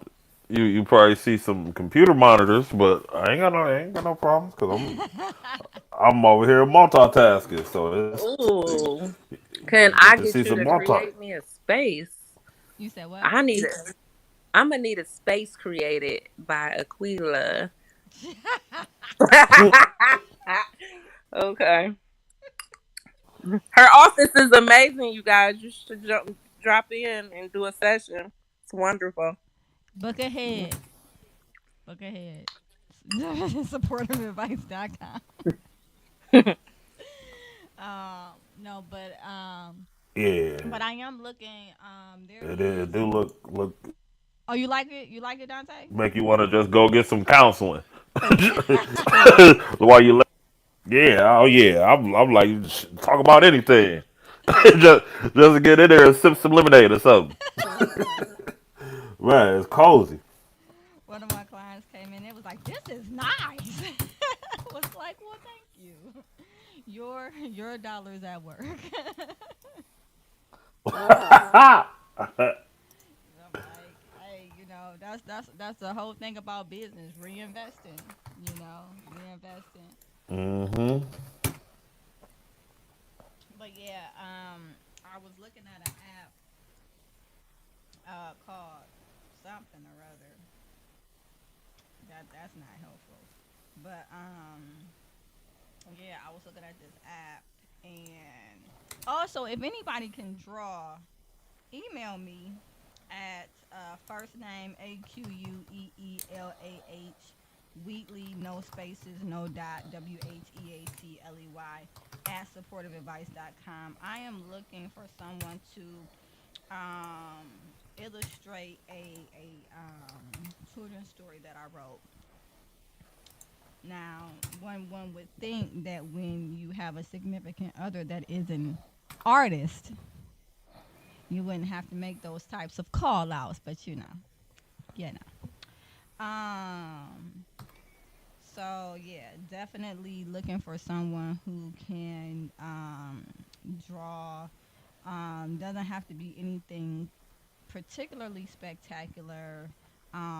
Minimal characters. I think the amount of characters are about 5 in total, and so as it relates to storyboards, it probably have about about 10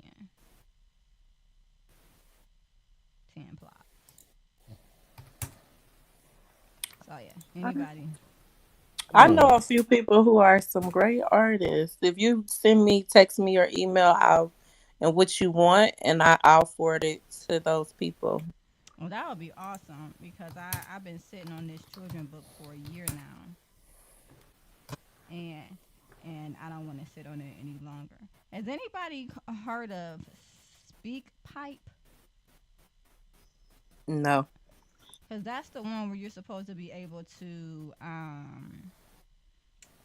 see each other, and then there is also one called Radio.co, and then there's another one called Podbean. Anybody heard of Podbean? None of them. Oh, okay. All right. Well, those are the ones that I'm mulling over. So if you guys have time to look at them and let me know what you think, that would be greatly Nope. appreciated. So, getting back on to emotions, feelings, psychology, and that type of thing. Um, man, what was up with this Christmas? I know it wasn't just me.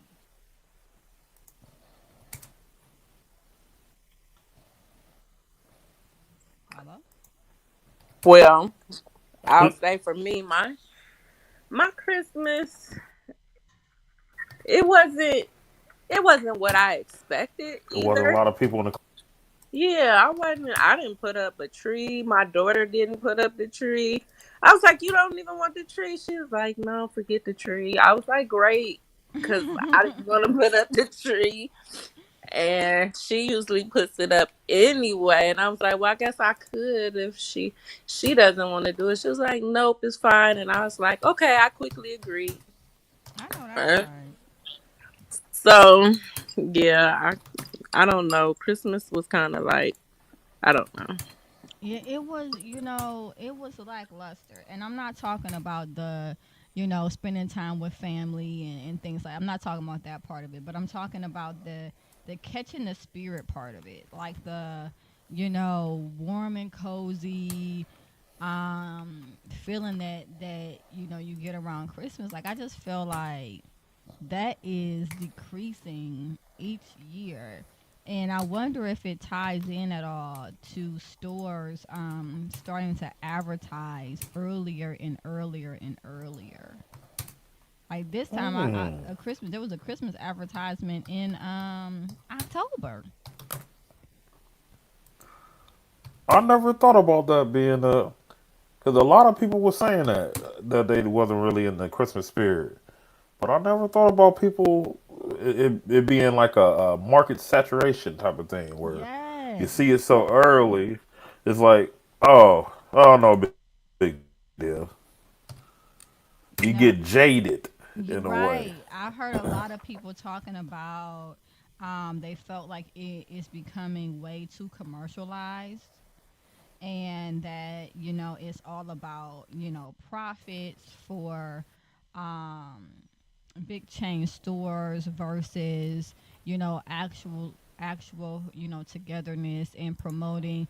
And in all honesty, if you look at the commercials throughout the years, there were a lot more commercials surrounding like family togetherness. And then like you might see a flash of the product, like this family is together and everybody's having fun, and then you might see like a Coca-Cola on the table or something like that. Where it was just like a lot of um focus on the family and versus what it was being bought. And one thing that saw a lot with the commercials is that it was a lot of buy this. This person wants that. That person wants this. Did you get this person that? And I'm like, nah, I didn't. And I'm not going to. I told my kids, I was like, don't give me no Christmas list. Do not give me a Christmas list this year. This first time since they knew how to write that I told them not to give me a Christmas list this year. I was like, I'm going to get you what I want to get you. Because, you know, I'm not going to go and check these things off the list that don't have any significance to our bond or any significant value.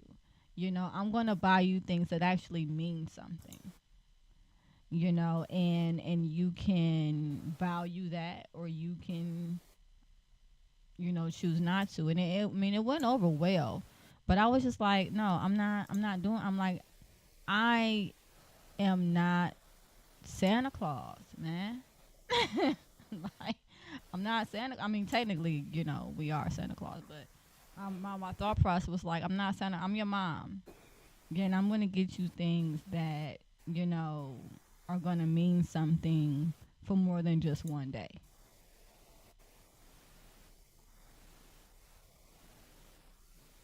Did I go out again? Nope, we're just listening. Oh. We're being great listeners. But yeah, I had a lot of clients, that also were saying, that they weren't in the Christmas spirit either. And, and it let me know, like, because clients are, all different, as far as like social economic backgrounds, race, gender, and it seemed to be this shared miss me with this year type type deal. People just weren't on it. Um, but I find that it's interesting because not to get all Bible or anything, but um, Christmas is pagan anyway. And maybe it's ran its course. Can y'all hear me? Yes, you said it ran its course. Mr. What do you call him? Dante. Machismo, Mr. Machismo. Machismo. He said he has no sound. You probably need to go back in and out, Dante. I hear her now. Yeah, Hmm. so I think that there is a possibility, right, that it's ran its course like winter solstice and I don't know if it's called Eden, the celebration that has a lot to do with the Christmas trees and the Christmas wreaths and even the way that Santa Claus looks. Now, granted, the character was based on a real person named Saint Nicholas. However, the way that he's drawn, the way that he looks, the way that he's portrayed, um, is not based on the likeness of that person. More or less, it is based on um, the the winter solstice character. So, I'm wondering is if like it's getting to a point where that part of it is just is ran its course, and maybe we need to get back to something deeper.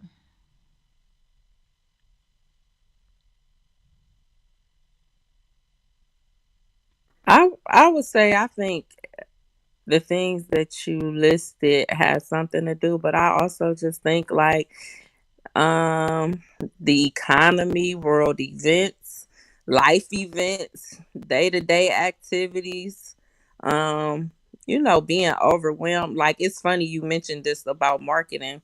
The other day, a guy on Facebook, he took a picture, and they had at the stores, they had Valentine's things out already. He was like, "Man, come on now, come on. We just spent all our money on Christmas." He like, why are they advertising for Valentine's Day already? Like, give me a Right. break."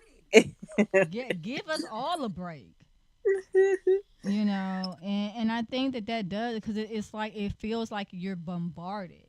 It's like you don't get a breather. It's like okay, um, okay. Soon as Halloween comes, and if you have kids or if you're somebody who likes to go out and celebrate, All Hallows Eve, then you're buying costumes and candy, and then right after that, you know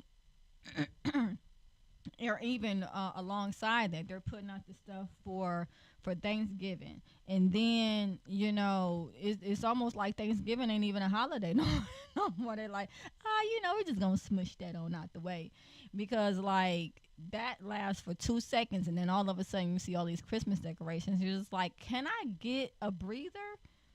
Like, come on. Like, you got people coming over and decorations, and you're buying food, for people that's coming over, or people doing potluck and they're buying food. And I mean, it's like, I don't know. When I was a kid, I remember liking Thanksgiving. I remember liking the experience of family, coming together. But I also don't remember it being as commercialized all the holidays. It just like bam, bam, bam, bam, bam, no breaks. Um, which is something that probably is going to really eventually, you can only take so much from people before they're tapped out. And not just tapped out financially, but tapped out mentally, tapped out emotionally, tapped out, in a bunch of different ways. And it seems like people are tapped out. Tap, tap, tap Tap tap tap tap. it. Tapped out. Yeah, That's the tapped word. out. People are tapped That's the out. word. Tapped out. You know, I wanted to go look at the Christmas lights on Noble, and I didn't even go to see those. And but speaking of Mr. Machismo talking about he heard ping ping ping on New Year's, he said people couldn't afford bullets. There was actually a report that there was shootings downtown after the lighting of the town square Christmas tree, and it's just like, come on, like what is? I'm like, come on, like what's going on? So maybe they exhausted all they pop pows then, and they didn't have none left over. But I didn't hear any gunshots at all. I didn't hear none. And then again, I normally don't hear them over here where I am. The police, they don't play that. Where I am, I heard a few more pow pow pows than Dante stated. But I would like to say he had a great point. It was not like before, so that's interesting. It wasn't a lot as usually. So yeah, I think he's on to something. Everybody had to use their money to get food instead of get bullets and ammo. So Well, that's wonderful. good. Yeah, I'm about to say, Right. it's like, no, we cannot hear you, Mr. Machismo. That's all, one good thing about inflation is that ammo apparently is also more expensive. But you know, I was talking to some colleagues about the job market, and that you know this is the first, not 2024, but 2023 was the first year. I think 20 I would say 2022, 2023 was the first years that I ever seen anybody close down due to lack of staff. I had never seen that in all of my years of living.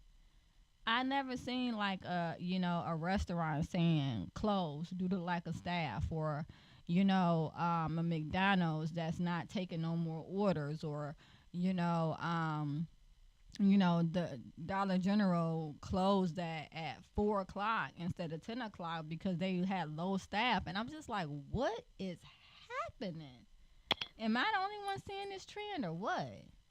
No, me and my coworker was talking about that last week. I said, no, actually, I had one of the kids in the nurse's office, and I said, like, what are people doing since COVID? Because everywhere is short, from Aldi's to Walmart's to Finest to Kroger's to not Dillard's. not I'm finest. everywhere. I know, right? You knew what I was talking about. Oh yeah, I know. And so it's interesting because I would like to know what what is everybody doing to make money? Like, I, what are they doing? Cause I don't want to go to my job 5 days a week anymore either. And I need to catch the new thing of what everybody else is doing because I don't want to work there 5 days a week. And while we're talking about that, I think companies would do better off if they had, people work 3 days, off 3 days, on 4 days, let allowing people to pick their schedules. That might assist with the workforce. So, oh, and the pay. They're not paying good either. So, there's a lot of companies that are paying like $14 an hour, $15 an hour, and and I told my eldest daughter, we were talking about this some years ago, actually, some years ago. Nope, not now either, Mr. Machismo. Not no. See, now you know how it feel to get dropped, and then it's not fun. But no, I mean, I'm kidding. I appreciate that you guys don't stop whenever my sound stops, because then it would just be very boring, I'm sure. But I was telling my eldest daughter some years ago, she was like, they're trying to raise minimum wage, and I was like, And she was like, what do you mean? Don't you want them to raise minimum wage? I'm like, well, I don't know. Do you want to eat a $20 hamburger? mm, Because that's what's gonna happen. I'm like, because if you think that the companies are gonna take a loss, you got another thing coming. that's so true. You know, they'll say, okay, well, we paying people $15 an hour, burgers $22. You want cheese is 25. You be like, it's just a burger. Well, that's what you asking for, and so $14 is gonna feel like $2 because everything is gonna go up because businesses still want to make a profit. It's not going to ever be, well, I won't say ever. I won't say ever. I don't like saying ever. But, a lot of times it's not going to be the business that eats it. It's going to be the consumers. And I think that's a lot of what we're seeing, because now you have places that are like, okay, yeah, I'm McDonald's, I'll start you at $14 an hour. But if somebody wants a value meal, is $12.99. You're like, wait a minute, how's that a value? Like, you can't even call them value meals anymore, just call it a meal. you know because I'm like, at this point is not a value. And so the people are making more on paper. It looks like it, but the economy and the inflation is making it feel just as it was. And I told my daughter the other day, I said, you see what I'm talking about now? See, because she was giving me the side eye when I was like, she was giving me the side eye, like, why wouldn't you want, everybody to be making $15 an hour? I'm like, it's not that, but it's the fact that everything has a consequence, and nobody Mm, goes into business to go bankrupt. that's true. Another thing I think that's taking many people. I know a lot of people who are driving now. They're doing a lot of driving. They're doing Mm. truck Yes. trucks, box truck deliveries, and they don't have to deal with having a supervisor, or they're doing it on their own time when they want to do it. And I was kind of surprised about, knowing how many people are driving or getting box truck businesses to deliver things, and it's making good money. I will say one thing that somebody said to me is, everybody decided during COVID that they were going to be entrepreneurs. Yeah, I um, think for real. and For I'm real. like, hey, real talk, me too.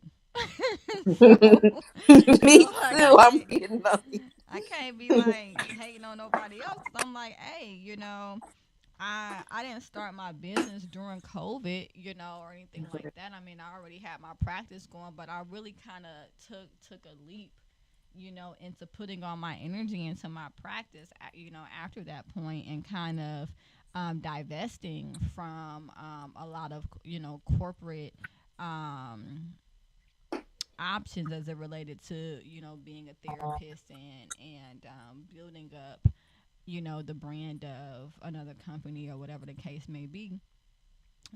And so you're right, there's a lot of people doing box truck, there's a lot of people getting their CDOs, there's a lot of people doing DoorDash. Let's not even DoorDash.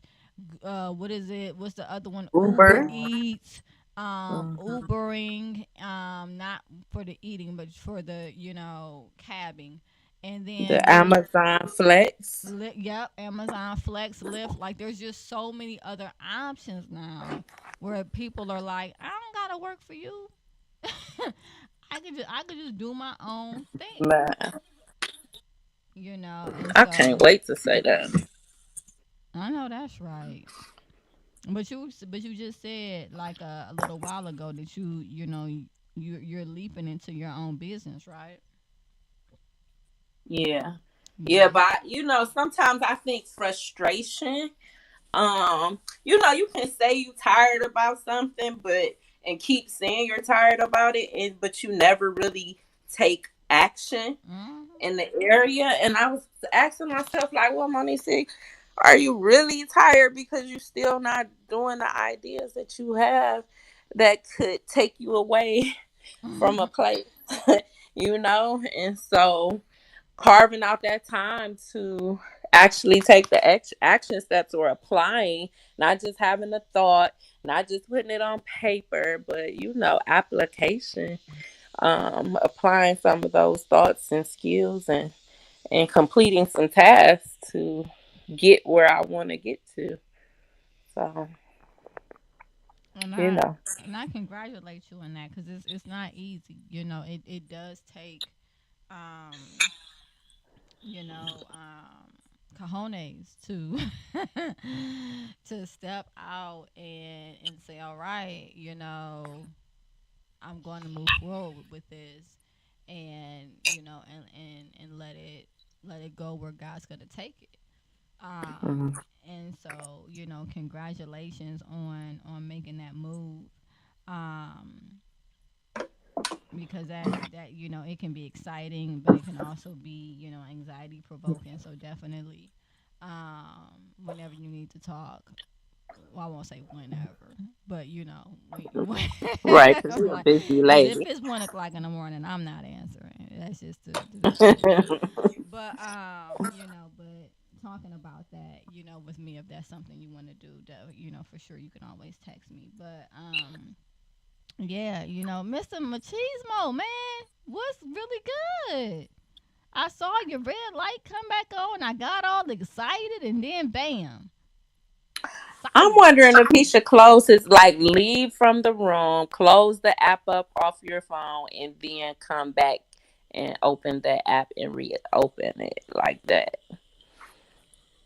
And normally I have to like refresh, and then I have to go. It's just a lot. It's a lot. My sound, it leaves and it don't ever want to come back. But I be like, come on, man.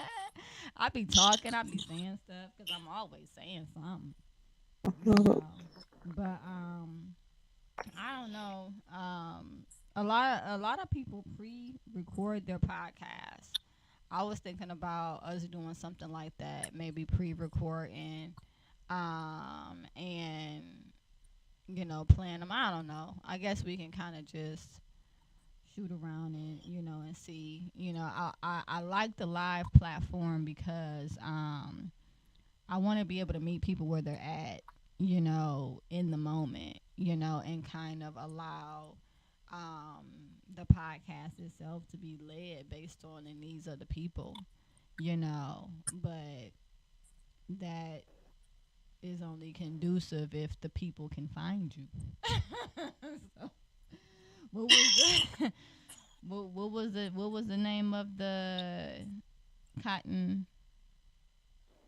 What was the name of the? What you Cotton Club? What you talking about? It's called Clubhouse. Clubhouse app, Clubhouse. You talking about the Cotton Club? That been gone. It sure have. It has a long time ago, boy. I'm telling my age though. Um, I'm like, what? I sometimes things come up and you just be like, what was that? What was that? Cotton Club dads. What dads? What? Daddy-o. Oh, yeah. Daddy-o's. The Mirage. Don't get me listen. The Not. Mix. Don't I get. remember the Let me Mirage. stop. I remember Daddy O's. Oh, that was in the back of the Mix on 141st. Oh, oh. All right, Dante, you back? Mm-mm. You know, you're not back. Oh, Glad the man. Welcome. yeah. I'm tired. Like, wait, I think I'm tired. I don't know if that's something Um, you're supposed to say on live podcast, but it's just been one of those days. I wonder if it's the snow. it's okay sometimes. Sometimes we are tired, and being authentic on your podcast, that's what people love. Or I love when people are being authentic. Sometimes you're just tired. You need the rest. You do a lot of things. Congratulations. Working on your dissertation, Whoop, whoop. inspiring all of us other people. I I hope even so. got online to You, look at a doctor program at Cleveland State. I was trying to find what? something. Yeah, I saw something for reentry for individuals who just got out of jail, like a study on community relations. And so I was like, "Ooh, that interests me." So I need to go back on there and look. But Jesus, ah, That that's is all I do. awesome. That is But awesome. I love the reentry population. For well, I know what reason, but I love the reentry population, and assisting those who really want help. And I feel like many systems fail the reentry population. And so I would love to do something with that population. Yep. I think that's awesome. My brother, he actually got his doctorate in 2022, Mhm. and and I hope I get this right. He got his doctorate in ministry, Mhm. um Oh, and in apologetics. And apology. yeah, like really being able to debate the word of God. Mhm. Which we know there's going to be a place for that, for sure, for sure. Mhm. Um, but I had just talked to him recently, about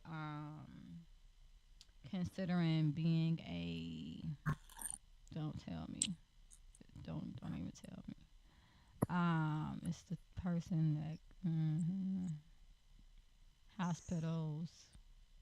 Chaplain. Yes, yes, that.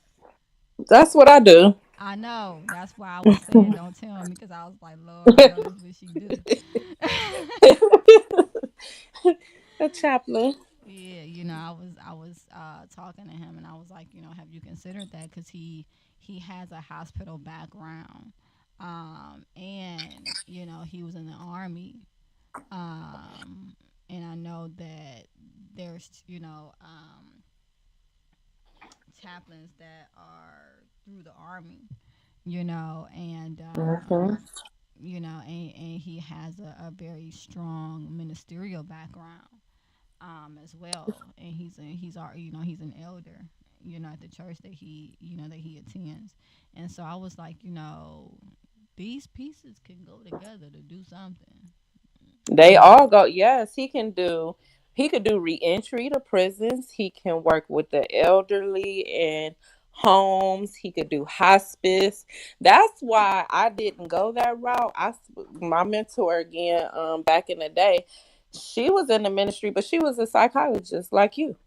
And I said, well, I really don't want to do MDiv because I'm not really big on being in the church. Because I really prefer not to be. But that's what I felt God was telling me to do. So I went in and we talked about it. She was like, be a chaplain. She was like, that way you know you're going to get paid for your work because in ministry, just getting the MDiv, people who are pastors and depend on the church for salary, it'd be a struggle for them. Right, And so right. she was like, go in the path where you can make money and people in the world know what a chaplain is versus they know it's somebody who say, I just got my MDiv degree or my doctorate in ministry, basically. And so that's what I did. Yep. And Yeah. he can also start his own, he can start his own business, like a consultation business, and assisting other people in those areas as well, whatever his expertise is in that. Yeah, it sounds like he has a lot of options, but it's interesting because, you get a doctorate degree, you're like, okay, so now what, right? And then, you know, with what I do as a therapist, it's, a PhD, it the pieces, they fit together. They're big pieces and they fit together. But but with different degrees, sometimes the pieces are a little smaller. And you're like, okay, where was it? This one looks like this one, kind of looks like this one. Where does this one go?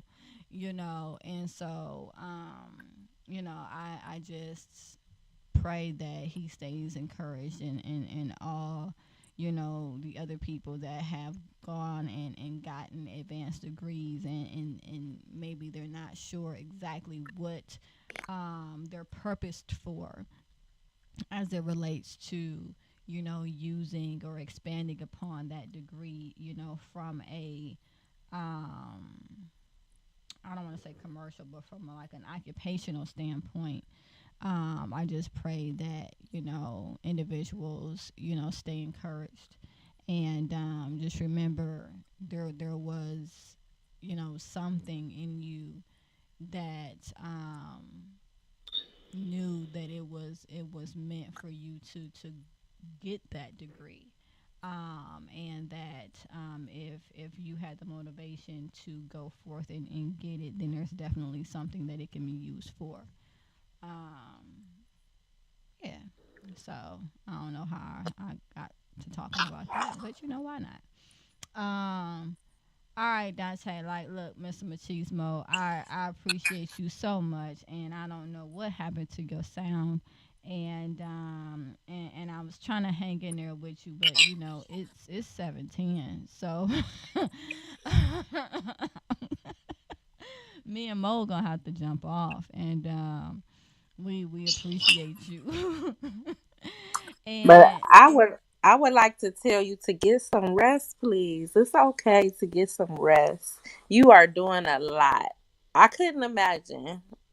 You have your own business, you writing your dissertation, you have a family, and many other things that I don't know about. And so I would like to welcome you to rest tonight. well, thank you. Call my kids up. Tell them that you welcome me. You said. Tell them you have instructed the. No, I'm kidding. Find a Uh, TikTok and send it to them. Oh, They'll night night. understand the TikTok. oh, we Oh, night. did Mr. Machismo say go night night? Did I hear you? Yeah. I heard Oh, you. I'm back. Lazarus. I just had to hit mute and undo. Man, this technology, boy. I tell you. Gee Goodness Willikers. gracious. I'm the host and I be blocked out. Good night. It's crazy, but I'm We so might have to do a glad. troubleshoot. So glad you're back. So glad you're back. Welcome back. Welcome back. Welcome Welcome back. back. Yeah. All right. That was off key.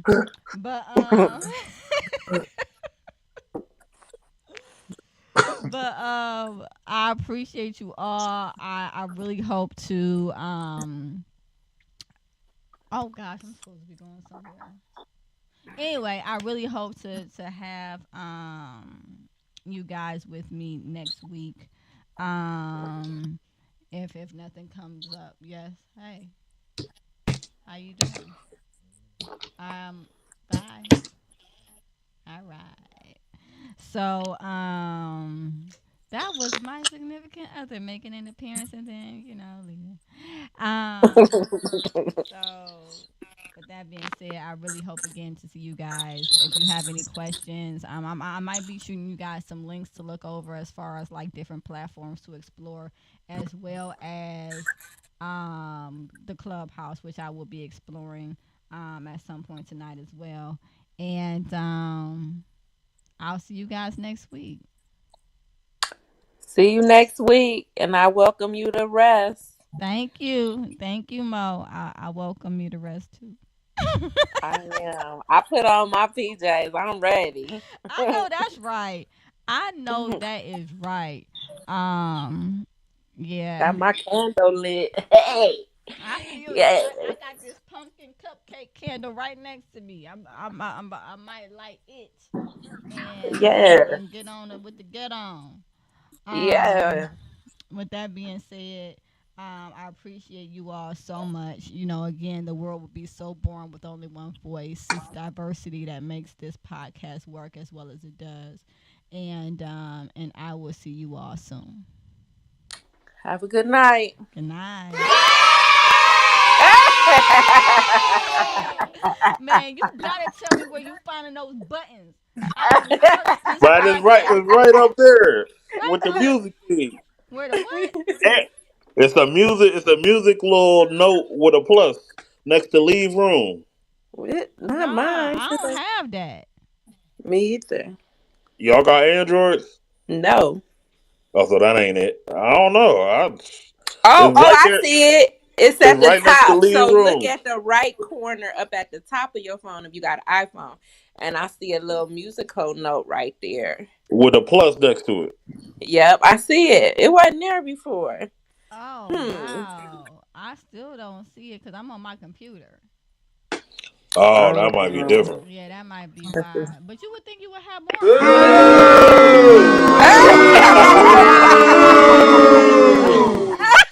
Oh yeah, I found some more too. Hey, did y'all hear me pushing? Did y'all hear me sending sounds while I couldn't be heard otherwise? No, we No. ain't hear nothing. Really? Yeah. I could hear that, but I couldn't hear y'all. And I guess y'all couldn't hear. I went on a whole tangent about how I ain't believe in Santa Claus and we live in apartments. So I'm like, how are you getting in the house? Like, like That I'm like, sounds like an I'm interesting story. I wish I would have heard it. bad. I'm like, I don't practice for this. As being the only child, I can talk to myself now. You said make it make sense, Mom. Make it make sense. Oh yeah, that's the whole thing, man. Make it make sense for That's the real. I whole know that's thing. right. And then I started figuring two plus two. I'm like, well, if Santa don't exist, what about how I'm getting these quarters and dollars every time I lose a tooth? Wait a minute. What y'all on? As soon as my kids was like it don't exist no more, I was like, cool. And then my son was like, I lost the tooth. I said, you said the tooth fairy didn't exist. He was like, but I thought you was gonna give me $1. No, I ain't giving you nothing. The thrill is gone. I said, now wait a minute, let me tell you. Guess who wrapping up all these presents and working hard, Joe Mama? Not Santa Claus. I know that's right. Yo, mama. My mother was like, why would you do that? I said, listen, we're gonna tell her the truth. I work hard every day. I bought them presents, not that man in that suit. No, no, he didn't. Mhm. Said you ain't taking my credit. Y'all better trying to get out of here with that. Mm-mm. I know that's She right. knew since the first grade. She found out in first grade. I said, no. Mm-mm. Oh wow, really? Yeah, That's early. it was. But you know, I feel it. I'm with you. I feel it. All right, y'all. I'm out. I'm so glad that you came back. I look forward to hearing from both of you guys next week. And peace.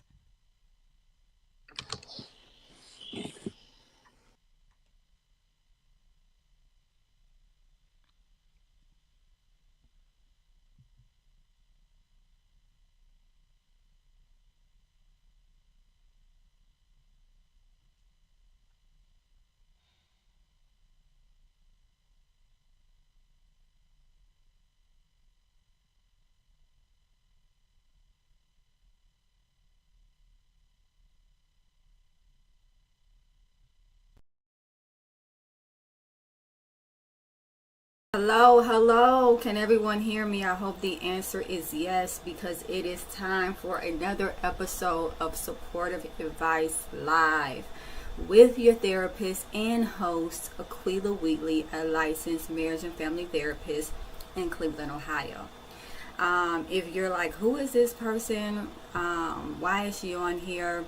Well, stay tuned. You'll find that out. But you can also visit my website at www.supportiveadvice.com. It has information about my bio, my practice, what I do, and why I'm here. So, with that being said, I am going to get started. I am excited to get started today.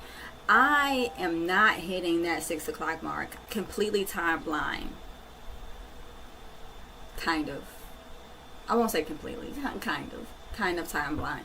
And so sometimes I just don't realize how long it takes me to actually do things. I think that I am going to start setting a timer so that I can actually start at 6 o'clock, or I might make the start time 6:15, and then I'm never late. So there's also that, right? That's always an option. So with me, I have Mr. Machismo. He is on my panel regularly, and he brings the male perspective. We were actually having a really awesome conversation about what makes a man marriageable or unmarriageable. And if anyone's wondering what that means, it's just the qualifications of whether or not an individual is eligible to be a viable spouse. And some of the characteristics that we talked about were finances and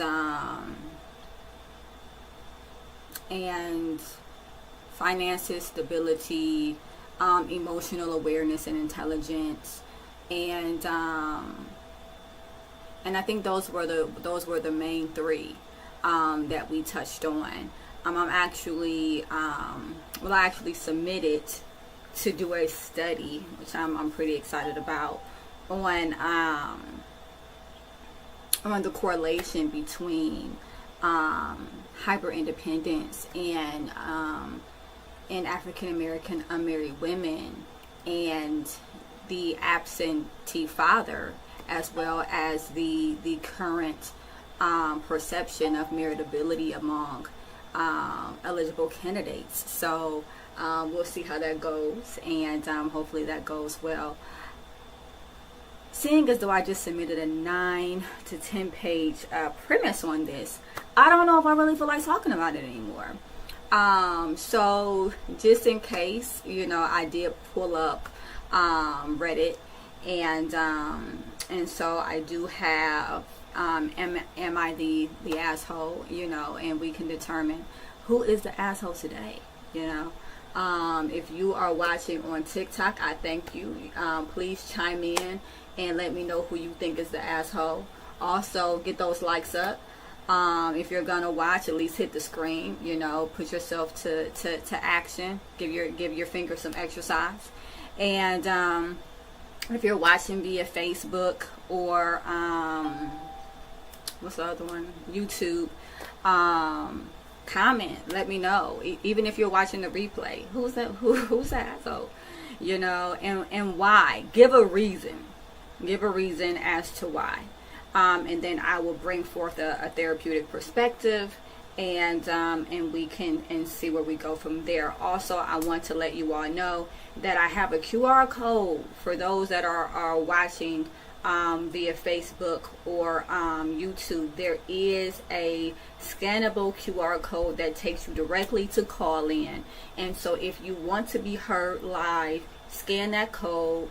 It'll put you in our room. You can become one of our callers, and then you can hear yourself live and then replay yourself as much as you want, if you want, right? So, Dante, talk to me. Where you at? Mr. Machismo, where you at? I am right here. How are you, sir? Thank you for joining us today and being a faithful panel member. I appreciate you. Oh, cool. I came for the Reddit, I think. Did you? All right. That was kind of interesting. All right. So there's some crazy scenarios that you kind of hear about that you may not normally. So it's kind of enlightening. It just opens your perspective. Like, these things happen. Yes, these things do happen, and it's really interesting because these happen in a publicized way. Right, so there are things that I just absolutely cannot talk about that, you know, as it relates to my clients, you know, just due to client confidentiality, HIPAA, and all of that stuff. But this stuff here, it's fair game. It's like right there, it's open. It's, you know, so juicy. Did you say juicy? Yeah, a little juicy. A little juicy. All right, so I sent. So I saw this one and I was like, I have to do this one. I have to. And so, listen to this title, Mr. Machismo, and all of those that are watching. And remember, hit that like button. If you're watching, hit the like button multiple times and also share. A toxic ex sent me an unsolicited genitalia photo, right? So I took a screenshot and sent it to his wife. And boom goes the dynamite. Yes! Boom, boom, boom. Okay? Not even just one, right? And remember, we are taking callers and comments. So again, feel free to scan that QR code. It'll put you right in our call-in app. And if you are on TikTok, definitely put comments in on who you believe is the asshole, and we will acknowledge your comments if you get them in time. So the title says it all, is what it says, right? This happened a few years ago. I was with a guy for almost 2 years and ended it when I caught him cheating after suspecting it for a while. Several years passed by and he kept trying to talk to me or get us back together. All before and after he got this girl pregnant and married her. I blocked him for several years. He tried to talk to me via other numbers. I blocked them too. I had deleted WhatsApp for a period of time, reinstalled it later to use, not realizing after deleting the account and reinstalling it, it removes blocked numbers from the account. Sure enough, after some time, he tried talking to me again. Now, mind you, based off of this timeline here, this dude is married and either is a father. It seems like possibly already a father, or at least about to be a father. So just keep these things in mind here when we're making a decision.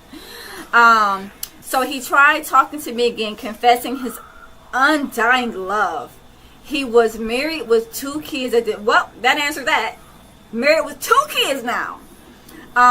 Before I had a chance to block him since I was busy at work. You can miss me with the busy at work. You had time. He sent me a pretty graphic photo of his member. All right. as though she had not already seen it. The photo was in his supposed bedroom with plenty of background details of the room. I snapped a photo. Right. So you can't say, well, this was from a long time ago. She's pulling this up from 2 years ago. No, like your kid's pacifier is on the bed, sir. So you're just done. So I snapped a photo of the one-sided conversation. I love how she's putting like these things in there to like say like I'm not guilty, as if someone is saying to her, well, what did you do? You know, and this leads me to think that maybe this person had a conversation about this, and like friends or family kind of maybe asked like, well, what part did you play? Why would he be messaging you? What did you do? So she's putting in all this extra information that kind of absolves her, and that's normal. I hear that a lot when clients tell me different scenarios. Anyway, the one-sided conversation and the proverbial unsolicited image, and sent it to his wife via Facebook Messenger. My family knows his family, so she wasn't difficult to find. Despite him being blocked on my end, I kept it brief, but I told her I'm his ex he cheated on, to be wary of his ways, and that I'm sorry to have to show her this. I blocked his number again, keeping in mind about keeping WhatsApp activated, and moved on with my life. They are still together in a seemingly turbulent relationship. How do we know that? That is a question. I feel terrible because they have kids, and she seems like a nice person, but he's a piece of junk. I felt this was appropriate to share here. It almost doesn't sound like she thinks she's an asshole, so I don't know why she is putting this commentary, but I think that in all honesty, hey Mojo, I think that in all honesty, she's feeling guilty, right? She seemed pretty disgusted or upset that he was still doing the same types of behavior, which is probably a part of his attachment pattern, and probably pattern of impulsivity, right? And oh, I got some comments. Let me see. Oh, and so, you know, some impulsivity I'm seeing here, and so she goes and she, you know, sends this picture to his wife. I don't know exactly what she was hoping to achieve there, but it sounded like that she thought that the wife should know. So before I kind of get into some of the layers of this here, Mr. Machismo, where you at? What do you think? It's kind of cut and dry a little bit. You think so? Yeah, that is that is kind of deep. First things first, this guy is definitely he the bad guy, Chico, in my Razor Ramon voice. Yeah, he the one at fault. Now, there's a thing called the thrill of the chase. He suffers from it. It's definitely people wanting what they can't have. And he sounds like someone that's never happy in a situation. And that happened a lot on both sides of the fence, men and women. So there's that. Okay. Then to on the other end of the spectrum, there's, unless we're dealing with a crazy case of narcissism where this person just doesn't believe fat meat is greasy and they just continue to reach out because they know it's going to hit eventually. If that's not the case, there is some sort of what they call that? There's some sort of coddling or some sort of allowance of this behavior for it to continue for this period of time. There's been some entertaining, even if it's on that Friday night where she done left the girl, or that Saturday morning for after brunch, or that Friday night with the girls at game night. There's been some sort of response back. And this is why she is preempting all of this information, right? Because someone has said the same thing that you said, And she's like, no, let me explain. I downloaded the app again, but I forgot that it unblocked him, and I did this and I did that, and I wasn't entertaining him, and I didn't reply to him. Like, she's saying these things because she wants individuals to know, hey, I didn't do anything. This dude is just someone that just doesn't give up easy. And he consistently pursues me. But I do have. Go ahead. I'm with you. That because it's hard. I don't know because I'm learning that. Yeah, it's a lot. Maybe stuff isn't as black as white as things should be. I should say, but I mean there could be the preemptive strike where she's approaching it because someone mentioned it, or she's approaching it because it's true. So that, will kind of just lead to interpretation. Just kind of depending on where you stand on the fence with that one. So a lot of times. Let me unwrap that a little bit. You mean like when because what I'm getting from that is an example of how like people tell on themselves. Like they're trying to be preemptive. They tell her subconscious knows that she allowed this behavior to some extent. Maybe not to the extent where it is now, but any type of response is a response in a way encouragement for some. You ever heard the saying, "You give an inch, they're gonna take a mile." Well, he's taking 17 country miles. It sounds like, but he's taking a lot of miles. But that's but there's history, so that's the variable in the room, the big elephant in there. Well, we don't know exactly the extent of that 2 years and what really everything is, because we know what she's telling us, but we don't really know the rooter to the tutor. We know that part, but we don't know under work. I'm not saying there's any circumstances, but we don't know if she did before. She's just telling one side. There's a lot of stuff to kind of ponder, but overall, I mean, he's the bad guy. So let's just put that. Let's just put that hang that. That we know. We can pin that. We know we can pin that. And my thing is, he could just be a jerk, and that exists. Those individuals exist, like people who see that you're moved on, and they're all of a sudden they're still hitting you up for whatever reason. Now I do agree that the consistency of it over several years seems a bit redundant.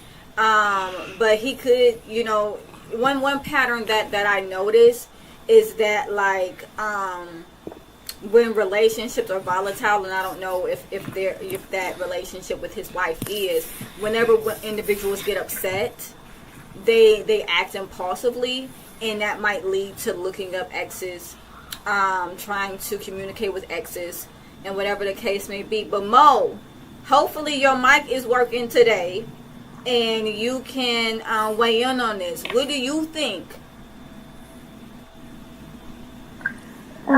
Hello, everybody. Hey, Mojo. Yo. So, this is very good. One of the things that I noticed is that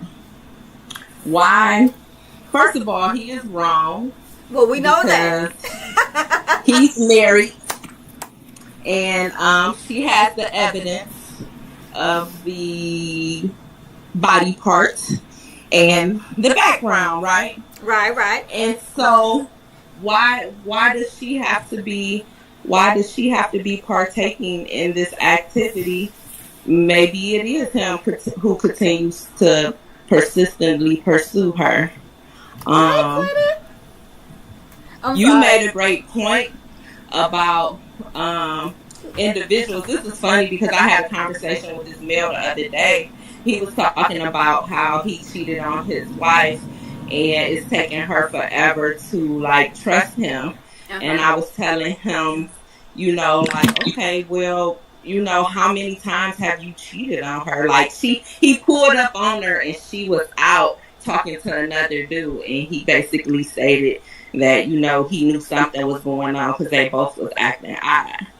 And, you know, I wasn't justifying her behavior, Right, but right. I did ask him, like, how many times have you cheated on her? I mean, and this opens up How? Something, because I get clients, right, couples that that come into my office, love couples, and they will begin to talk to me about the infidelity and the relationship. And sometimes it will be one person talking about how they can't get over the infidelity, right, in the relationship. And then a couple of sessions in, it'll come out that they were also unfaithful.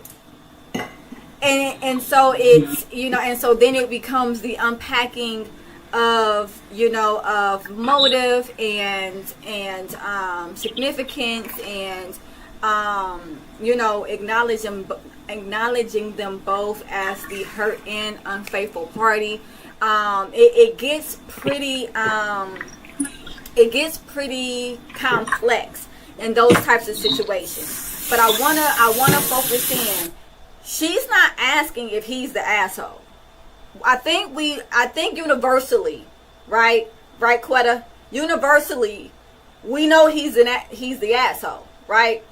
However, she's asking, is she the asshole for sending the pic? But I do want to touch on, Monicia, what you said, where, you know, I do question why Mr. Machismo says that she must have been giving something off for him to keep coming at her. Has anyone never heard of those guys who just don't stop? Or do you hold on. Let's Put it in perspective. I didn't say had to. I said could be. There's a difference. In my bill collector voice, I didn't say anything definitive. I said there could be. I'm giving two sides of the spectrum. There's always the other side, so we don't know. There's a lot of ambiguity with that. So carry on. Well, Quetta says that he is the asshole, so she agrees with that, and I think that's universal that he is. But I appreciate you clarifying, Mr. Machismo. But still, it's interesting that is the perspective that comes up, is, oh, well, you know, for it to have been that long, there must have been something going on, or there could, let me put my quotes up, there could be, right, something going on. But Mo, you know, woman to woman, now we all know about those dudes that are just like, not come on, like they not getting it, not getting it. So what do you think about that? Like, could that have been the case where, like, this dude just sporadically is messaging her over several years? Yes. Being a woman, I've experienced it. I don't know how many else have experienced it. I mean, but I have. There are men who will. Okay, well, there are men who will continue to pursue you when you say no, when you're not interested. Yes. But I don't think she was wrong. I respect her for sending the picture. I call that being a real woman.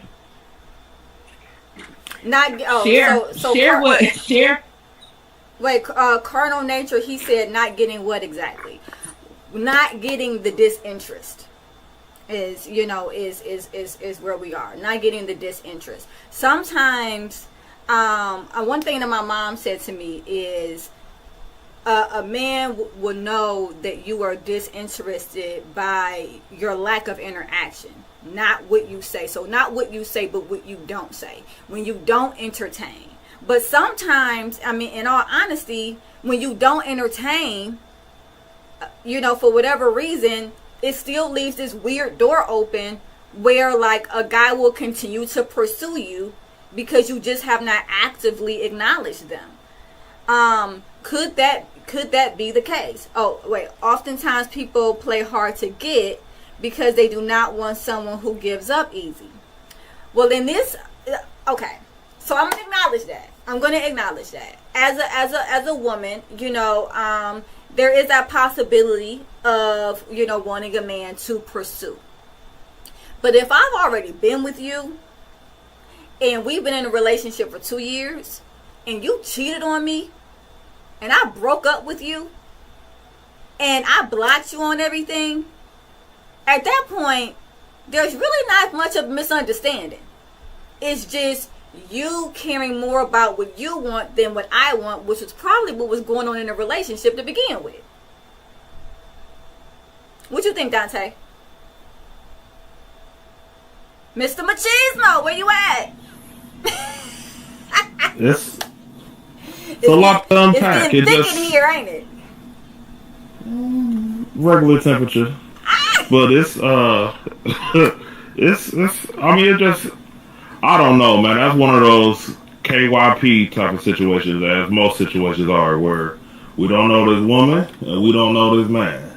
So to get perspective, we are on a podcast per se, so both sides and all sides are needed to kind of give an idea of what could be, because we're not talking in definites. There's no definitive answer to this.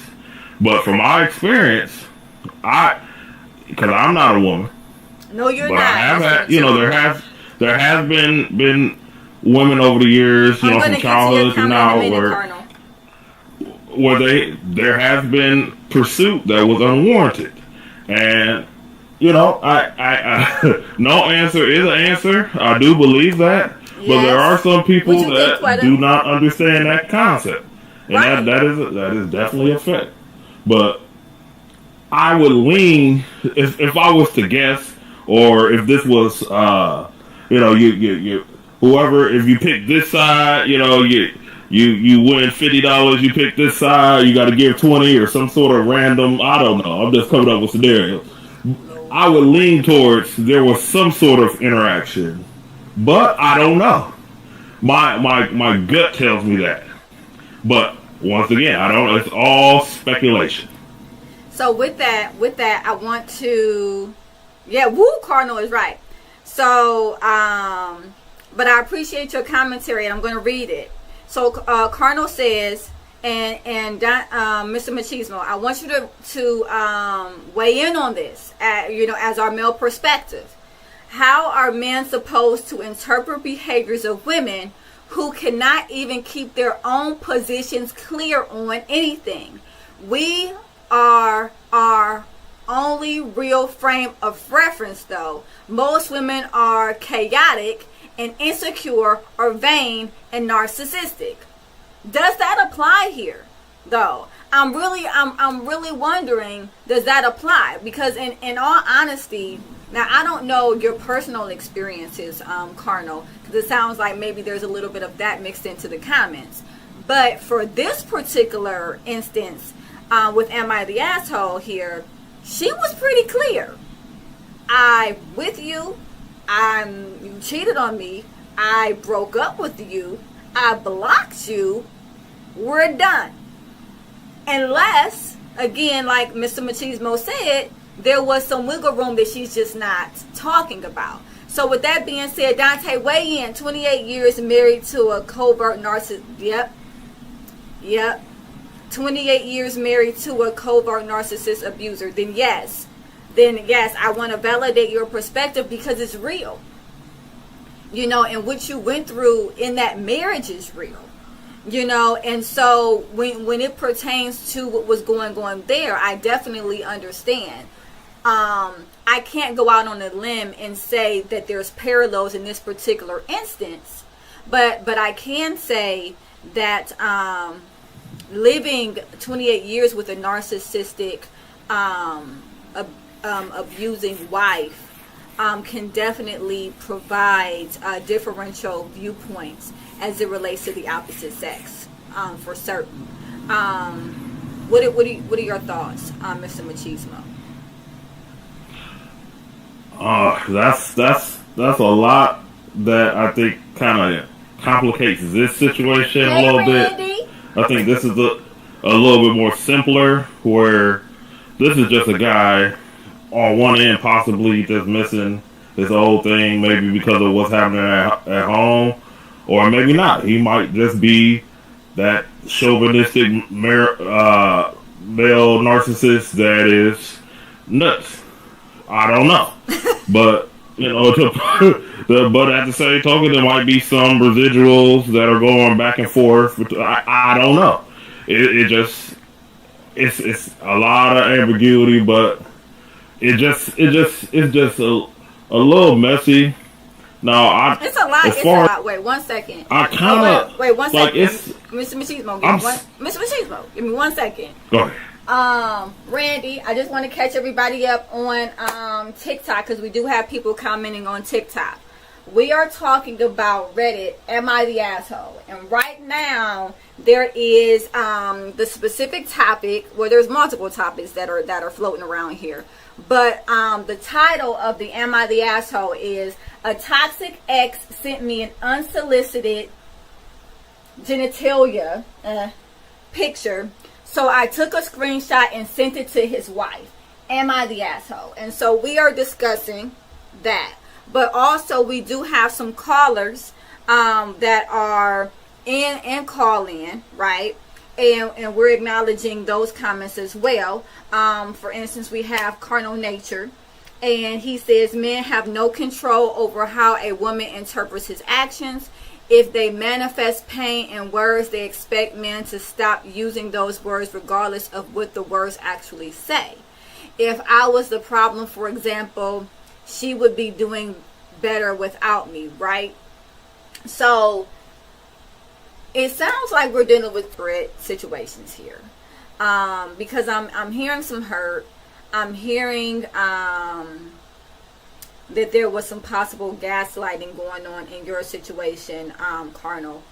And also hearing, I'm sorry, is the audio scrambling for everybody, or is it just Carnal? He's working up a little bit. Okay, wait a minute. Is this better?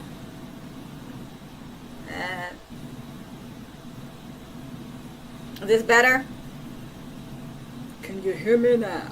Oh yeah, there we go. We're back. All right. Well, I always when I hit with the deep voice, it comes in. I don't understand that. But what I was saying is, with Carnal, what I was saying, I'm hearing that there may have been some gaslighting within the marriage. I'm hearing that maybe he felt like he was perceived as the fault of everything within the marriage. And then I'm also hearing that if this was the case, the question, which is it may actually just is, wouldn't she be doing better off without me? Which implies to me that maybe she's not. Nevertheless, it's hard for me to really address that without having an actual circumstance that we're talking about specific to that. I recognize that this is a separate topic, and that these comments are not necessarily geared towards the Am I the Asshole commentary. And so definitely feel free to also inbox me.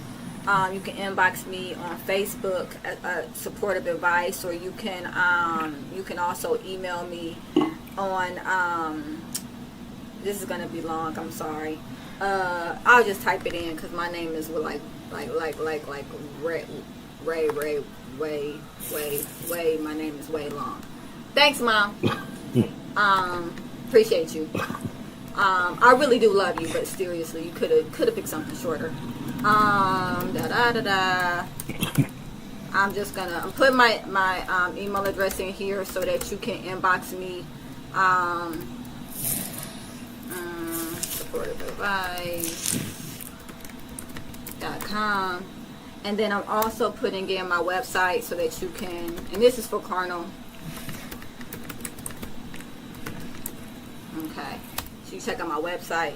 But yeah, and no, it's okay, because some of these things, in all honesty, they trigger other things, and so when we're talking about this woman and whether or not she's the asshole, it brings up perspective of, what was going on in our own relationships, if there was gaslighting, if there was omission of details that is making this person look different than how they should actually be perceived, you know, which comes in with, you know, your experience with a narcissistic spouse and things of that nature. You can perceive this commentary as blaming, where she's blaming this guy, but she maybe is omitting details, or maybe she was leading this person on. And because we don't have the information surrounding any of those things, it becomes, you know, very ambiguous, as Mr. Machismo said. And so then, you know, it's definitely fair that it trigger, you know, extended commentary. With that being said, can I get a vote? Can I get a vote? Randy, Quetta, Carno, Michael, Mr. Machismo, Mojo. Was she the asshole, people? Nah. Nah. Thanks, Mr. Machismo. Nah. No?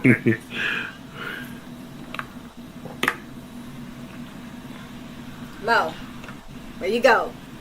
Help me out. No, I said no, she's not. I think, like I said, I think she should tell the truth. Show the evidence. Thank you, ma'am. I know that's right. Say it.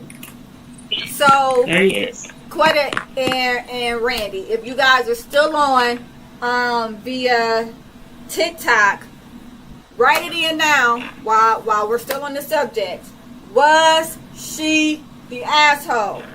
Yes or no?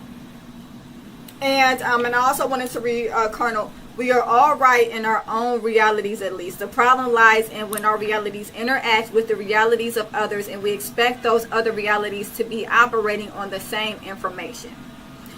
So basically what I'm hearing Colonel talk about, and what I'm doing here, is called reflective listening. It's something that I teach all my couples, because it cuts down on unnecessary confrontation, because it cuts down on individuals feeling misunderstood, because you get a clear understanding of what's being said. So what I am hearing Colonel say is that we all have different perceptions. And as it relates to perceptions, schema, you know, just the way that our cognitive skew, which is just basically how we think, how we see the world based off of our experiences, or whether or not we have mental illness, or whatever the case may be, based off of that, we have a personal truth, which might be different than the universal truth, you know. And so it doesn't necessarily mean that a person is telling a lie, or a person is specifically omitting information, when all honesty, they could just be telling their version of the truth. They could just be interpreting their own reality, their own, based off of their schema, which is basically the schema is the theme of their life, or how they see the world. And then, you know, you have your perspective, which is skewed by, you know, or possibly skewed by different cognitive distortions, which come from things that you've experienced, anxieties that you might have, or whatever the case may be. The universal truths are filters, traumas, impressions. Thank you. Colonel says our filters, traumas, and impressions. Absolutely. The universal truth, like a universal truth might be 2 + 2 is 4. That is something that we have collectively decided is true. That's not my perception versus your perception. It is something that is documented as a truth. So, well, Cardinal, tell me in what scenario 2 + 2, and I'm talking about a positive 2 and a positive 2, not equaling 4. So let me know that, because he said it depends on the scale and scope. Now it does, because it can be -2 plus +2, which doesn't equal 4. But when you're dealing with 2 positives, 2 and 2, coming together, you count them 1, 2, 3, 4, and that is something that has been determined as a universal truth. However, again, it's all about perspective when it comes to personal truths. So, with that being said, we have decided that she's not the asshole. You know, I think that it makes sense that she might feel guilty, right? I don't know if that guilt comes from, as Mr. Machismo said, that she was just kind of giving off a little bit here and there, you know, and you know, because it was several years, and you know, and it seemed like that this dude was pretty persistent, right? But I also wanted to say that it could be his attachment style, because there are attachment styles, which are, you know, sometimes it could be referred to as disorganized attachment, and sometimes it's referred to as anxious avoidant attachment, and it creates this pursuer distancer dynamic because of the anxiety. So basically, when someone is like into you, for instance, they kind of run away. They feel overwhelmed. They don't want to be bothered. But then when someone is saying, "Hey, I'm not into you," they're feeling rejected, or there's a possibility they think that they're going to really lose this person, they double down. And the anxiety of it can make it very impulsive, and it can create an environment that is not I'm looking for a specific word here, and I straight lost it, but you know, that's life. Rational, that was the word. It can create a mindset that's not rational. And so that means that there could be a situation where a girl is not responding, they've blocked you, they're not showing interest in you, but because of that anxious attachment style, you are continuously pursuing them to prove your own worth. You know, but that often goes back to how a person was parented, which again, we don't have any information on. But I wanted to throw that out there because that is a possibility. That is something that I see on a regular basis. Individuals actively pursuing people that are not interested as a way of proving their own worth. So seeking it externally versus internally. So I'm going to acknowledge this comment here by Colonel. 2 handfuls of mine may not equal 2 handfuls of yours. So therefore 4 handfuls of mine will therefore not equal 4 handfuls for you. Now that is a great perspective. However, it is outside the guidelines in which I'm presenting, which is literally 2 and 2. Not 2 handfuls, like just the number 2, a positive number 2 in an equation, and another positive number 2 in an equation equaling 4. That is a universal truth. So not 2 handfuls, not 2 sums of something, but literally just a basic equation of a positive 2 added to another positive 2, making a sum of 4. So with that being said, so there's another caller. Let me go ahead and take this caller. Alexi, you're on. Hello. Sorry, I just jumped in, and I wanted to make sure I understood correctly what you were just describing. Sure. The sort of the lack of self-confidence affecting the partners, basically. So, if I understood correctly, is that kind of like because you don't feel worthy of love, you start rejecting your partner, sort of, you try to like give negative feedback to confirm that they actually do love you. So, you know, you're like testing them, sort of. That can happen when someone is having low self-esteem. A result of that could be pushing your partner away because you want them to fight for you, because them fighting for you shows your worth. That can be part of avoidance behavior, 150%. So, I mean, that wasn't specifically what I was talking about, but that is definitely a great example of some avoidant behavior. Another reason for avoidant behavior is just the pattern of I feel overwhelmed when I'm pursued. So that can also cause avoidant behavior. what I was specifically talking about, and I think you could have missed it. We were going over a Reddit, "Am I the asshole?" and it talked about a male that was consistently pursuing a female for several years that was not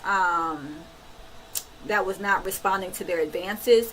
And what I was saying is that it could have been a part of an anxious attachment style that caused him to impulsively pursue her, even though she wasn't showing interest. What do you think about that, Alexi? Well, like I said, I really apologize because, like you mentioned, I've only caught the end of it, and then it was just so actually thinking about. But yeah, it sounds like you're saying it's like stalking, sort of, right? When you don't. Like, What's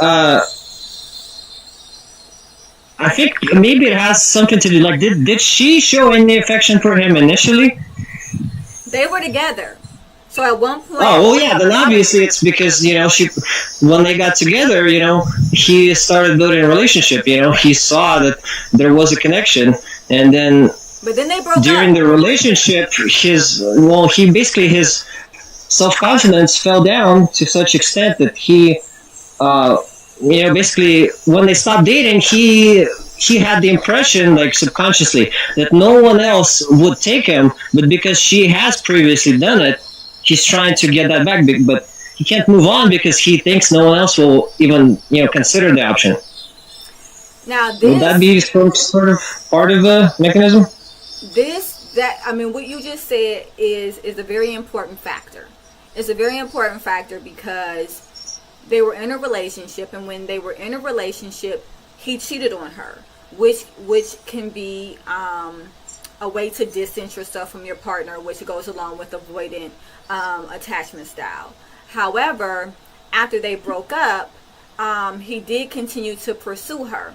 Now, here's where it gets tricky, Alexi. He's married with 2 kids, and he continues to pursue.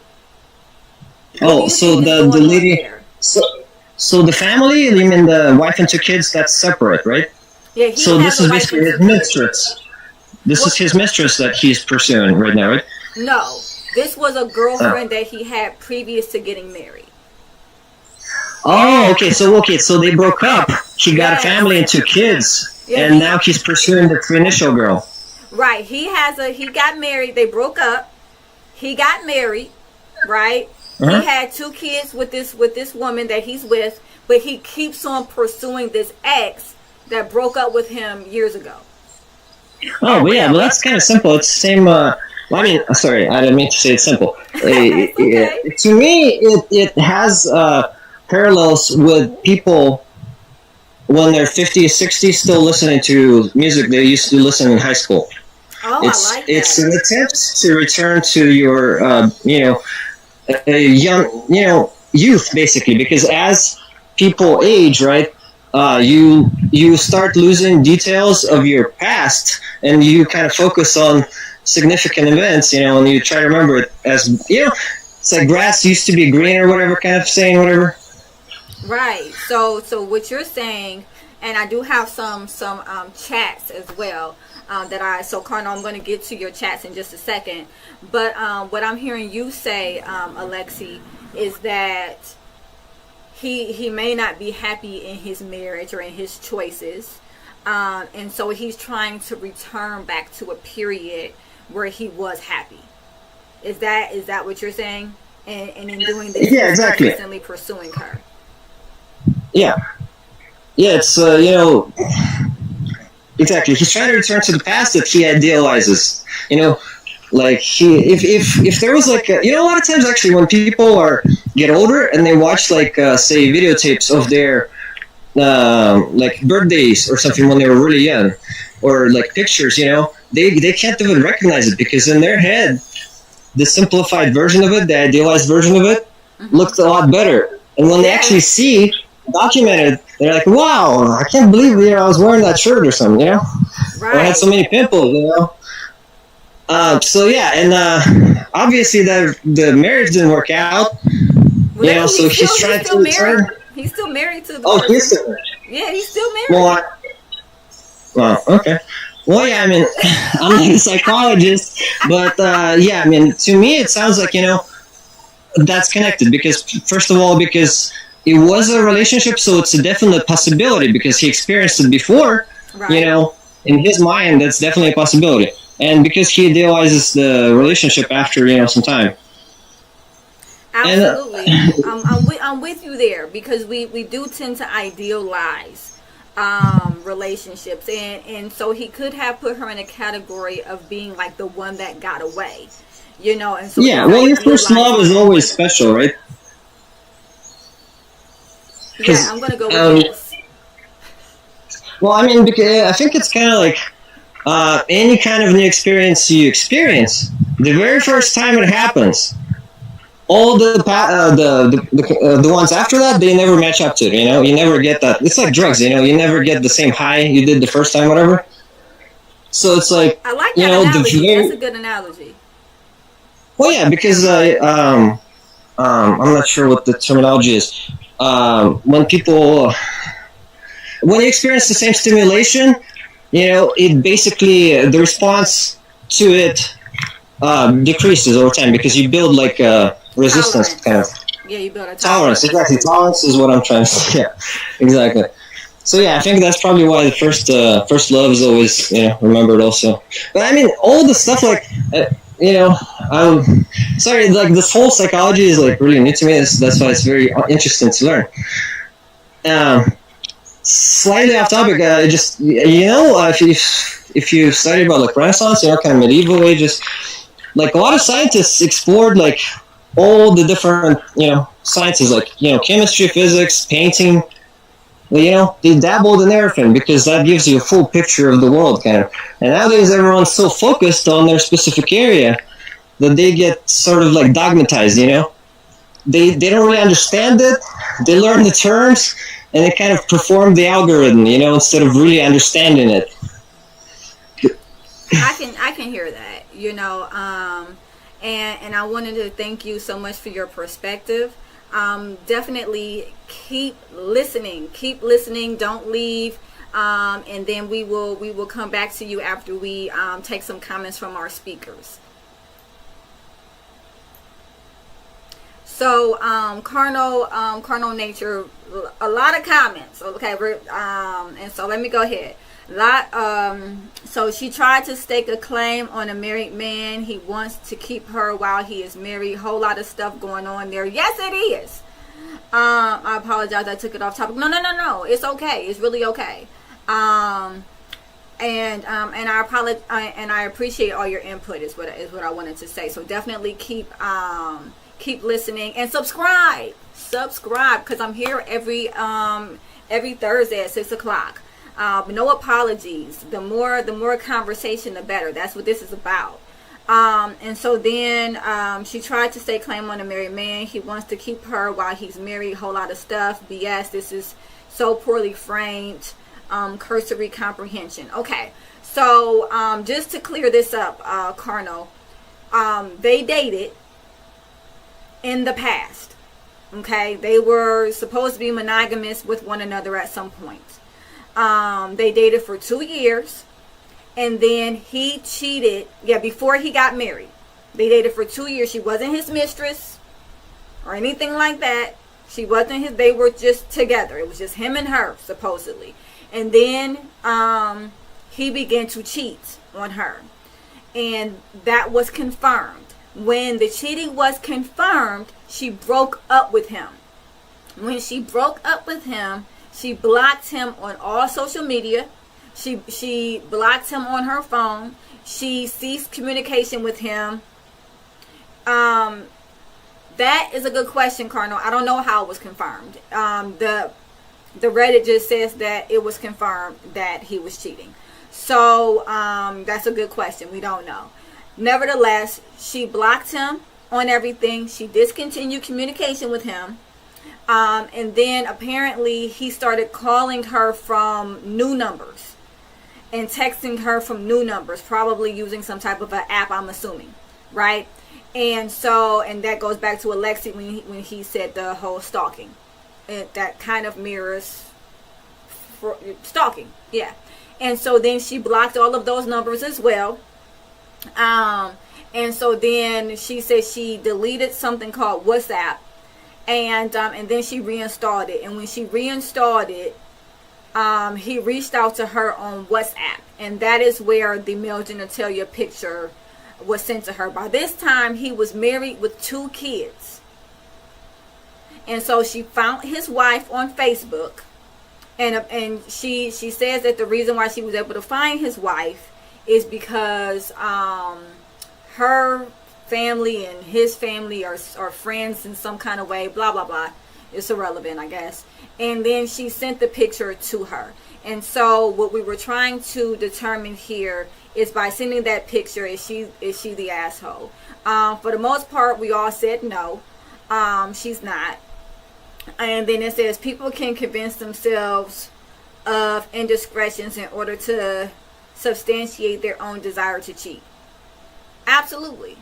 And again, this sounds like this is coming from your perspective that was developed within your marriage, which absolutely makes sense. So yes, that is a possibility. I'm going to just take this person's word on it, just because I don't have any evidence otherwise. And if he was pursuing her while he's married with 2 kids, that shows a pattern of infidelity. So I mean, it's not far-fetched that he may have cheated on her, because a lot of times infidelity is in patterns. But I do want to give my speakers a chance to comment on Alexi and what he said, as well as what Carnal is saying, and just kind of get Mr. Machismo and Mojo's perspective of this while I drink some water.